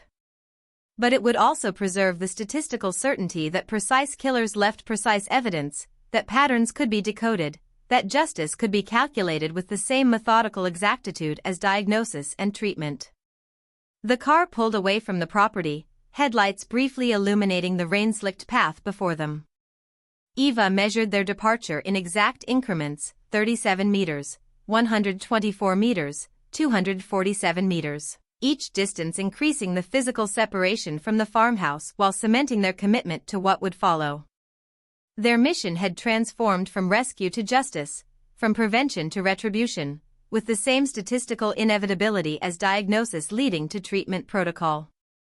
In her pocket, Lily's ribbon rested against Eva's heart, its pressure registering at approximately 0.3 newtons, barely perceptible yet impossible to ignore, like the weight of a promise made to Dean across a prison visiting room barrier and the responsibility that now drove every calculation in her perfectly ordered mind. Chapter 8. The lure. The green room's walls measured precisely 4.3 meters by 3.7 meters, painted an institutional shade of beige that reflected the overhead fluorescent lighting at approximately 400 lux, bright enough to cause mild pupillary constriction in Eva's eyes as she focused on the tablet screen. 3 days had passed since the farmhouse, 72 hours and 17 minutes since they had discovered the evidence of Lily's fate, and now Eva sat with perfect posture on a vinyl couch, her spine aligned at exactly 90 degrees to the cushion as she reviewed the surveillance footage for the 17th time. Frame 247 remained the clearest capture of the serpent tattoo, the coiled scales visible for precisely 0.8 seconds as the assassin's hand reached for the café's rear door handle. Eva's index finger paused the video with surgical precision, then enlarged the image to 300% magnification. The pixelation increased proportionally, but her perfect memory reconstructed the details that digital degradation obscured: the distinctive hook at the serpent's head, the unusual pigmentation pattern suggesting specialized ink, the exact positioning on the inner wrist where the radial artery pulsed beneath the skin. Her right hand drifted unconsciously to her coat pocket, where Lily's pink ribbon remained preserved in its evidence bag, the slight pressure against her chest a constant reminder of what they had lost and what remained at stake. 2 minutes until final checks, Ms. Lang. The makeup artist's voice registered at approximately 45 decibels, professional but warm. Eva assessed the woman without looking up, 5'4" based on stride length, right-handed based on tool placement patterns, approximately 43 years old based on voice resonance and skin elasticity evident in her hands as they approached with a powder brush. "I'll need to finish this review first," Eva replied, her voice modulated to precisely match the artist's volume and tone. Approximately 37 more seconds required. The brush descended with practiced efficiency, applying translucent powder across Eva's forehead and cheeks with pressure measuring approximately 0.3 newtons, sufficient for product transfer without disturbing underlying foundation. Eva held perfectly still, her breathing pattern unaltered despite the slight discomfort of foreign particles settling on her skin. Her eyes remained fixed on the tattoo image, committing each pixel to her perfect memory as her mind calculated probabilities and outcomes. Statistical analysis suggested a 72% chance of success with this strategy, higher than any alternative approach they had considered. Going public with the evidence created uncontrollable variables but also maximized protective exposure. Wolf had explained the concept with his usual gruff precision: cockroaches scatter when you turn on the lights. The makeup artist completed her work with a final sweep of blush across Eva's cheekbones. "You're all set. The camera will love you." Eva assessed her appearance in the mirror positioned 1.2 meters to her left, noting the professional transformation of her features without emotional investment in the aesthetic result. The makeup created a mask of televisual normality, concealing the 17% reduction in sleep she had experienced since the farmhouse discovery. Her pupils remained dilated at 4.2 millimeters despite the bright lighting, a physiological response to sustained cortisol elevation that no cosmetic could disguise. The door opened with a pneumatic hiss measuring approximately 32 decibels. The producer entered, clipboard angled at 30 degrees from vertical, her stride length indicating purposeful efficiency rather than urgency. "We're live in 5 minutes, Miss Lang." The segment runs 6 minutes 40 seconds, with potential extension if ratings hold. Her eyes performed a quick assessment of Eva's appearance, pupils contracting by approximately 8% in apparent approval.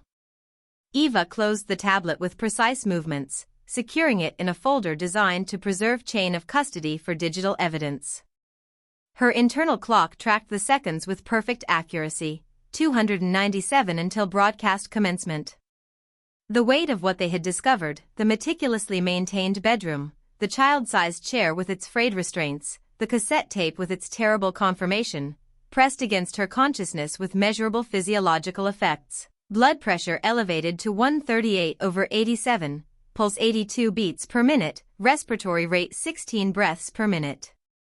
Her phone vibrated against the table surface, a precisely engineered 127 Hz frequency that created approximately 0.7 millimeters of displacement across the laminate surface. Eva retrieved it with economical movement, noting the text message illuminated on the screen: "Officers in position. Ready when you are." Wolf's message contained exactly 42 characters including spaces, efficient communication consistent with his tactical approach. Eva processed the confirmation with clinical detachment, though her autonomic nervous system registered its significance with a 3% increase in heart rate. The statistical probability calculations updated in her mind, success likelihood now 74.8% with proper tactical deployment.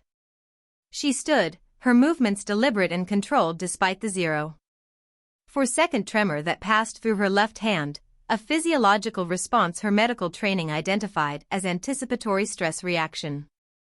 The producer gestured toward the door with a quick jerk of her head, already turning to lead the way through the corridor. Eva followed at precisely matched pace, maintaining a distance of 1.2 meters between them. The hallway stretched 23.4 meters, illuminated by recessed lighting at 3-meter intervals. Eva's footsteps fell in perfect rhythm with her heartbeat, a synchronization technique she had developed during medical training to regulate physiological responses during high-stress procedures. Each step brought her closer to the moment when private investigation would transform into public revelation. The studio doors parted to reveal a space measuring approximately 12.7 meters by 15.2 meters, dominated by a central desk constructed of polished wood and brushed metal. Cameras on motorized pedestals occupied strategic positions, their lenses focused on 2 chairs angled at precisely 30 degrees toward each other. The lighting created 3 distinct temperature zones: 5,600 K key lights from above, 3,200 K fill lights from the sides, and 4,100 K ambient lighting throughout the remainder of the space. The anchor rose from her position, moving with the practiced grace of someone accustomed to being observed. Eva catalogued the woman's appearance with automatic precision: approximately 42 years old, 168 centimeters tall, weight distributed with 7% greater load on the left leg suggesting minor right knee strain, hair arranged in 27 distinct layers to create the illusion of natural volume while maintaining broadcast-appropriate stability. Ms. Lang, thank you for joining us. The anchor's handshake delivered 4.2 newtons of pressure, firm enough to convey confidence without dominance. We'll be leading with your segment. The evidence you're bringing forward has enormous implications. Eva nodded once, a precisely vertical movement of 3.2 centimeters. The evidence speaks for itself. I'm merely providing context. A technician approached from her right peripheral vision, microphone clip extended between thumb and forefinger. If you'll just attach this to your collar, ma'am. Try to keep it about 6 inches from your chin. Eva complied with exact measurements, positioning the device 15.2 centimeters from her mandible, angled to optimize audio capture while minimizing breathing artifacts. Her fingers showed no visible tremor despite the 11% increase in peripheral nerve activity her body registered internally. The producer's voice emerged from a ceiling-mounted speaker: 90 seconds to air. Eva took her assigned seat, adjusting her posture to align her spine precisely with the chair back. Her tablet rested on her lap, the folder containing frame 247 open and ready for display on the studio's monitors. Her perfect memory allowed her to recall the exact moment the serpent tattoo appeared most clearly: 8:27 and 42 seconds AM on the surveillance timestamp, when the assassin's hand extended toward the café's rear entrance. The anchor settled opposite her, assistants making final adjustments to her hair and microphone. Camera operators confirmed positions with hand signals to the control room. Lights intensified by approximately 200 lux, creating a controlled environment optimized for video capture. 30 seconds, the producer announced. Eva measured her breathing with medical precision: 4-second inhalation, 6-second exhalation, oxygenation levels maintained at optimal parameters despite the 9% increase in epinephrine her bloodstream currently carried. Her eyes focused on the small red light atop the central camera, currently dark but soon to illuminate. In her pocket, Lily's ribbon remained, physical evidence of a child whose life had been sacrificed in a conspiracy Eva was now poised to expose.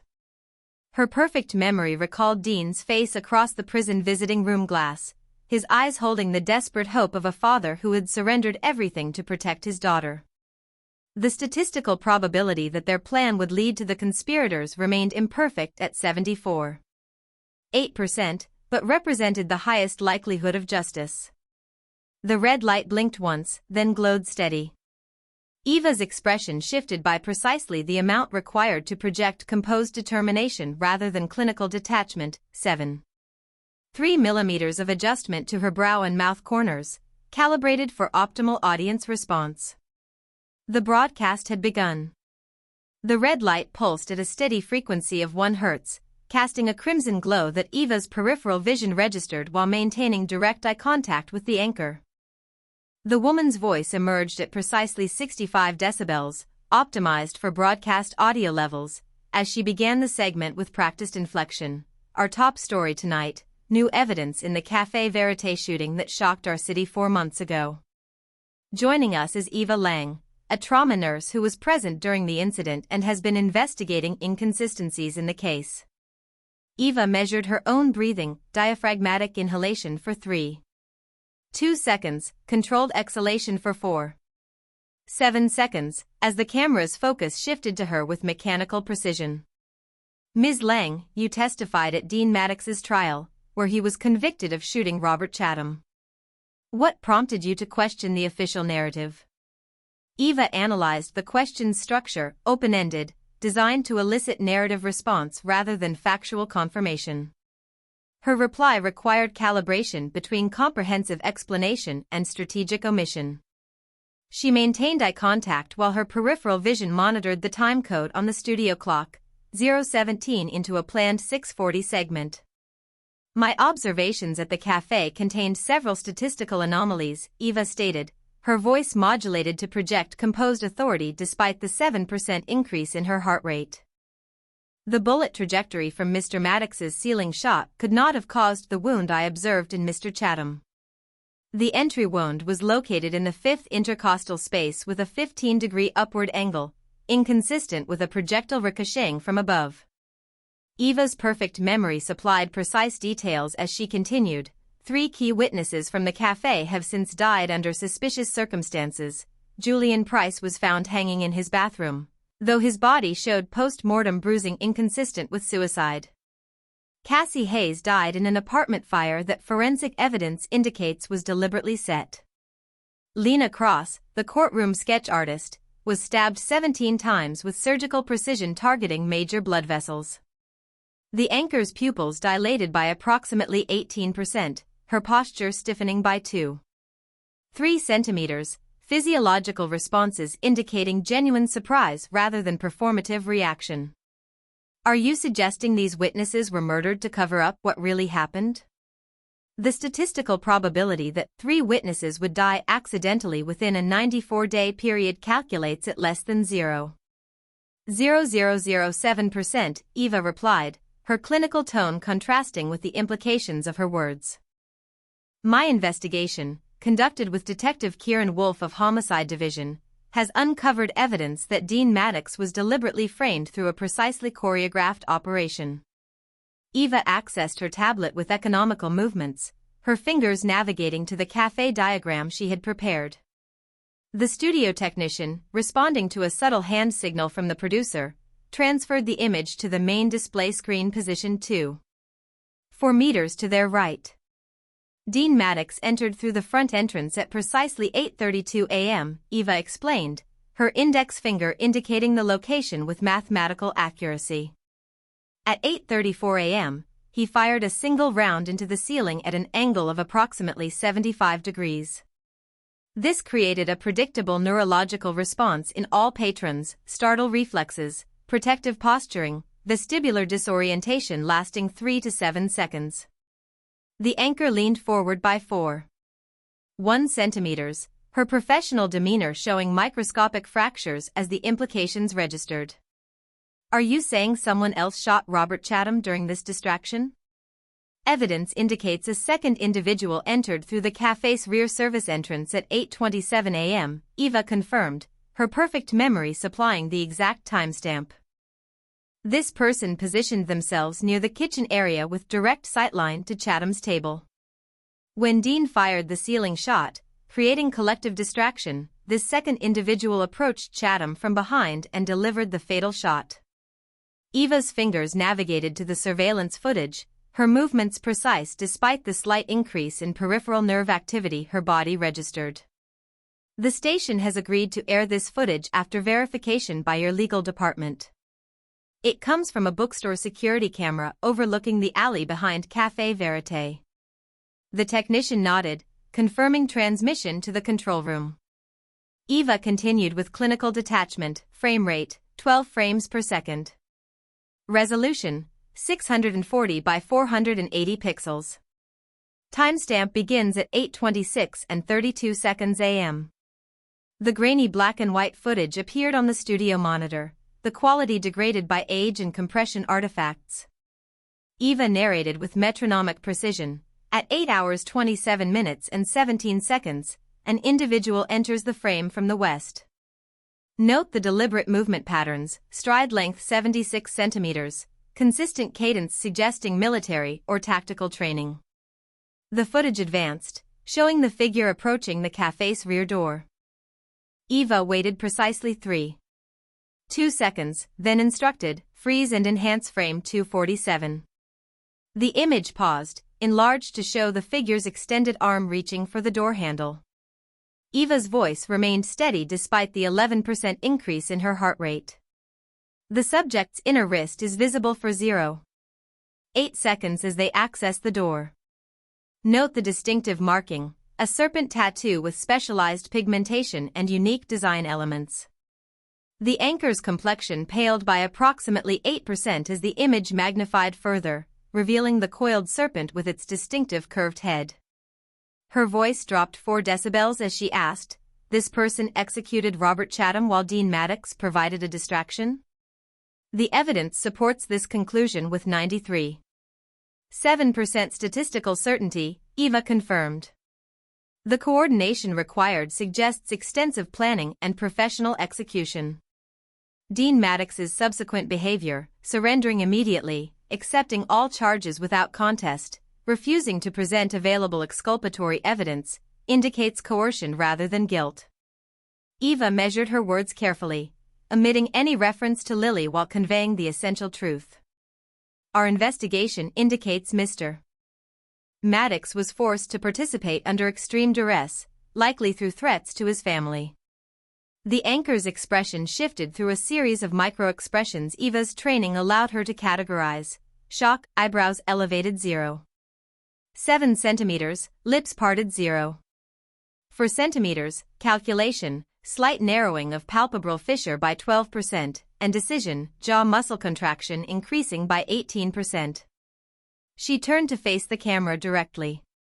If you're just joining us, trauma nurse Eva Lang has presented evidence suggesting Dean Maddox was framed for the Café Verité shooting through an elaborate conspiracy.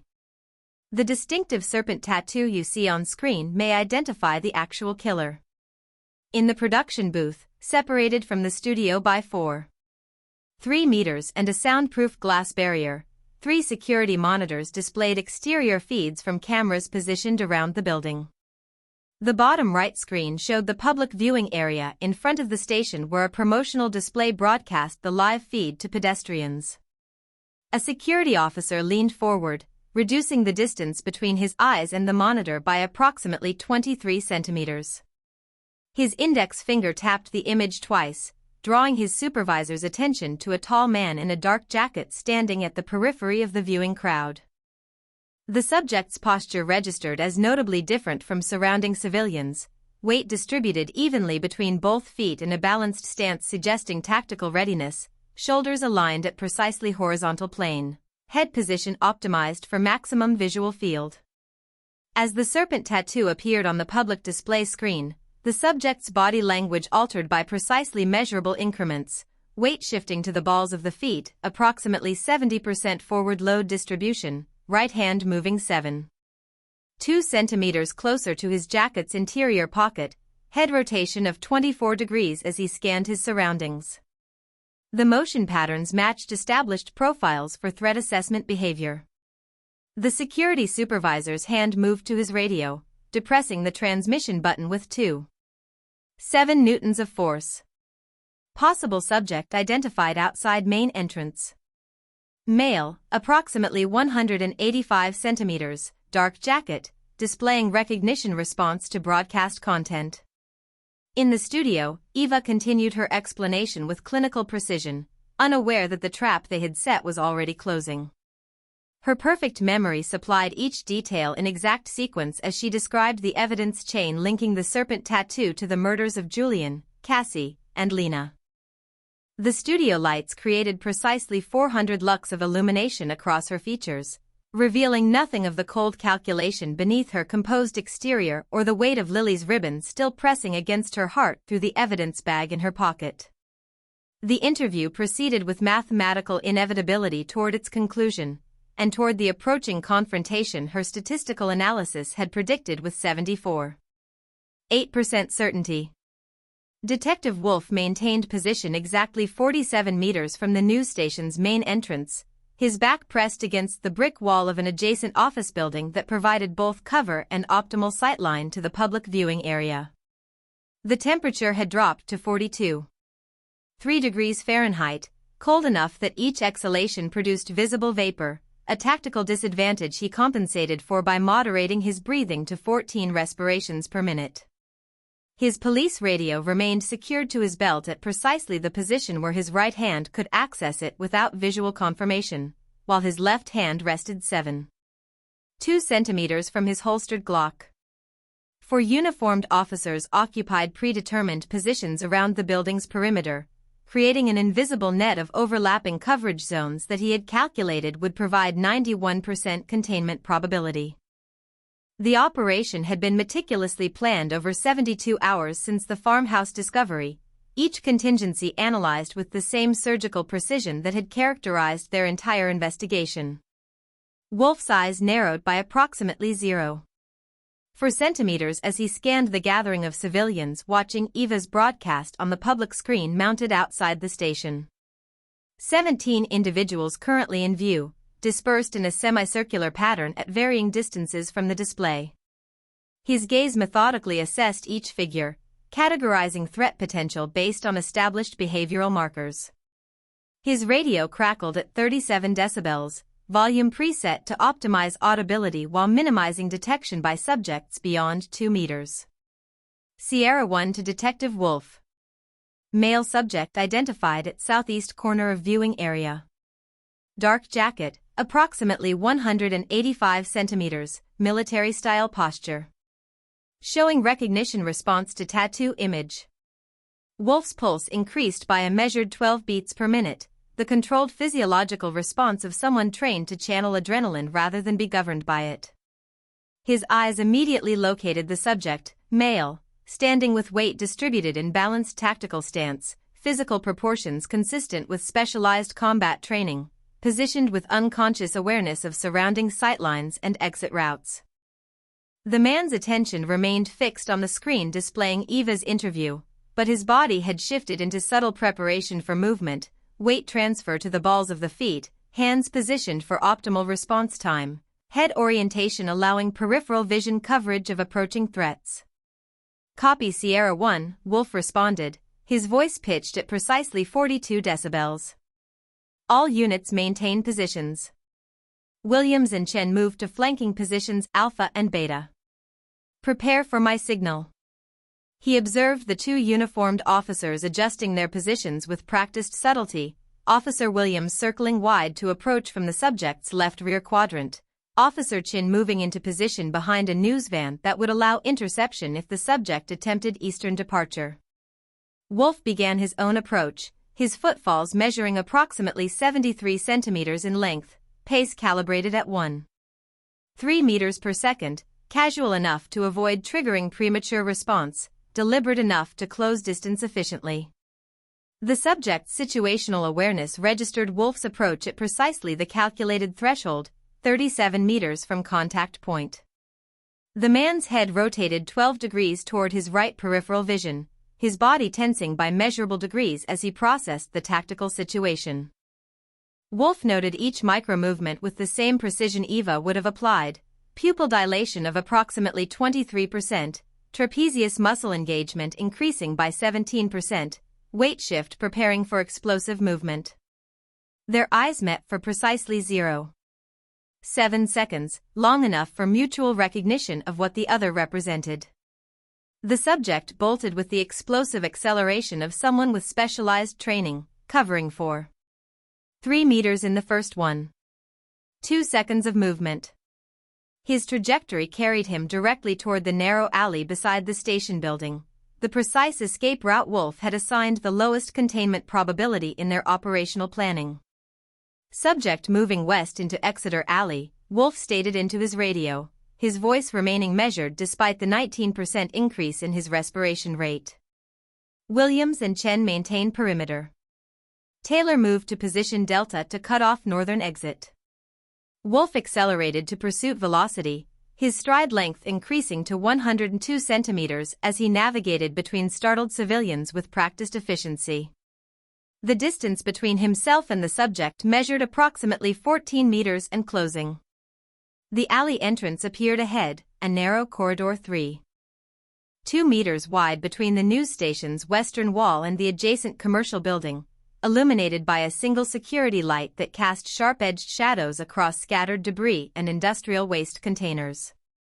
The subject disappeared into the alley's mouth, his footsteps registering at approximately 61 decibels against the concrete surface.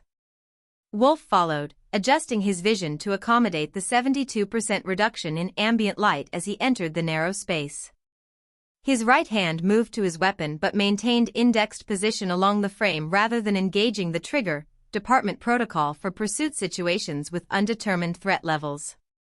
The alley extended 87 meters before intersecting with a perpendicular service corridor. The subject had covered approximately 32 meters, his path now obstructed by a row of metal trash cans positioned at staggered intervals. Wolf observed as the man navigated the obstacle with practiced efficiency, right foot contacting the nearest container at precisely the structural midpoint, body executing a controlled vault that cleared the obstruction with 12 centimeters of clearance. Wolf's pursuit calculations adjusted to the demonstrated mobility capabilities. He altered his approach vector by 7 degrees, targeting the space between containers where clearance measured 76 centimeters, sufficient for his shoulder width of 52 centimeters. His body passed through the gap with 12 centimeters of clearance on either side, maintaining forward momentum with minimal velocity loss. The subject reached a chain-link fence extending across the alley at the 61-meter mark, 3.4 meters in height with diamond pattern approximately 5 centimeters in diameter. Without breaking stride, the man executed a precise approach, acceleration to optimal velocity, right foot contacting the lower horizontal support at 34 centimeters height, hands grasping upper edge at 3.2 meters, body rotating over the top with minimal contact surface to reduce friction coefficient. Wolf's tactical assessment registered the maneuver as consistent with specialized military training, specifically advanced obstacle course techniques taught to special operations units. He approached the fence with matched intensity, his body executing the climbing sequence with practiced precision developed during his 23 years in law enforcement. His right knee registered an 11% pain increase as he cleared the top, chronic injury from a suspect apprehension 7 years prior that medical intervention had reduced but not eliminated. The distance between them had decreased to 8.7 meters. The subject's breathing pattern had altered to match exertion levels, inhalation duration 1.2 seconds, exhalation 1.7 seconds, volume increased by approximately 42% from resting baseline. Wolf measured his own respiratory efficiency at 78% of optimal performance, sufficient for continued pursuit but approaching limitation thresholds. The alley terminated in a T-intersection with another service corridor. The subject executed a right turn at velocity, his left foot contacting the wall at approximately 1.7 meters height to assist directional change while maintaining forward momentum. Wolf followed, compensating for the reduced traction of the wet pavement by widening his stance by 7 centimeters during the turn. The final corridor stretched 23 meters before opening onto a small loading area surrounded by brick walls on 3 sides. The subject's situational awareness registered the tactical disadvantage of the dead end approximately 2.3 seconds after commitment to the path, evidenced by a momentary 8% velocity reduction and head rotation of 32 degrees to assess alternative escape routes. Wolf capitalized on the hesitation, accelerating to maximum pursuit velocity and closing to 3.2 meters separation. As the subject attempted to reverse direction with a pivoting maneuver, Wolf launched his body in a precisely calculated interception, right shoulder contacting the subject's mid-torso at approximately 7.3 newtons of force, left arm encircling the man's upper body to control the impact trajectory. They connected with the brick wall at a combined velocity of approximately 4.7 meters per second. The impact force distributed across the subject's back and shoulders, with Wolf's body positioned to control subsequent movement. The detective executed the takedown with practiced efficiency, leveraging the subject's momentary disequilibrium to rotate him 180 degrees, applying precisely 12 newtons of downward pressure to guide him face down onto the wet pavement. Police. Don't move. Wolf's voice emerged at 72 decibels, commanding without unnecessary volume. His right knee applied 9.7 newtons of pressure to the subject's lumbar region, while his hands secured the man's wrists in the small of his back. The handcuffs engaged with twin metallic clicks measuring 34 decibels each. Wolf's breathing stabilized at 22 respirations per minute as he secured the restraints, his movements displaying the practiced precision of someone who had performed the procedure hundreds of times. The subject's resistance had ceased, a response Wolf recognized from apprehending others with specialized training. Such individuals typically calculated resistance futility thresholds with the same tactical precision they applied to combat maneuvers. With the suspect secured, Wolf extracted his flashlight, tactical model with 850 lumen output, and directed the beam toward the man's restrained hands. His left hand grasped the sleeve of the dark jacket, pulling it back with controlled force to expose the inner wrist. The illumination revealed what Eva's perfect memory had identified from grainy surveillance footage: a serpent tattoo extending 7.3 centimeters along the inner forearm, its head curving toward the palm with distinctive scale patterning and specialized pigmentation. The artistry displayed characteristics consistent with techniques used by tattoo artists with military connections: precise line work, specialized ink formulation resistant to environmental degradation, symbolic elements arranged in patterns recognizable to others with similar backgrounds. "Got you," Wolf stated, his breath forming a cloud in the cold air that dispersed at precisely the rate dictated by the ambient temperature and humidity. The words emerged with the quiet satisfaction of someone who had pursued justice through 23 years of homicide investigations, through countless dead ends and bureaucratic obstacles, through the systematic elimination of witnesses and the framing of an innocent man. The man beneath him remained silent, his breathing regulated at 17 respirations per minute despite the physical exertion, another indicator of specialized training in stress management. Wolf secured his flashlight and reached for his radio, the serpent tattoo now confirmed by direct observation rather than digital enhancement of surveillance footage. The first piece had fallen into place. The man who had executed Robert Chatham while Dean Maddox provided an unwilling distraction was now in custody, the distinctive serpent tattoo linking him directly to the murders of Julian Price, Cassie Hayes, and Lena Cross. Wolf's expression remained professionally neutral as he relayed the confirmation code to dispatch, but his eyes held the cold certainty of someone who recognized that this apprehension represented merely the first step in dismantling a conspiracy of surgical precision. Eva registered the slight change in the studio's lighting pattern, illumination decreasing by approximately 7% as the cameras prepared to transition to the next segment. The anchor's expression showed the controlled neutrality of a professional processing significant information while maintaining broadcast composure, her final question delivered with precisely 12% more emphasis than previous inquiries. "What does this mean for Dean Maddox and his conviction?" Eva calculated her response with clinical precision, selecting words that balanced factual accuracy with strategic purpose while her peripheral vision noted a production assistant approaching from stage left, notepad extended. "The evidence establishes with 93.7% statistical certainty that Dean Maddox did not fire the shot that killed Robert Chatham," Eva stated, her voice modulated to project composed authority. His actions were consistent with someone operating under duress rather than with homicidal intent. This case represents a significant miscarriage of justice that requires immediate judicial review. The production assistant reached the anchor's side, bending to deliver a message with studied discretion. The note exchanged hands with minimal disruption to the broadcast flow, a practiced maneuver that Eva's observational training noted and catalogued. The anchor's pupils dilated by approximately 17% as she processed the information, her micro-expressions cycling through surprise, 0. 7 seconds, verification, 1, 2 seconds, and professional adaptation, 0, 4 seconds. "We're just receiving word of breaking news related to this case," the anchor announced, her voice increasing in volume by 4 decibels to signal the segment's shift. "Police have apparently made an arrest of a suspect possibly connected to the evidence Ms. Lang has presented tonight. We'll bring you more details as this story develops." The red light above camera 1 blinked twice, then extinguished, the universal signal for broadcast conclusion.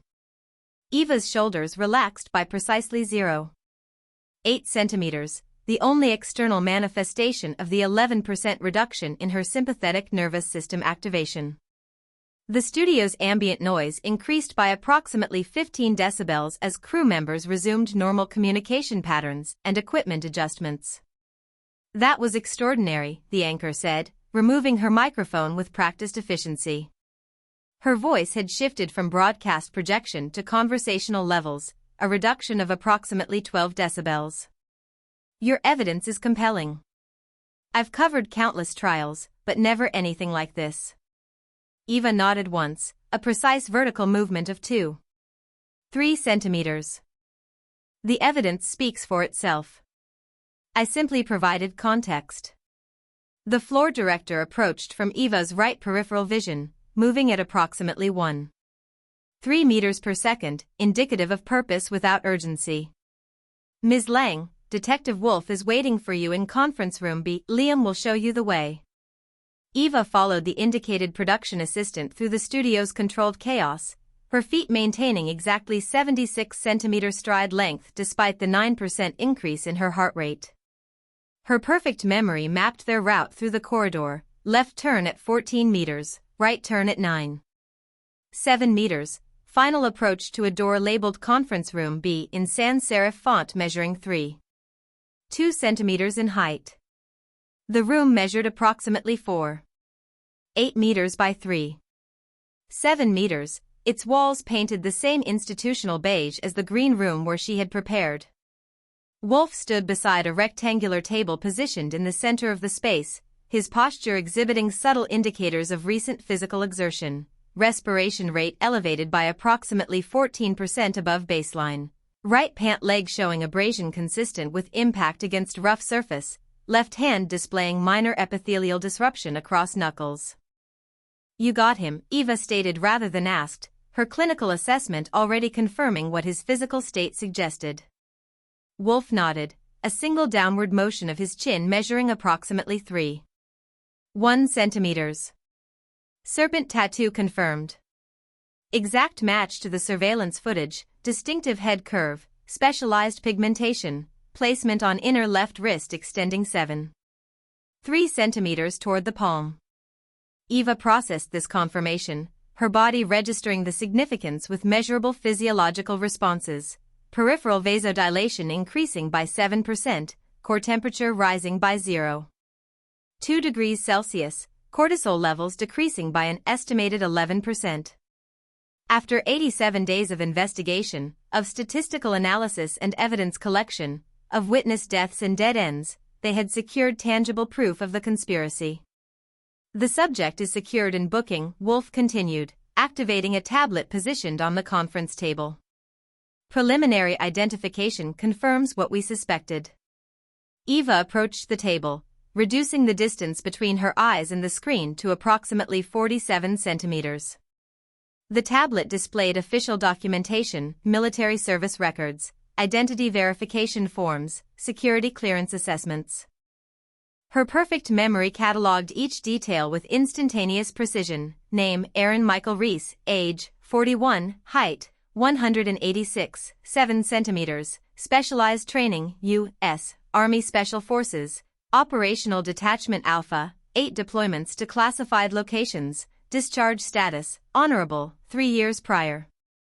His profile matches our theoretical construction of Oro with 89% correlation, Eva observed, using the designation they had assigned to the unknown assassin during their investigation, derived from the Spanish word for gold, referencing the distinctive gold-infused pigment identified in the serpent tattoo scales.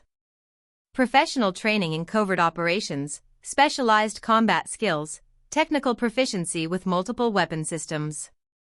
Went off the grid 3 years ago, Wolf added, his finger swiping to display subsequent documentation. Last known employment with a private military contractor called Aegis Strategic Solutions. Company specialized in deniable operations for corporate and government clients before dissolving 18 months ago after losing several key contracts. Eva's eyes narrowed by approximately 0.4 millimeters as she processed the implications. Employment gap of approximately 18 months between his last verified position and the Café Vérité operation.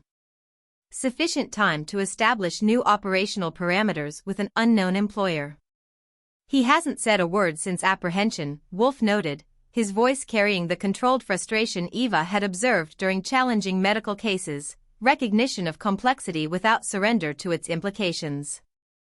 Displayed typical counterinterrogation behaviors consistent with specialized resistance training. Silent, regulated breathing, fixed middle-distance focus. Eva scrolled through the documentation, her finger moving with precise pressure of 0.7 newtons against the glass surface. His capture represents significant progress but limited operational advantage. He's likely one component in a multi-layered organizational structure designed to insulate decision-makers from operational assets. Agreed, Wolf said, his posture shifting to indicate transition from immediate tactical concerns to strategic assessment. We've got the shooter, but not whoever ordered the hit on Chatham or orchestrated the frame-up of Maddox. Eva's perfect memory retrieved the connections they had established during their investigation, the systematic elimination of witnesses, the precisely coordinated café shooting, the artificial scar applied to Dean between arrest and trial, the meticulously maintained pink bedroom in the abandoned farmhouse, the child-sized chair with its frayed restraints. Each element represented part of an operation requiring resources, planning, and organizational infrastructure beyond the capabilities of a single operative. Reese is an executioner, not an architect, she stated, her clinical precision undisturbed by the weight of what they had discovered. His apprehension provides evidentiary confirmation but limited investigative advantage unless he can be induced to identify his employers. Wolf tapped a final command on the tablet, bringing up a high-resolution photograph of the serpent tattoo taken during processing. The image filled the screen, each scale rendered in perfect detail, the gold-infused pigment catching light in a distinctive pattern that Eva's memory had already catalogued from the grainy surveillance footage. Her index finger traced the serpent's outline without touching the screen, following its coiled body from tail to head with the same precision she applied to surgical procedures. The design contains elements consistent with specialized military unit insignia, she observed. The pattern suggests membership in a closed operational group rather than merely decorative function. It may provide connections to other members if properly analyzed. Her mind calculated revised probability metrics based on their current evidence, 74.3% likelihood that Reese belonged to a specialized team rather than operating as an isolated contractor, 81.6% probability that the operation against Chatham involved multiple team members performing distinct functional roles, 93.2% certainty that the authority to kidnap a child and frame an innocent man extended beyond operational level personnel to decision-making leadership. Eva's finger paused at the serpent's head, where the design showed distinct characteristics she had not observed in other tactical unit insignia during her research. The jaw opened slightly as though preparing to strike, the eye rendered with unusual detail suggesting significance beyond aesthetic choice. This doesn't end with Reese, she said, her voice maintaining its clinical detachment despite the 7% increase in her heart rate. His capture provides confirmation of our theory but represents only the first layer of the operational structure. The statistical probability that he was acting under orders rather than autonomously calculates at 97.4%. We find who he works for, Wolf agreed, his expression showing the focused determination Eva had observed in trauma surgeons preparing for complex procedures. We work back through the chain.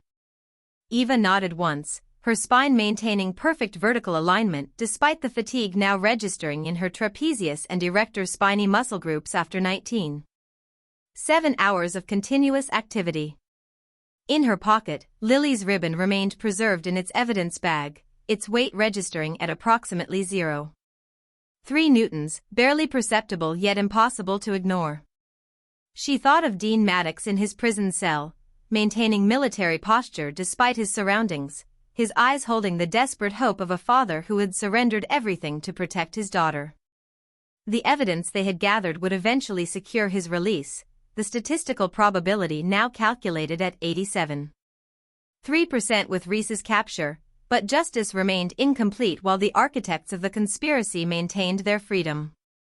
Now we find out who he works for, Eva stated, her finger still resting on the serpent's golden eye. The words emerged with the same clinical precision that characterized all her observations, yet carried the weight of a promise made across a prison visiting room barrier and sealed with a child's pink ribbon now resting against her heart. Chapter 9. The Truth Unleashed. The evidence room measured exactly 5.2 meters by 6.8 meters, its white walls reflecting the fluorescent lighting at approximately 700 lux, bright enough to cause mild discomfort in Eva's light-sensitive eyes. She tracked the technician's movements as he arranged the forensic equipment on the stainless steel table, his fingers moving with the practiced efficiency of someone who had performed this procedure hundreds of times. The room temperature registered at precisely 18.3 degrees Celsius, kept deliberately cool to prevent electronic equipment from overheating during extended analysis sessions. Eva felt her right hand tremble slightly, 0.7 millimeters of lateral displacement occurring at a frequency of approximately 8.3 Hz, a physiological response her medical training identified as anticipatory stress combined with mild sleep deprivation.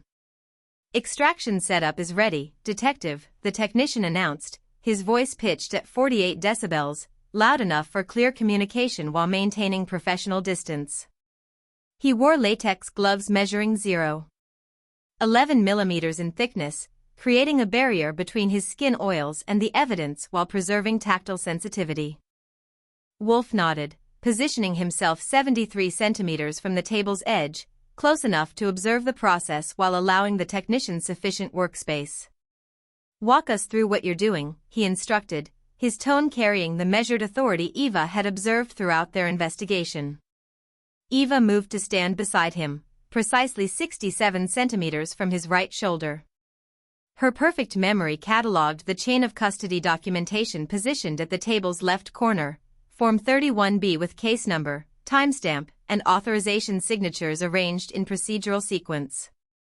Oro's phone, a specialized model with enhanced encryption capabilities based on the external port configuration, rested in an evidence bag marked with identification tags that matched the documentation.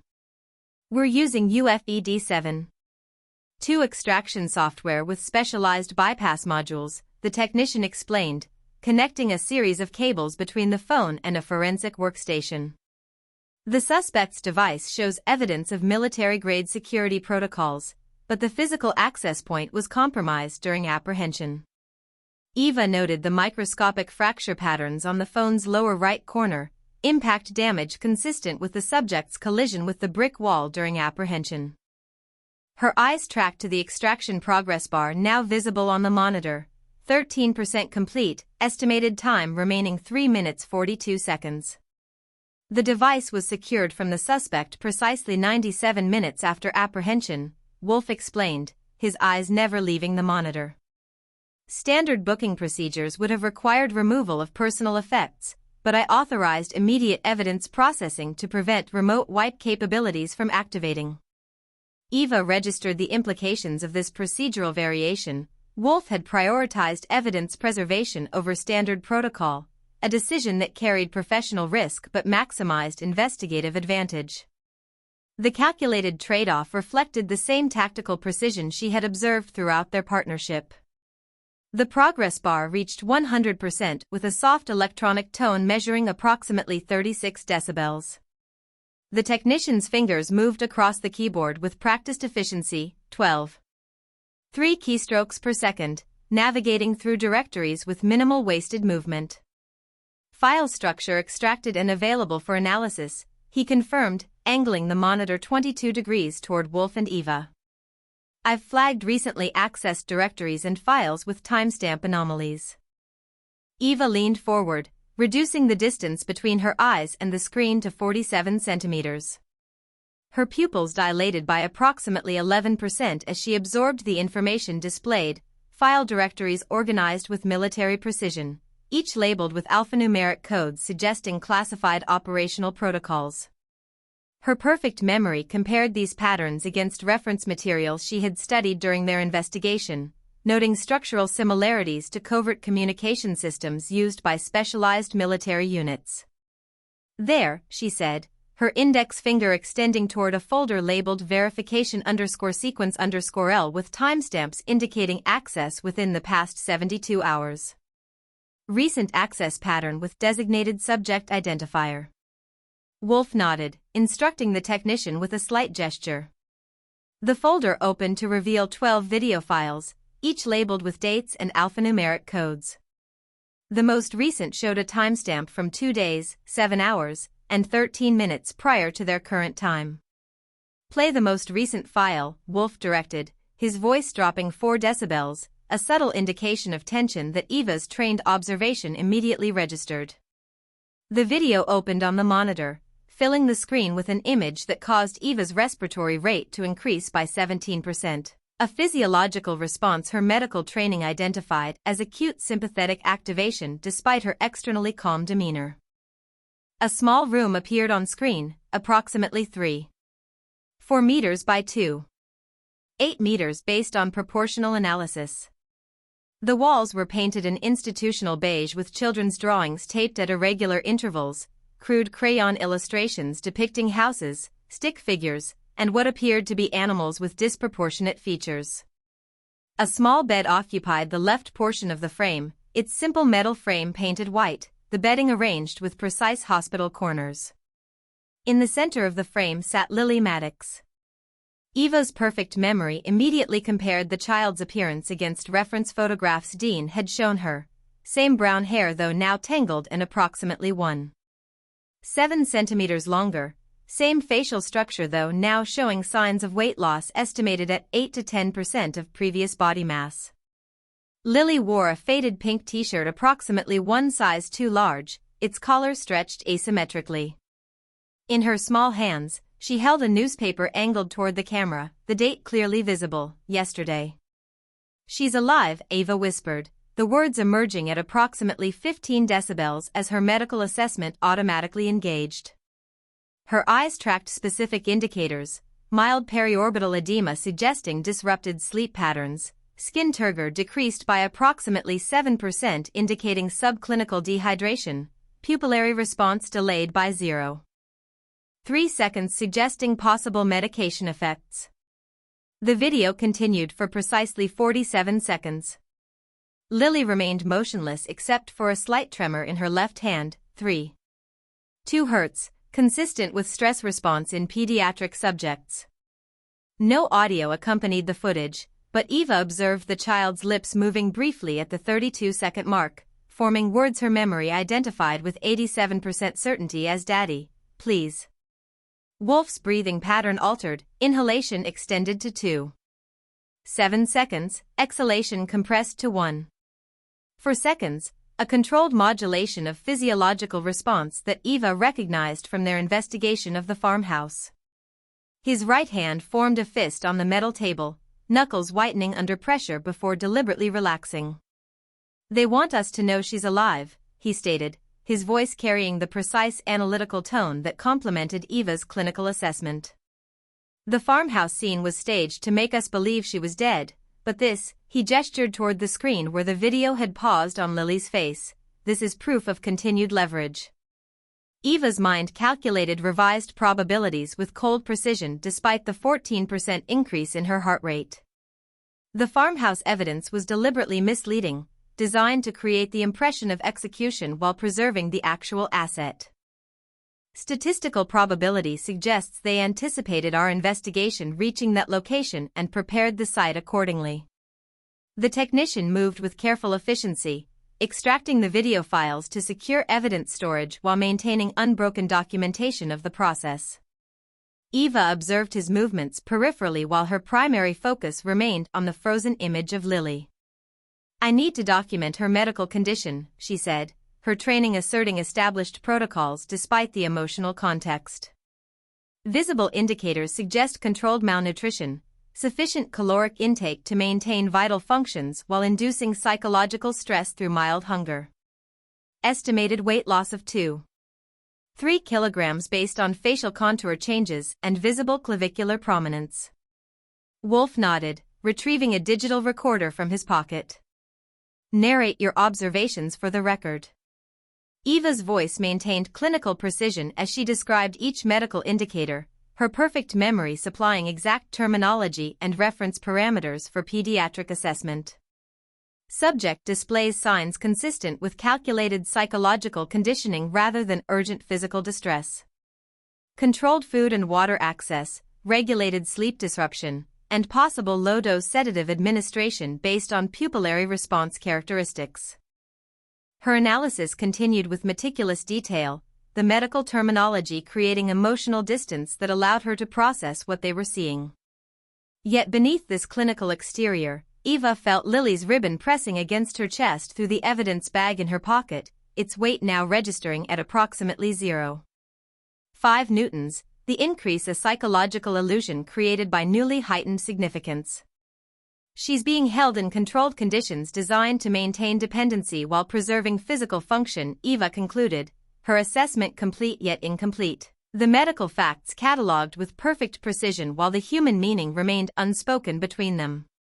Wolf turned to the technician. "Extract everything from this device. I want full analysis of all communications, location data, contacts, everything. Priority authorization code Delta 7. The technician nodded, fingers already moving across the keyboard with increased speed, 14.7 keystrokes per second, 19% faster than his previous rate. "Yes, sir. I'll need approximately 3 hours for comprehensive extraction and preliminary analysis." Eva's eyes remained fixed on Lily's image, her perfect memory ensuring that every detail would remain preserved with unwanted clarity, the fear visible in the child's eyes, the forced stillness of her posture, the drawings on the wall behind her that revealed a mind seeking escape through the only means available to her. "We need to inform Dean," she said, her voice steady despite the statistical calculations now forming in her mind. The probabilities had shifted dramatically, from the near certainty of Lily's death to the complex variables of a rescue operation against unknown opponents in unknown locations. Wolf's expression showed the microscopic shift Eva had learned to recognize as his transition from evidence assessment to operational planning, a 0.4 tightening around the eyes, a 3-degree change in jaw angle. "First we extract everything this phone can tell us," he said, his gaze moving from the screen to Eva with deliberate intent. "Then we find her." Eva nodded once, a precisely vertical movement of 2.7 centimeters. In her mind, the clinical assessment of Lily's condition continued to refine with each review of the visual data, while her hand unconsciously moved to her pocket where the pink ribbon rested, a tangible connection to the child whose face now gazed from the monitor with eyes that had seen too much. 3 hours and 17 minutes had elapsed since the initial extraction of Oro's phone. Eva's pupils had adjusted to the evidence room's harsh lighting, constricting to approximately 2.8 millimeters to optimize visual acuity while minimizing discomfort. The technician had established 4 separate workstations around the central table, each monitor displaying different categories of extracted data, communications, financial records, location history, and encrypted files now rendered accessible through specialized decryption algorithms. Eva stood before the financial records display, her perfect memory cataloging transaction dates, amounts, and routing patterns with mathematical precision while her finger traced invisible connections in the air 7.3 centimeters above the screen surface. "Payments follow a consistent pattern," she observed, her voice pitched at 42 decibels, loud enough for Wolf to hear from his position 1. 3 meters to her right but below the threshold for transmission beyond their immediate vicinity. Transfers occur at 28-day intervals, each preceded by an encrypted message and followed by GPS activity consistent with operational deployment. Wolf nodded, his attention divided between Eva's analysis and his own monitor displaying communication logs. The technician had withdrawn to a workstation in the corner, maintaining chain-of-custody protocols while allowing them investigative privacy.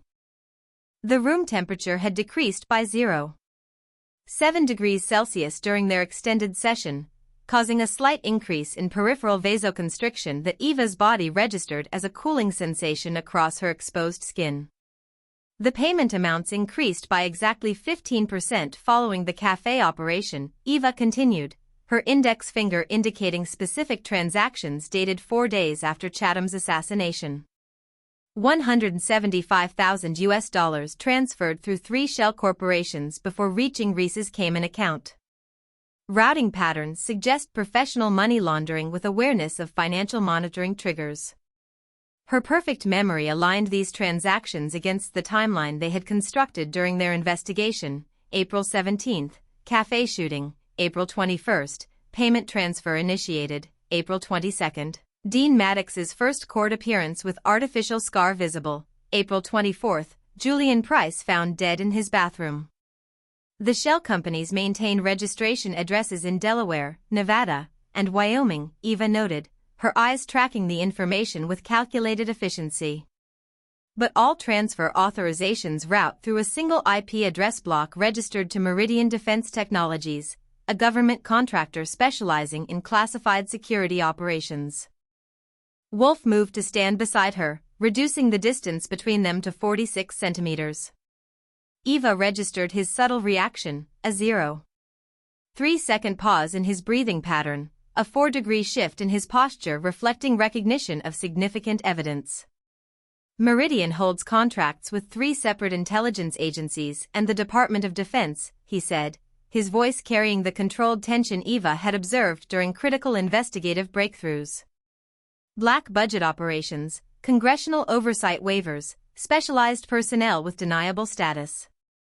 They operate in the gray spaces between agencies.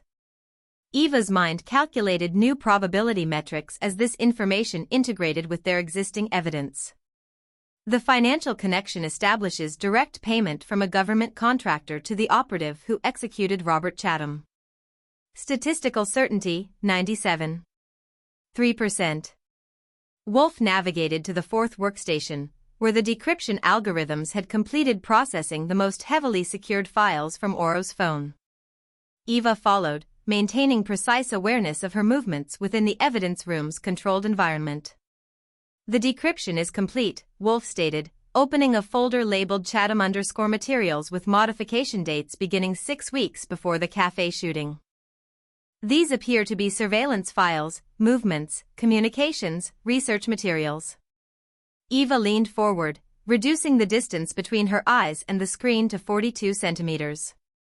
The folder contained dozens of subfolders, each labeled with dates and observation codes consistent with professional intelligence gathering protocols. Her finger moved to a file marked primary_target_research_materials_extraction, dated 3 days before the assassination. Open this one, she directed, her pulse increasing by approximately 7 beats per minute, a physiological response to anticipated discovery that her medical training immediately identified. The file expanded to reveal dozens of document scans, typewritten pages with handwritten annotations, research notes, interview transcripts, and photographic evidence. The header on the first page caused Eva's pupils to dilate by approximately 13%. Classified, project threshold, unauthorized neurological compliance techniques in domestic applications. This is Chatham's exposé, she said, her voice dropping to 28 decibels as the implications registered in her analytical mind. He was preparing to release documentation of classified human experimentation. Eva's perfect memory began cataloging the document's contents as Wolf navigated through the pages. The text described a government program utilizing enhanced psychological conditioning techniques on volunteer subjects at specialized residential facilities located at 5 undisclosed sites across the country. The clinical terminology failed to disguise the fundamental reality her medical training immediately recognized: non-consensual experimentation on vulnerable populations.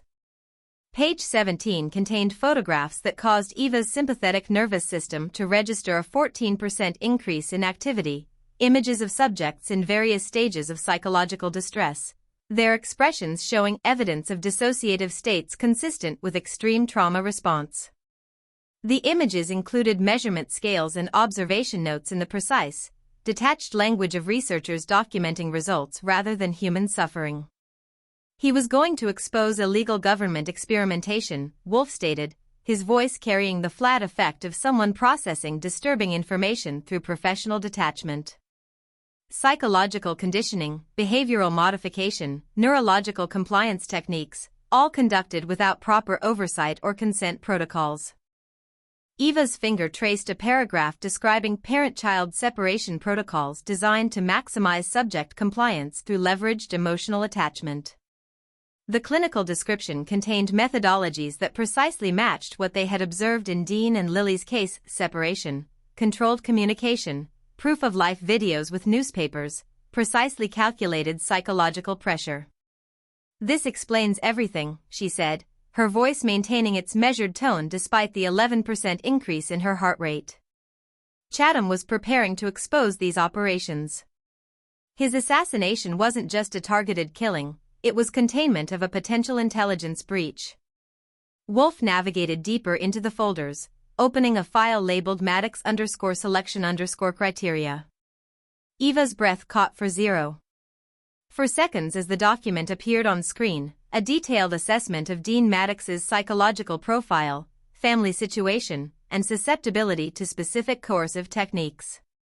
"They didn't randomly choose Dean as a scapegoat," Eva observed, her clinical detachment processing information her emotional systems registered as profoundly disturbing.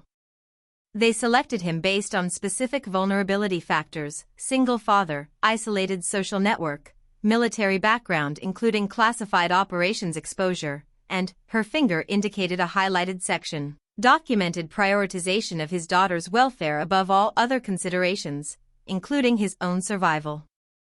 The document included a psychological assessment dated 6 weeks before the café shooting, suggesting surveillance and evaluation had been ongoing well before the operation commenced.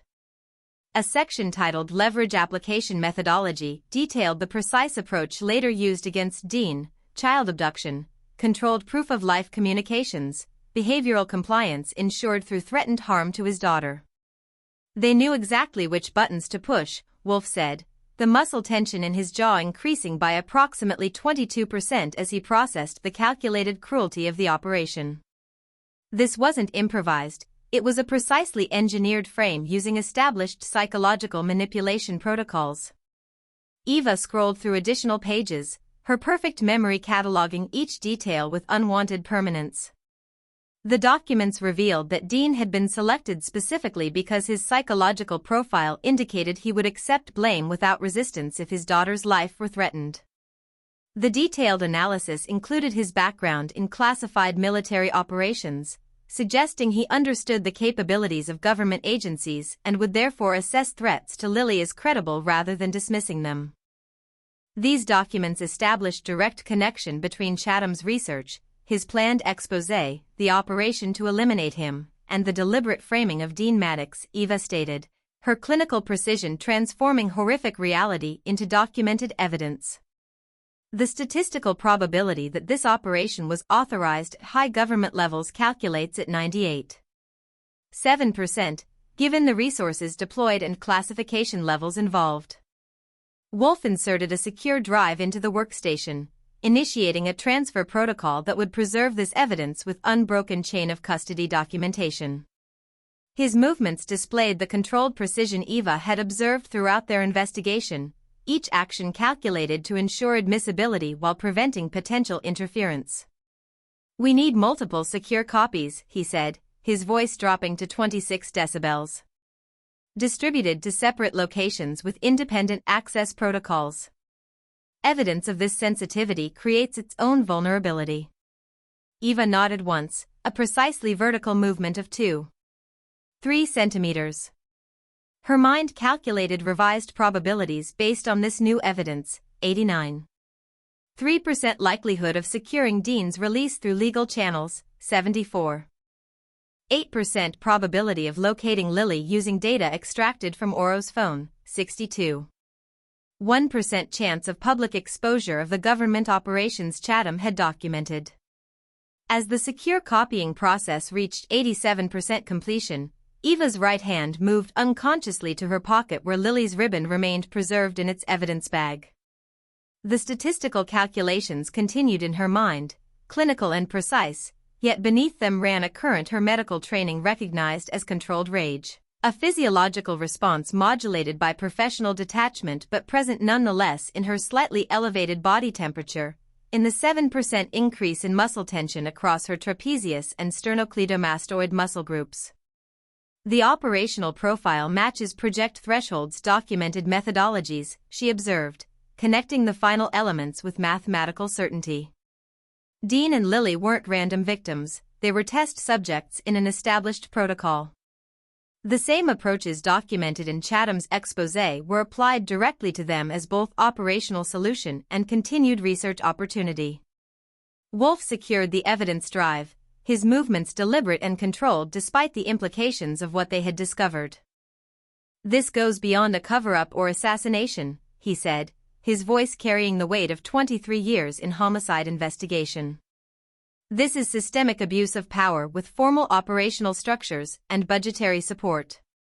Eva's eyes returned to the screen where Lily's face remained visible in a minimized window, the child's forced stillness now contextualized by the documents revealing the calculated methodology behind her captivity.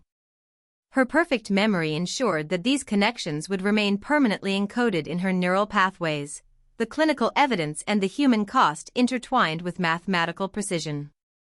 "We have what we need to free Dean," she stated, her voice maintaining its measured cadence despite the weight of their discovery. "And to find Lily." The district attorney's office measured approximately 5.7 meters by 4.2 meters, its walls lined with precisely spaced shelves of legal volumes bound in matching brown leather.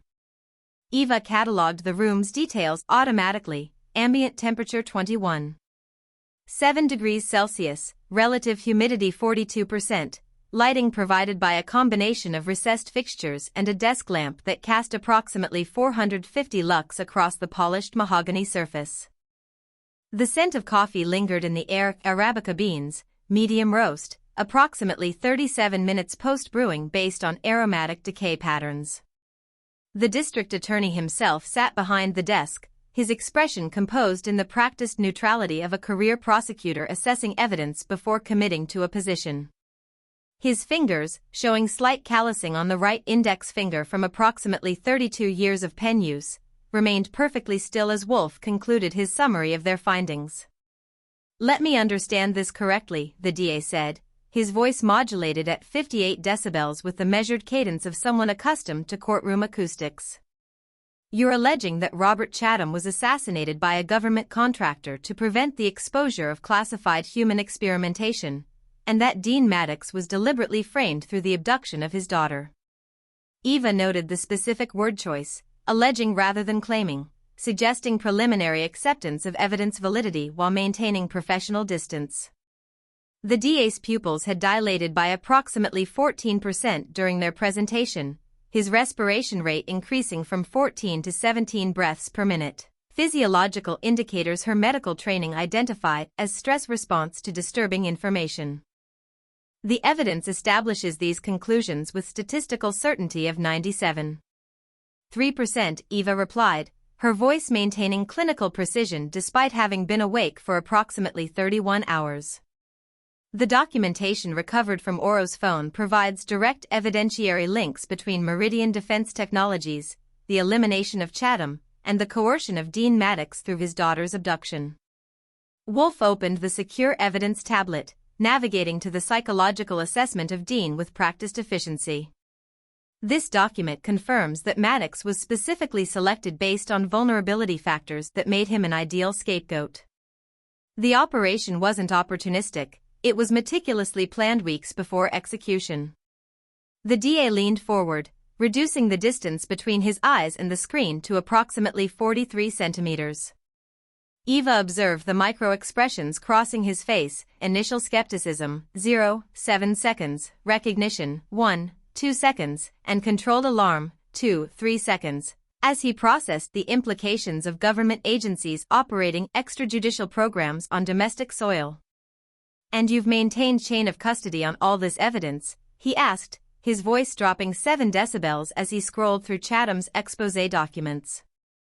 "Unbroken documentation from seizure through extraction and analysis," Wolf confirmed. "The evidence tablet you're holding has never left my physical possession since the files were transferred. 3 additional secure copies exist in separate locations with independent access protocols." Eva watched as the DA reached page 17 of Chatham's document, the section containing photographs of subjects under psychological conditioning. His carotid pulse visibly increased, the vessel dilating by approximately 0.4 millimeters as blood pressure rose in response to the disturbing imagery. These experiments were conducted on American citizens? The question emerged with 8% less volume than his previous statements, the reduction reflecting both discretion and dismay. "Correct," Eva confirmed, her clinical detachment providing contrast to the emotional weight of the evidence. "The documentation indicates 5 operational facilities utilizing various compliance methodologies on subjects selected through specific vulnerability criteria. The approaches documented in Chatham's research precisely match the techniques applied to Dean and Lily Maddox."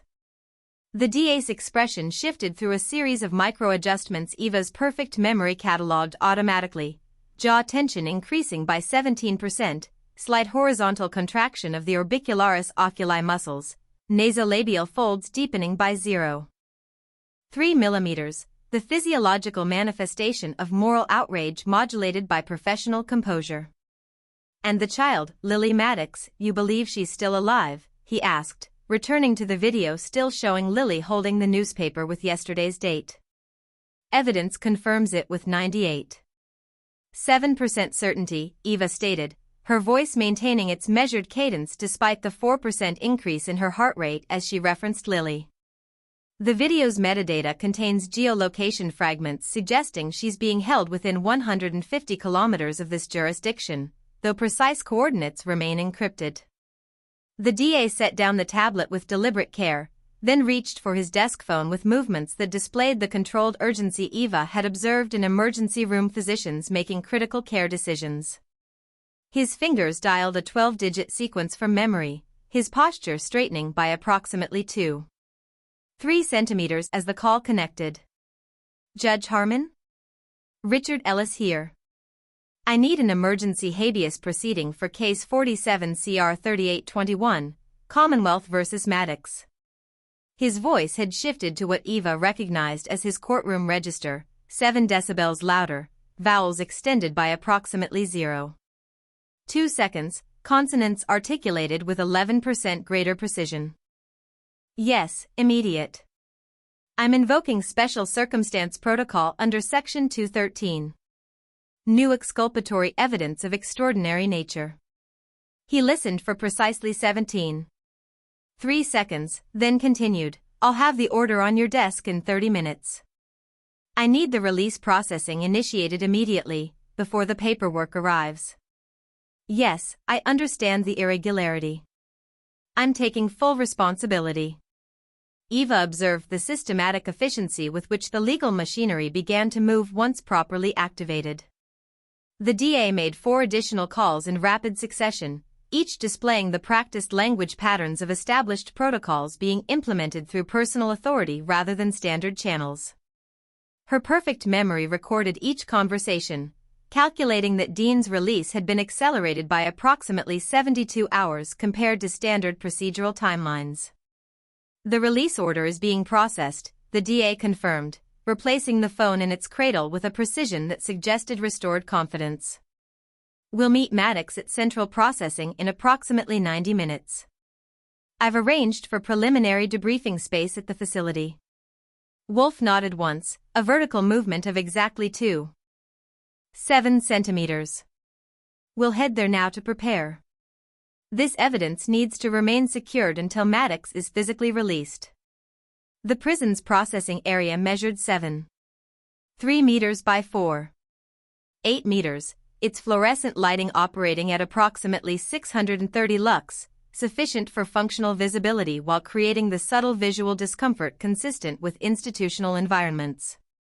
Eva catalogued the space automatically, ambient temperature 23 degrees Celsius, relative humidity 38%, seating provided by molded plastic chairs arranged in 3 rows of 4, each secured to the floor with 11-centimeter bolts. The air carried the distinct olfactory signature of institutional cleaning products, ammonia compounds at approximately 8 parts per million, sufficient to create the perception of cleanliness while masking the underlying human sense of stress and confinement. Eva had positioned herself precisely 3.2 meters from the processing door, her posture maintaining the perfect vertical alignment she had sustained throughout the 4.7-hour waiting period. The tablet containing Lily's video rested on her lap, secured at exactly 90 degrees to her thighs. Her perfect memory calculated that 127 minutes had elapsed since the DA had initiated the release procedures, 37 minutes longer than the estimated timeline, suggesting bureaucratic complications her statistical analysis had predicted with 82% accuracy. The processing door opened with a mechanical buzz measuring approximately 67 decibels, followed by the sound of keys against metal at approximately 34 decibels. Eva's pulse increased by 11 beats per minute despite her externally composed appearance, a physiological response her medical training identified as anticipatory stress combined with sleep deprivation now extending to 36.4 hours. Dean Maddox emerged through the doorway, his movements displaying the same military precision she had observed during their prison visit despite the 87 days of confinement that had visibly altered his physical condition. Eva's medical assessment engaged automatically, weight loss of approximately 12 to 14 kilograms based on facial contour changes and garment fit, muscle mass reduced by an estimated 9% based on gait biomechanics, skin tone showing vitamin D deficiency consistent with limited sun exposure. He wore the same clothes he had been arrested in, dark jeans now hanging loosely from his hips, a black t-shirt that had previously fit precisely now showing approximately 4.7 centimeters of excess fabric across the shoulders. His eyes located Eva immediately, moving past Wolf and the DA to fix on her with an intensity that registered as a measurable increase in pupillary dilation, from 3.7 millimeters to 5.2 millimeters in approximately 0.4 seconds. Eva rose to her feet, maintaining control of the tablet with her left hand while her right unconsciously moved to her pocket where Lily's ribbon remained preserved in its evidence bag.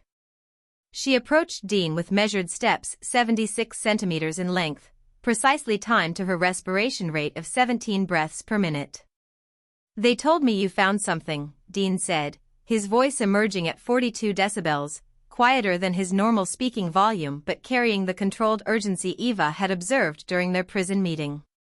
His eyes moved to the tablet in her hands, the micromusculature around his orbits contracting by approximately 0.3 millimeters, an almost imperceptible expression of desperate hope.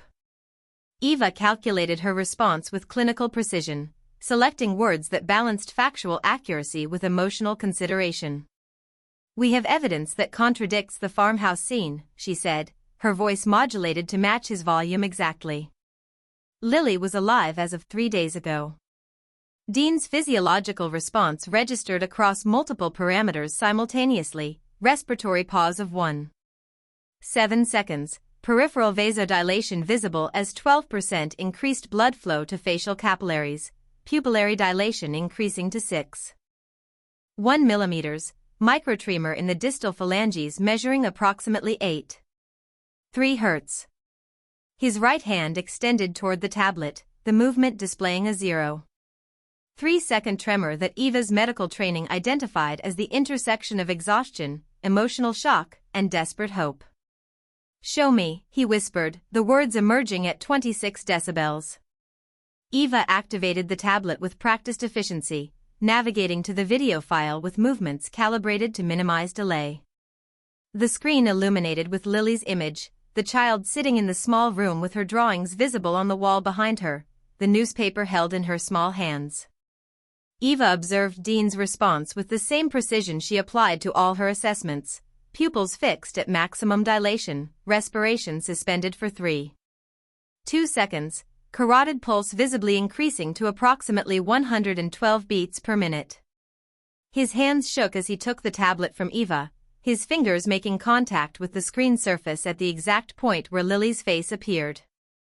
The tremor in his hands measured approximately 9.2 Hz, consistent with profound emotional response rather than neurological dysfunction.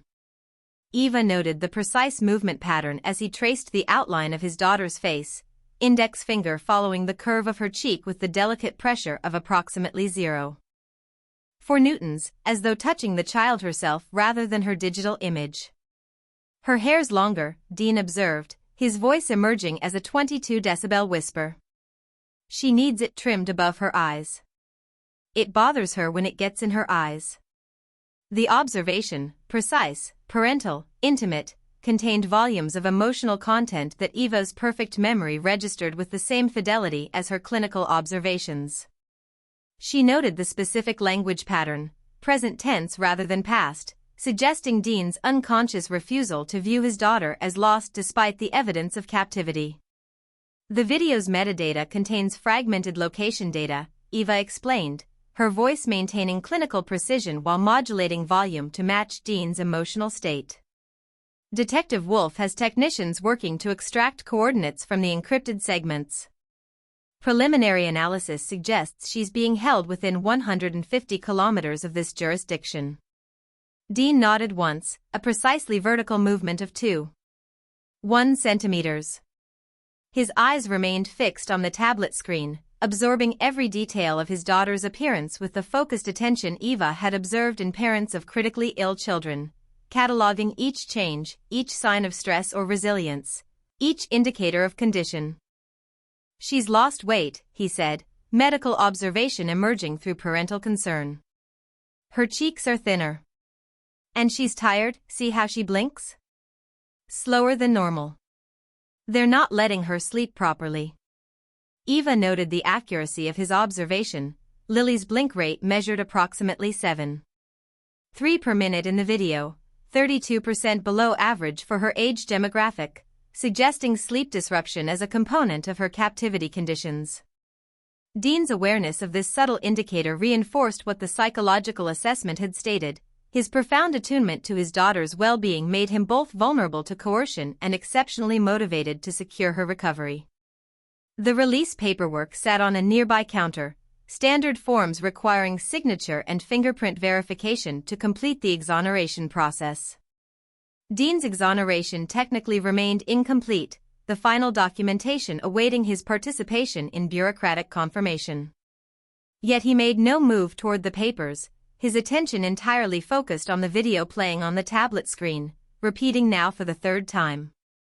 "We need to find her," he said finally, his voice barely audible at 17 decibels. His eyes lifted from the screen to meet Eva's gaze with the same intensity she had observed across the prison visiting room barrier. "Now." Eva nodded once, a precisely vertical movement of 2.7 centimeters. Her perfect memory integrated all the evidence they had gathered, the financial records linking Meridian Defense Technologies to Oro, Chatham's exposé documenting government experimentation, the psychological assessment revealing why Dean had been selected, and now the video confirming Lily remained alive in captivity. "Yes," she replied, the single word carrying the weight of both clinical certainty and personal commitment. In her pocket, Lily's ribbon remained preserved in its evidence bag, its presence registering as both evidence and promise, a connection to the child whose location they would now pursue with the combined precision of Eva's perfect memory, Wolf's investigative expertise, and Dean's unwavering determination to recover his daughter. Chapter 10. The grave. The rain fell in measured intervals, approximately 147 droplets per square meter per second, Eva calculated unconsciously, as Dean Maddox's prison-issue shoes sank into the saturated earth of Oakwood Cemetery. His military posture, maintained through 87 days of wrongful imprisonment, through the psychological torture of his daughter's abduction, through the systematic dismantling of his life, began to fracture with each step toward the small plot marked by a temporary aluminum stake. The cemetery spread before him in precise rows, established headstones standing in geometric formation like soldiers at attention, while Lily's hastily prepared grave disrupted the pattern, fresh earth piled in a modest mound, already darkening as the rain penetrated its surface. Dean's clothes, the same ones he had worn during the café shooting, returned to him upon release, hung from his frame like borrowed garments. The black t-shirt now sagged across shoulders that had lost 14.3% of their muscle mass during his incarceration. The jeans, once fitted with military precision, now required a makeshift cinch with a length of cord threaded through the belt loops. Water had soaked through every fiber, adding weight to his already burdened steps. Eva stood 17.4 meters away, the optimal distance to observe while maintaining respectful separation. Her black umbrella created a perfect circle of dryness measuring 1.2 meters in diameter. She watched as Dean's normally exact stride, 76 centimeters from heel to heel during their prison visits, gradually lost its precision. His right foot dragged slightly on the third step, caught momentarily on a tussock of cemetery grass. His left shoulder dropped 2.3 centimeters below its usual alignment on the seventh step. By the 12th step, the military bearing had visibly eroded, like sandstone under persistent water. The cemetery occupied 3.7 hectares of rural land, its perimeter marked by iron fencing dating to approximately 1887 based on the architectural style and oxidation patterns. Eva noted the precision of the established grave plots, equidistant markers arranged in rows with 1.8-meter spacing, their weathered surfaces indicating decades or centuries of exposure. The contrast with Lily's grave registered as statistical anomaly, a disruption in the cemetery's established pattern, the temporary marker lacking the permanence of the surrounding monuments. Dean's progression toward the grave continued with decreasing steadiness. Eva observed the physiological indicators of acute grief response, increased tension in the trapezius muscles causing his shoulders to rise by approximately 0.7 centimeters, respiration pattern showing irregular intervals between 1.7 and 3.2 seconds, hands transitioning from controlled fists to fingers splayed with microscopic tremors at 8.3 Hz. The rain intensified to approximately 162 droplets per square meter per second, the increased precipitation matching the escalation in Dean's visible distress. 17 steps from the grave, Dean's pace slowed to approximately 0.4 meters per second, 47% slower than his approach velocity. Eva adjusted her stance, shifting her weight to her left foot as she continued her observation. Her perfect memory recalled the moment 41 hours earlier when they had found Lily's body, statistical probabilities rendered irrelevant by the cold certainty of mortality, Dean's desperate hope transforming to devastation in precisely 0.7 seconds as recognition registered in his dilated pupils. The temporary marker stood 73 centimeters tall, its aluminum surface reflecting the gray light in dull patches where rain hadn't yet oxidized the metal. The engraving was simple: Lily Maddox 2015 to 2023 beloved daughter. No epitaph, no poetic farewell, just the essential facts rendered in standardized font. The marker leaned 7 degrees from vertical, its base inadequately secured in the soft earth, a temporary placeholder until permanent arrangements could be made. Dean reached the grave's edge, his shoes now submerged 3.1 centimeters into the softened soil. His breathing pattern altered, inhalation extended to 4.3 seconds, exhalation shortened to 1.7 seconds, the irregularity indicating suppressed sob response. Eva recognized the physiological battle between military conditioning and parental grief, the competing neural pathways creating visible tension across his facial musculature. The rain plastered his hair to his scalp, creating rivulets that tracked precise paths down his temples, along the artificial scar that remained visible beneath his left eye, the mark forced upon him to ensure witnesses would identify him as Chatham's killer. Water collected at his jawline before dropping onto his already saturated shirt at intervals of 3.2 seconds. For 47 seconds, Dean remained motionless at the grave's edge, his posture now showing 22% deviation from optimal vertical alignment. Then, with a movement that combined both surrender and intent, he lowered himself to his knees beside the fresh mound. The mud immediately soaked through his prison-issue pants, the contact creating a distinct sound at approximately 32 decibels, audible to Eva even at her distance thanks to the acoustic properties of the open cemetery and the relative absence of competing noise. Eva observed as Dean's composure, maintained through torture, imprisonment, and false accusation, finally fractured completely. His shoulders began to shake, the tremors occurring at frequencies between 3.7 and 4.2 Hz, consistent with severe emotional distress modulated by residual self-control. His head bowed toward the temporary marker, reducing the angle between his cervical spine and the horizon to approximately 47 degrees. The rain intensified again, now measuring approximately 183 droplets per square meter per second. Eva adjusted her grip on the umbrella handle, applying 0.3 newtons of additional pressure to compensate for the increased weight of accumulated water. She noted that the rainfall created a visual effect around Dean's kneeling form, a halo of tiny impacts in the mud, each droplet creating a perfect circular depression approximately 0.4 centimeters in diameter before being absorbed into the saturated earth. Dean's tears became visible despite the rain, distinguishable by the distinct paths they carved through the rainwater already tracking down his face. Eva's medical training allowed her to identify the difference. Tears contained 1.3% salt concentration, altering the refraction of light by approximately 0.002% compared to rainwater, sufficient for her perfect vision to detect the distinction.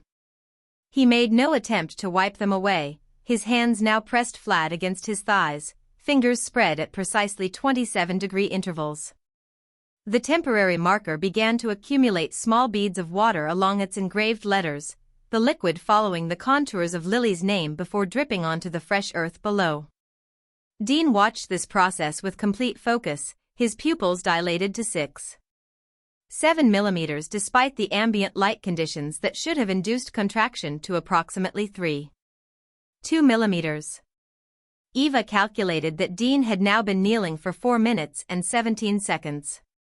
Her perfect memory supplied the medical knowledge that sustained kneeling on saturated ground would reduce his core temperature by approximately 0.7 degrees Celsius within 30 minutes, potentially leading to mild hypothermia if extended beyond 2 hours. Yet she made no move to interrupt his grief, recognizing the statistical improbability, less than 0.3%, that he would willingly leave his daughter's graveside without completing whatever internal process was now unfolding. The cemetery remained empty except for the two of them, the rain and the Wednesday afternoon timing ensuring privacy for Dean's grief. Eva remained motionless under her umbrella, a solitary black circle amid the gray landscape, while Dean knelt before the grave, his prison release attire now indistinguishable from the mud surrounding Lily's final resting place. The pink ribbon emerged from Dean's pocket, the bright color startling against the monochrome landscape of mud and rain. His fingers trembled at 9.7 Hz as he withdrew it, a frequency Eva recognized as indicating profound emotional distress rather than mere cold exposure. The ribbon measured approximately 17 centimeters in length, its once crisp edges now softened from handling. Eva watched as Dean carefully smoothed the fabric across his palm, his movements suddenly precise again, as though preparing tactical equipment for deployment rather than placing a memento at his daughter's grave. The ribbon's shade matched exactly the one visible in the photographs they had found during their investigation, Lily's favorite hair accessory, according to Dean's descriptions during their prison interviews. The same shade as the ribbon fragment Eva had collected from the fence post at the farmhouse, now preserved in an evidence bag pressed against her chest in her coat pocket. Dean held the ribbon for 23.7 seconds, his thumb moving across its surface in a repeating pattern, 3 strokes left to right, pause for 1.2 seconds, 3 strokes right to left. His eyes remained fixed on the small scrap of fabric, pupils dilated to maximum capacity despite the ambient light conditions. Eva noted the controlled breathing pattern he initiated, military precision temporarily reasserting itself through the physiological response of 3-count inhalation, 5-count hold, 3-count exhalation. With movements suddenly steady despite his emotional state, Dean leaned forward and placed the ribbon at the base of the temporary marker. His fingers arranged it with mathematical precision, centered at the aluminum stake's midpoint, the ends folded under at identical 42-degree angles, the visible portion measuring exactly 12.7 centimeters. The rain immediately began to darken the fabric, saturating the fibers at a rate of approximately 0.4 milliliters per second. Dean's right hand extended toward Lily's engraved name, his index finger making contact with the first letter.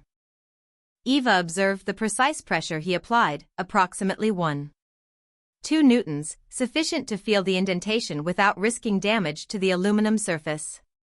His finger traced each letter with methodical care, L1, 7 seconds, I0, 8 seconds, L1, 7 seconds, Y2, 1 seconds. A small collection of debris had gathered in the engraved letters, mud particles, a fragment of leaf approximately 0.3 centimeters in length, and rainwater creating slight oxidation along the cut edges. Dean's fingers moved with unexpected gentleness, clearing each letter with the same attentive precision Eva had observed in neonatal nurses handling premature infants. His breathing synchronized with the movement, inhale during cleaning, exhale between letters, the pattern creating a rhythm as methodical as a medical procedure. For 147 seconds, Dean remained silent, his focus entirely on the physical task of maintaining Lily's name.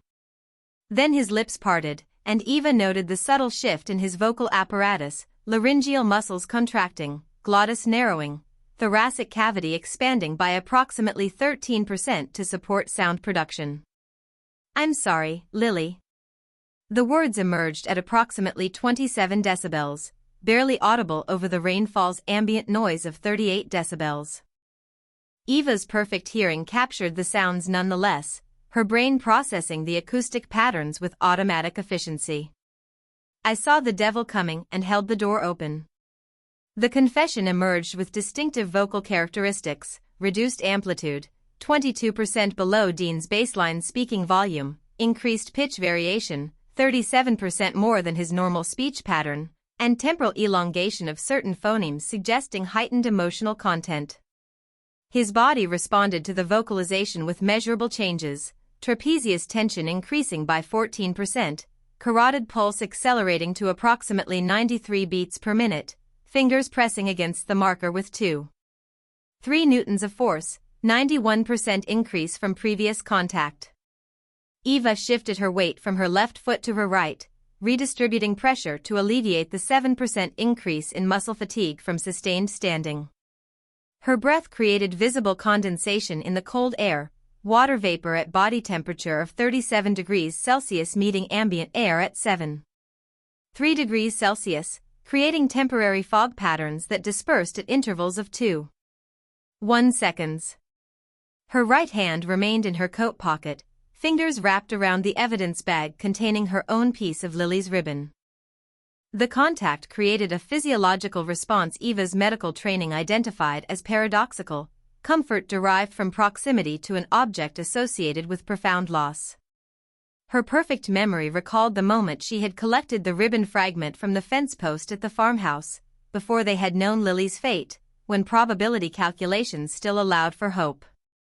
Dean's voice continued at intervals, fragments of one-sided conversation emerging between his increasingly irregular breathing. "Remember when you the red jelly beans first saved the black ones for me. Your socks never matched. Said matching was boring. Always right." Should have protected you. My job. The only job that mattered.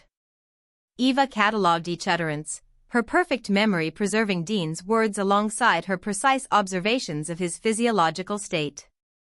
His body now exhibited the complete absence of military bearing that had defined him throughout the trial and their prison meetings. His shoulders curved inward at approximately 32 degrees from optimal posture, his head bowed to create a 57-degree angle with his spine, his knees sunk 7.3 centimeters into the saturated earth. The contrast registered in Eva's analytical mind with statistical clarity. During Dean's trial, his posture had maintained 97% alignment with military ideal despite the psychological pressure of false accusation and forced compliance. His expression had shown deviation of less than 0.4 millimeters from neutral position throughout witness testimony. His hands had remained steady at all times, positioned precisely at 90-degree angles to his thighs when seated. Now, those same hands trembled visibly as they moved from the marker to press against his face. His shoulders shook with silent sobs that Eva's observational precision measured at frequencies between 1.7 and 2.3 hertz.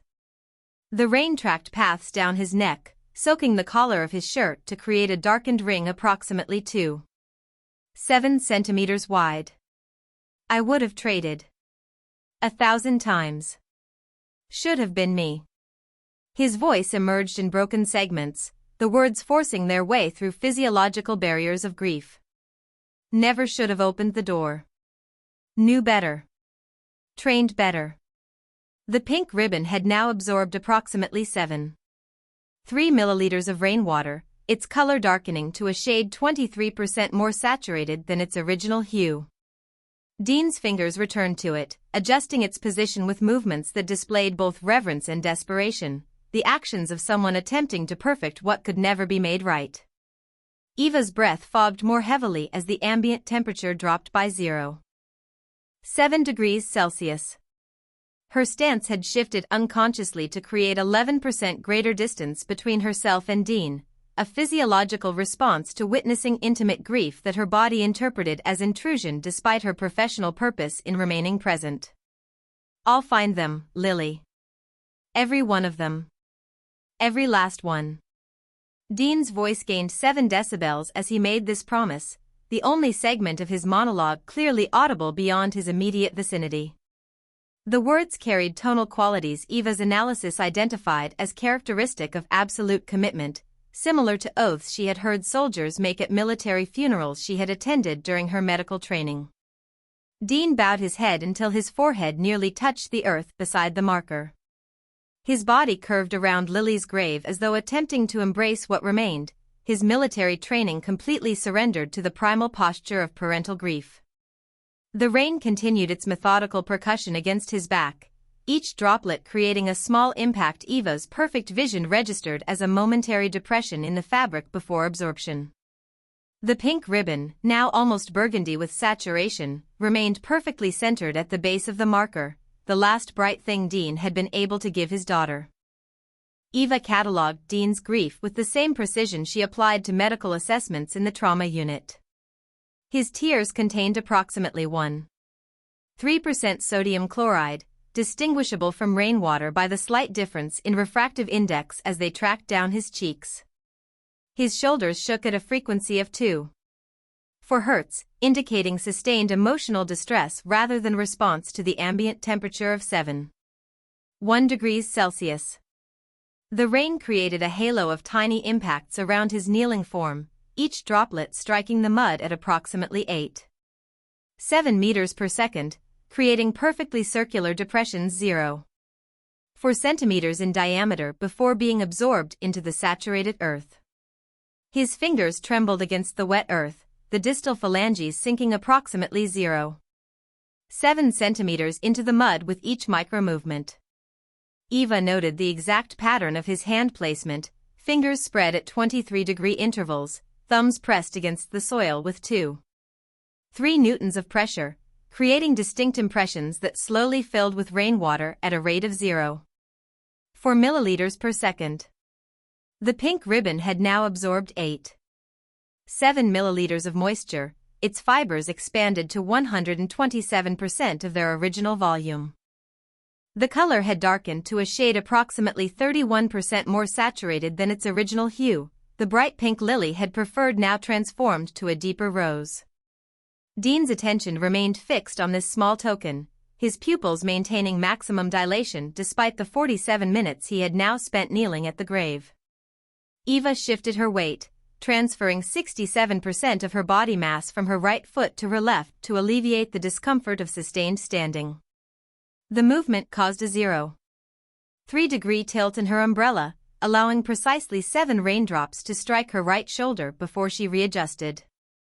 The moisture penetrated her coat fabric at a rate of approximately 0.7 millimeters per second, creating a cold spot against her skin that registered at 2.3 degrees below her surface temperature. She had now maintained her observational position for 51 minutes and 47 seconds. Her perfect memory calculated that Dean's core temperature had likely decreased by 0.9 degrees Celsius during his prolonged exposure, approaching the threshold for mild hypothermia.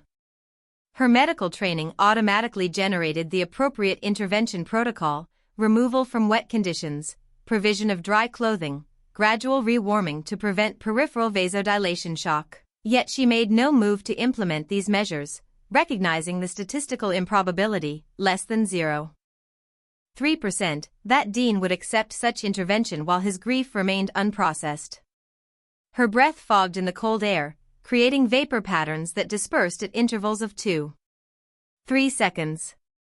Eva observed how the water molecules transitioned from gas to visible suspension, then back to invisible distribution, a precise physical process that contrasted with the messy, non-linear nature of human emotion playing out before her. Dean remained kneeling, his posture now showing 37% deviation from optimal vertical alignment. His head bowed at a 63-degree angle from his cervical spine, creating stress on the C4-C5 vertebral junction that Eva's medical knowledge identified as potentially causing 24 to 48 hours of cervical myalgia once the endorphins of acute grief subsided.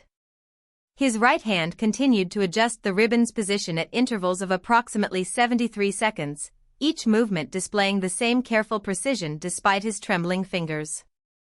Eva's right hand remained in her coat pocket, fingers wrapped around the evidence bag containing her own fragment of Lily's ribbon. The plastic crinkled slightly as she applied 1.7 newtons of pressure, a subconscious physical response to witnessing Dean's raw vulnerability. Her perfect memory supplied the exact moment she had collected this evidence, the brief surge of hope, heart rate increased by 7 beats per minute, pupil dilation of 23%, when finding the ribbon suggested Lily might still be alive. The statistical analysis formed in Eva's mind with unwanted clarity. Their investigation had required 87 days to complete. Lily had survived approximately 84 days in captivity before her captors had determined her continued existence represented an unacceptable liability. The difference, just 72 hours, represented the mathematical margin between rescue and tragedy. Eva's perfect memory calculated that with optimal efficiency, they might have reduced their investigation timeline by 37 to 42 hours, potentially sufficient to alter the outcome, yet statistically insignificant given the variables beyond their control. Justice had been served with Dean's exoneration, with Oro's capture, with the exposure of the government conspiracy behind Chatham's assassination. Yet the judicial victory remained hollow, the scales unbalanced by Lily's absence. Eva's analytical mind processed this contradiction with the same precision she applied to all data. Justice delayed beyond a critical threshold became justice denied, regardless of eventual outcome. Rain continued to fall at approximately 177 droplets per square meter per second. Eva noted that Dean had now been kneeling for 57 minutes and 23 seconds, his clothing saturated to approximately 173% of its dry weight. His whispering had ceased approximately 14 minutes ago, replaced by the steady rhythm of his breathing, inhalation for 2.7 seconds, exhalation for 3.2 seconds, the pattern suggesting the transition from acute emotional expression to sustained grief response. Eva calculated that she had fulfilled her observational obligation, having verified Dean's safety despite his physical discomfort, having documented his grief response for potential future therapeutic intervention, having maintained appropriate witness to his daughter's memorial. Her continued presence now registered as potential intrusion rather than necessary support, the statistical probability suggesting Dean required privacy for the next phase of his grieving process. With methodical precision, she adjusted her grip on the umbrella handle, applying 0.2 newtons of additional pressure to compensate for the accumulated weight of rainwater on its surface. Her right foot pivoted 47 degrees, initiating movement along the cemetery path with her characteristic stride length of 76 centimeters. The gravel beneath her shoes produced sounds measuring approximately 27 decibels, each footfall creating a distinct acoustic signature against the background noise of rainfall at 38 decibels. After proceeding 7.3 meters along the path, Eva paused, rotating her torso 38 degrees to observe Dean's figure one final time. He remained kneeling at the grave, his form now registering as a darker gray against the lighter gray of the cemetery landscape, the pink ribbon the only element retaining distinct coloration despite its darkened state. The distance between them, now 24.7 meters, created both physical and emotional separation that Eva's analytical mind processed as appropriate given their respective roles. Her investigation had delivered partial justice, Dean's freedom, the identification of those responsible, the exposure of the conspiracy that had claimed both Chatham's life and Lily's. Yet the fundamental injustice remained beyond correction, beyond statistical remedy, beyond the precise calculations that had guided their investigation. Eva turned away, resuming her progress along the path.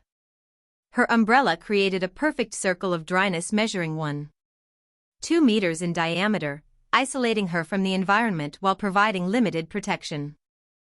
The rain struck its surface at approximately 183 impacts per second, creating a steady percussion that matched her precisely timed footfalls.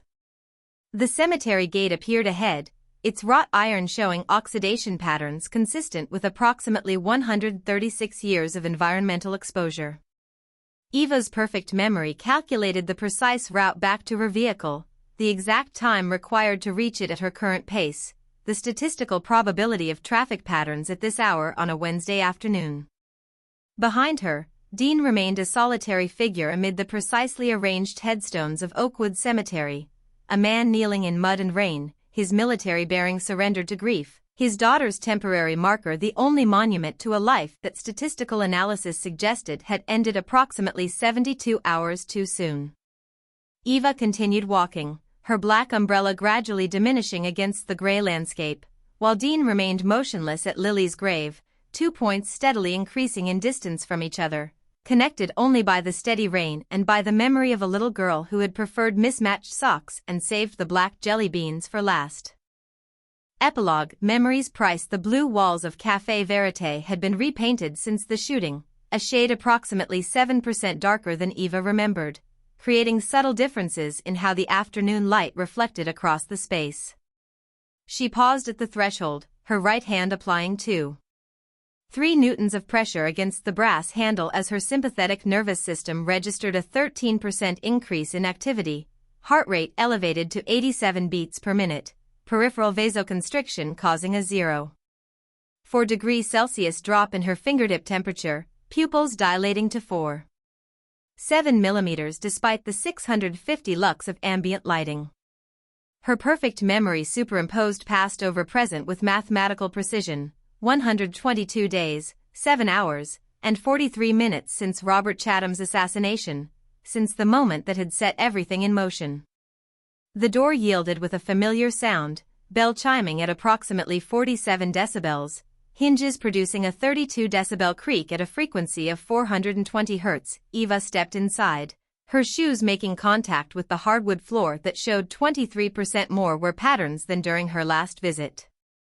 Her olfactory receptors processed the ambient scents, Arabica beans at approximately 170 degrees Celsius producing complex aromatic compounds, cinnamon from the morning's pastries lingering at 4 parts per million, cleaning solution, primarily citrus terpenes, applied 5.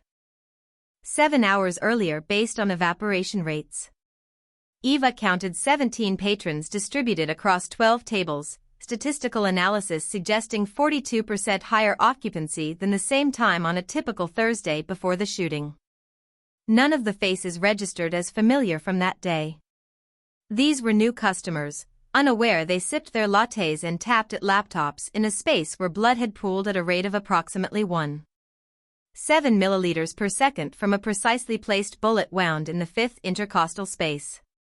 The central espresso machine hissed at 58 decibels as Eva proceeded to the counter, her stride maintaining exactly 76 centimeters despite the 9% increase in muscle tension across her quadriceps and gastrocnemius muscle groups.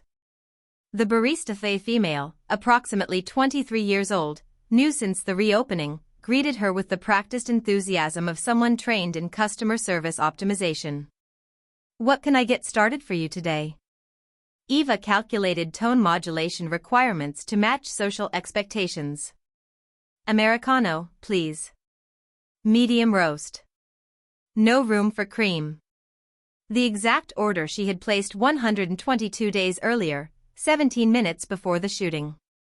"For here or to go?" the barista asked, already reaching for a ceramic mug, white, 340 milliliters capacity, wall thickness of approximately 0.7 centimeters, providing optimal heat retention properties. "For here," Eva replied, her voice maintaining steady amplitude despite the continued elevation of her heart rate to 89 beats per minute. As the barista prepared her drink, Eva surveyed the café with clinical precision. The tables had been rearranged, average distance between seating areas increased by 13.7 centimeters, creating improved movement pathways but reducing maximum occupancy by approximately 3 customers. The lighting fixtures remained identical, though 2 bulbs had been replaced with LEDs emitting light at 4,100 K rather than the previous 3,700 K. The ambient music, jazz, saxophone forward composition at 42 decibels, played from speakers positioned at different angles than before, creating altered acoustic dispersion patterns throughout the space. Her gaze settled on the window table, her table, positioned exactly 4.7 meters from the counter, offering optimal sightlines to both the main entrance and the rear service door through which the actual assassin had entered. Statistical analysis suggested a 97.3% probability that management had deliberately preserved this specific table's positioning despite the overall layout changes. "Here you go," the barista said, placing the Americano on the counter. "That'll be $4.25. Eva processed the transaction with mechanical efficiency, her fingers extracting precisely the correct amount from her wallet. The coffee registered at approximately 83.2 degrees Celsius as she lifted the mug, steam rising in a pattern her perfect memory matched to fluid dynamics equations with 99.7% accuracy. She approached the window table with measured steps, each one bringing her closer to the exact position from which she had witnessed Chatham's death. The chair scraped against hardwood at approximately 37 decibels as she pulled it back, the same chair, Eva noted, recognizing a distinctive pattern of wear on the left armrest that her memory catalogued as unchanged from 122 days earlier. As she took her seat, Eva's perfect memory activated with unwanted precision. The angle of sunlight through the window matched within 3.2 degrees, creating nearly identical shadow patterns across the tabletop. The ambient temperature of 21.3 degrees Celsius varied by only 0.7 degrees from that morning. The sensory similarities triggered an involuntary cascade of recall. Chatham seated 7.3 meters away, coffee cup raised 12 centimeters from the table surface. Dean Maddox entering at precisely 8:32 a.m., his movements displaying the controlled tension of someone operating under duress. The ceiling shot at 8:34 a.m., sound measuring 112 decibels, creating predictable startle responses in all patrons, pupillary dilation, involuntary muscle contractions, vestibular disorientation lasting between 3 and 7 seconds. Her fingers wrapped around the warm ceramic, the tactile sensation triggering further recall with ruthless clarity. Her peripheral vision had captured it, a reflection in a spoon resting on the adjacent table, the serpent tattoo visible for precisely 0.8 seconds as a hand extended from behind Chatham, the distinctive curved head and gold-infused scales registering in her perfect memory despite her conscious attention being directed elsewhere. The hiss of the espresso machine overlapped in her perception with the memory of Chatham's final breath, air escaping punctured lung tissue at approximately 27 decibels. The clink of cups against saucers merged with the sound of the bullet impacting Chatham's thoracic cavity at velocity sufficient to create 7.3 joules of energy transfer. Murmured conversations blended with the chaotic voices from that day, someone shouting "Get down," at approximately 87 decibels, a woman's scream measuring 93 decibels from 2.3 meters to her right. Eva noted her body's physiological response with clinical detachment. Pulse increased to 97 beats per minute, respiration rate elevated to 19 breaths per minute. Gastrointestinal motility decreased by approximately 23% due to autonomic nervous system stress response. Her fingers trembled against the mug at a frequency of 8.7 Hz, causing ripples in the coffee's surface that formed concentric circles expanding at a rate of 3.2 centimeters per second. She initiated countermeasures automatically, diaphragmatic breathing at controlled intervals of 4 seconds inhalation, 7 seconds hold, 8 seconds exhalation. This reduced her heart rate by approximately 4 beats per minute after 3 complete cycles. Her left hand pressed against the table with precisely 2.7 newtons of pressure, creating a grounding sensory input that helped override the memory cascade. The statistical paradox of her perfect memory registered with familiar clarity, the same neural pathways that had preserved crucial evidence, the exact trajectory of Chatham's wound proving Dean couldn't have fired the shot, the precise glimpse of the serpent tattoo identifying Oro, also ensured she would never escape the horror of what she had witnessed.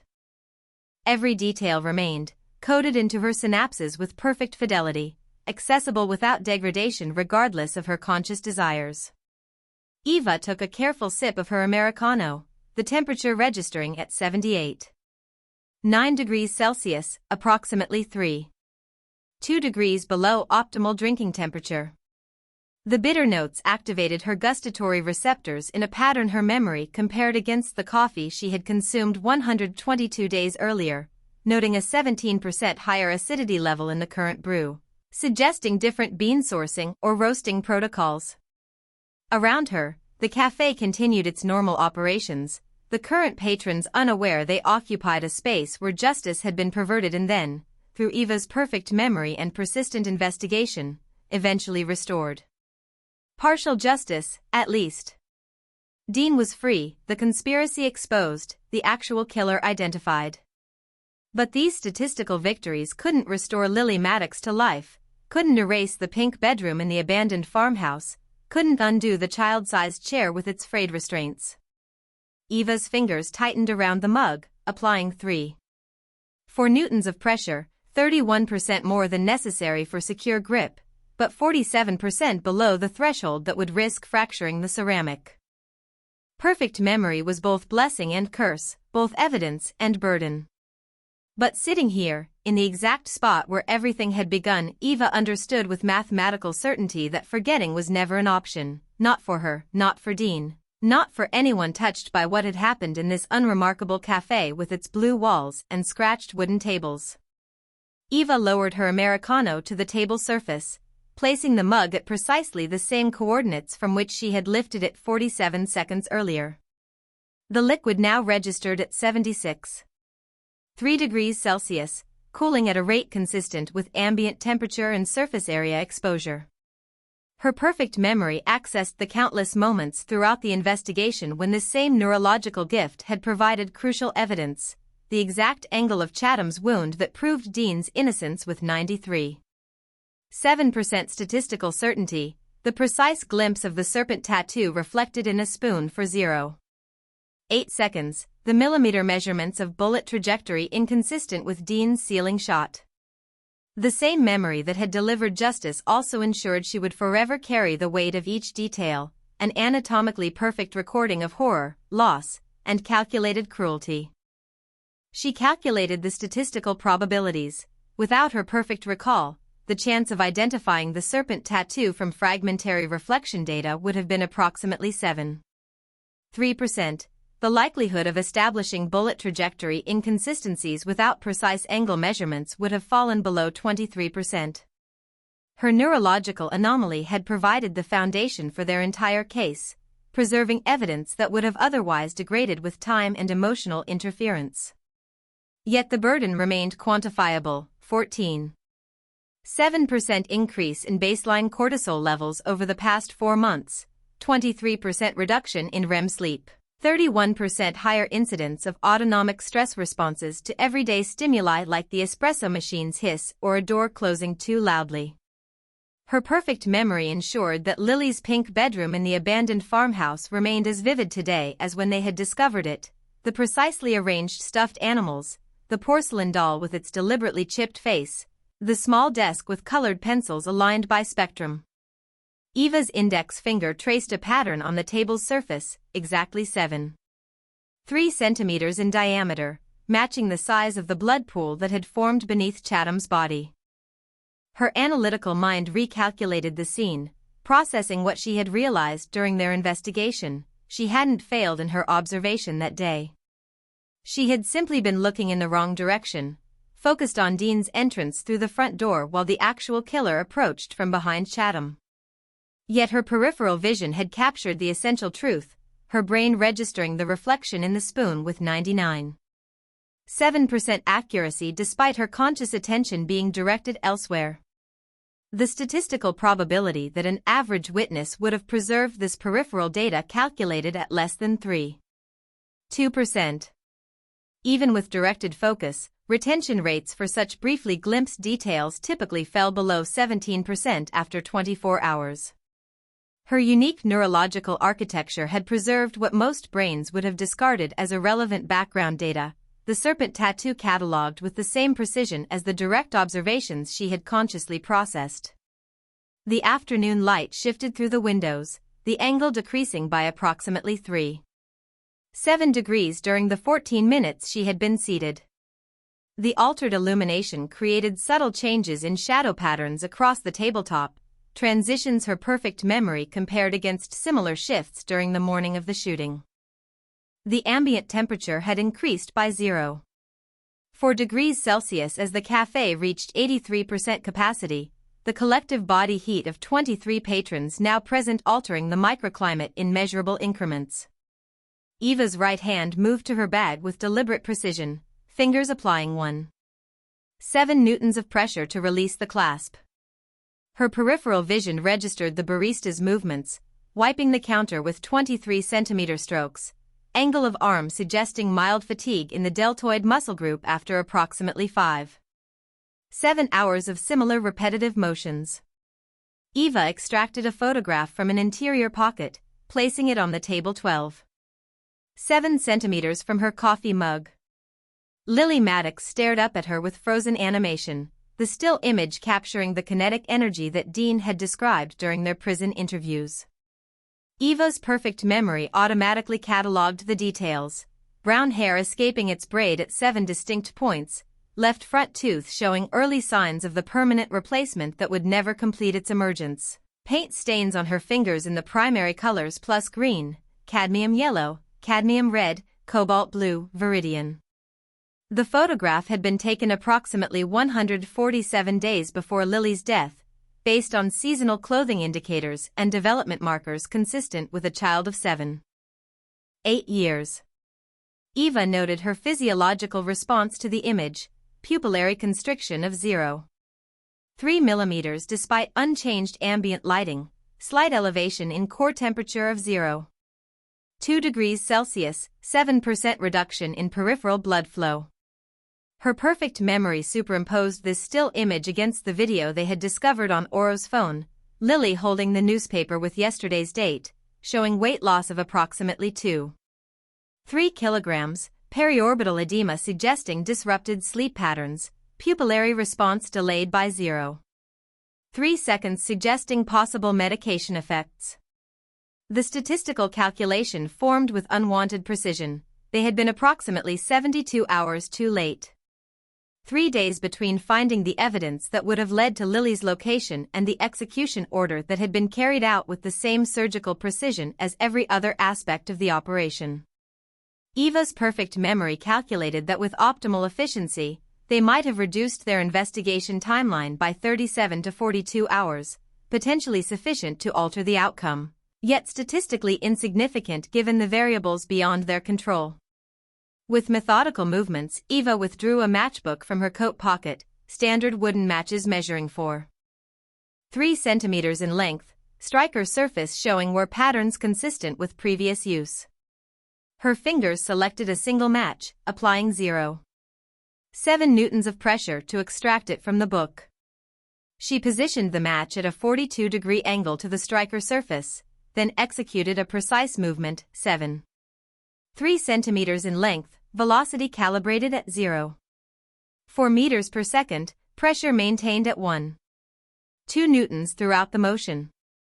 The match ignited at approximately 760 degrees Celsius, creating a small teardrop-shaped flame 1.7 centimeters in height. Eva observed the combustion process with clinical precision, oxygen molecules interacting with phosphorus sesquisulfide at the match head, creating an exothermic reaction that transferred to the wooden shaft at a rate of 0.3 centimeters per second. Her left hand secured the photograph at one corner while her right positioned the flame at the opposite edge. The paper ignited after 1.2 seconds of contact, the flame spreading across the surface at approximately 0.7 centimeters per second. Eva monitored the combustion process with her characteristic attention to detail, the cellulose fibers blackening as molecular bonds broke at temperatures above 233 degrees Celsius, the photographic emulsion bubbling briefly before vaporizing, the paper curling as differential heating created tension between upper and lower surfaces. The flame cast approximately 23 lumens of illumination in a radius of 47 centimeters, causing a 7% increase in localized light levels. Smoke rose in precisely calculated convection patterns, thin tendrils ascending at approximately 0.3 meters per second, carrying carbon particles and chemical compounds from the photograph's incineration. The ambient ventilation in the café dispersed the smoke at a rate sufficient to prevent activation of fire detection systems positioned 3.7 meters above the table surface. Eva's respiratory rate increased to 18 breaths per minute as she observed the gradual destruction of Lily's image, not an act of forgetting, which her perfect memory rendered impossible, but a deliberate ritual of acknowledgement. The statistical certainty remained, justice had been partial, incomplete, fundamentally insufficient to balance the equation of Lily's loss. Yet this calculated act of remembrance represented the closest approximation to closure available within the parameters of Eva's neurological architecture. As the final portions of the photograph blackened and curled, Eva's perfect memory preserved the image with unwavering fidelity, Lily's smile, her mismatched socks, her paint-stained fingers that would never create another drawing. The ash scattered across the table in a pattern Eva's analytical mind calculated as consistent with the combustion properties of photographic paper weighing approximately 240 grams per square meter.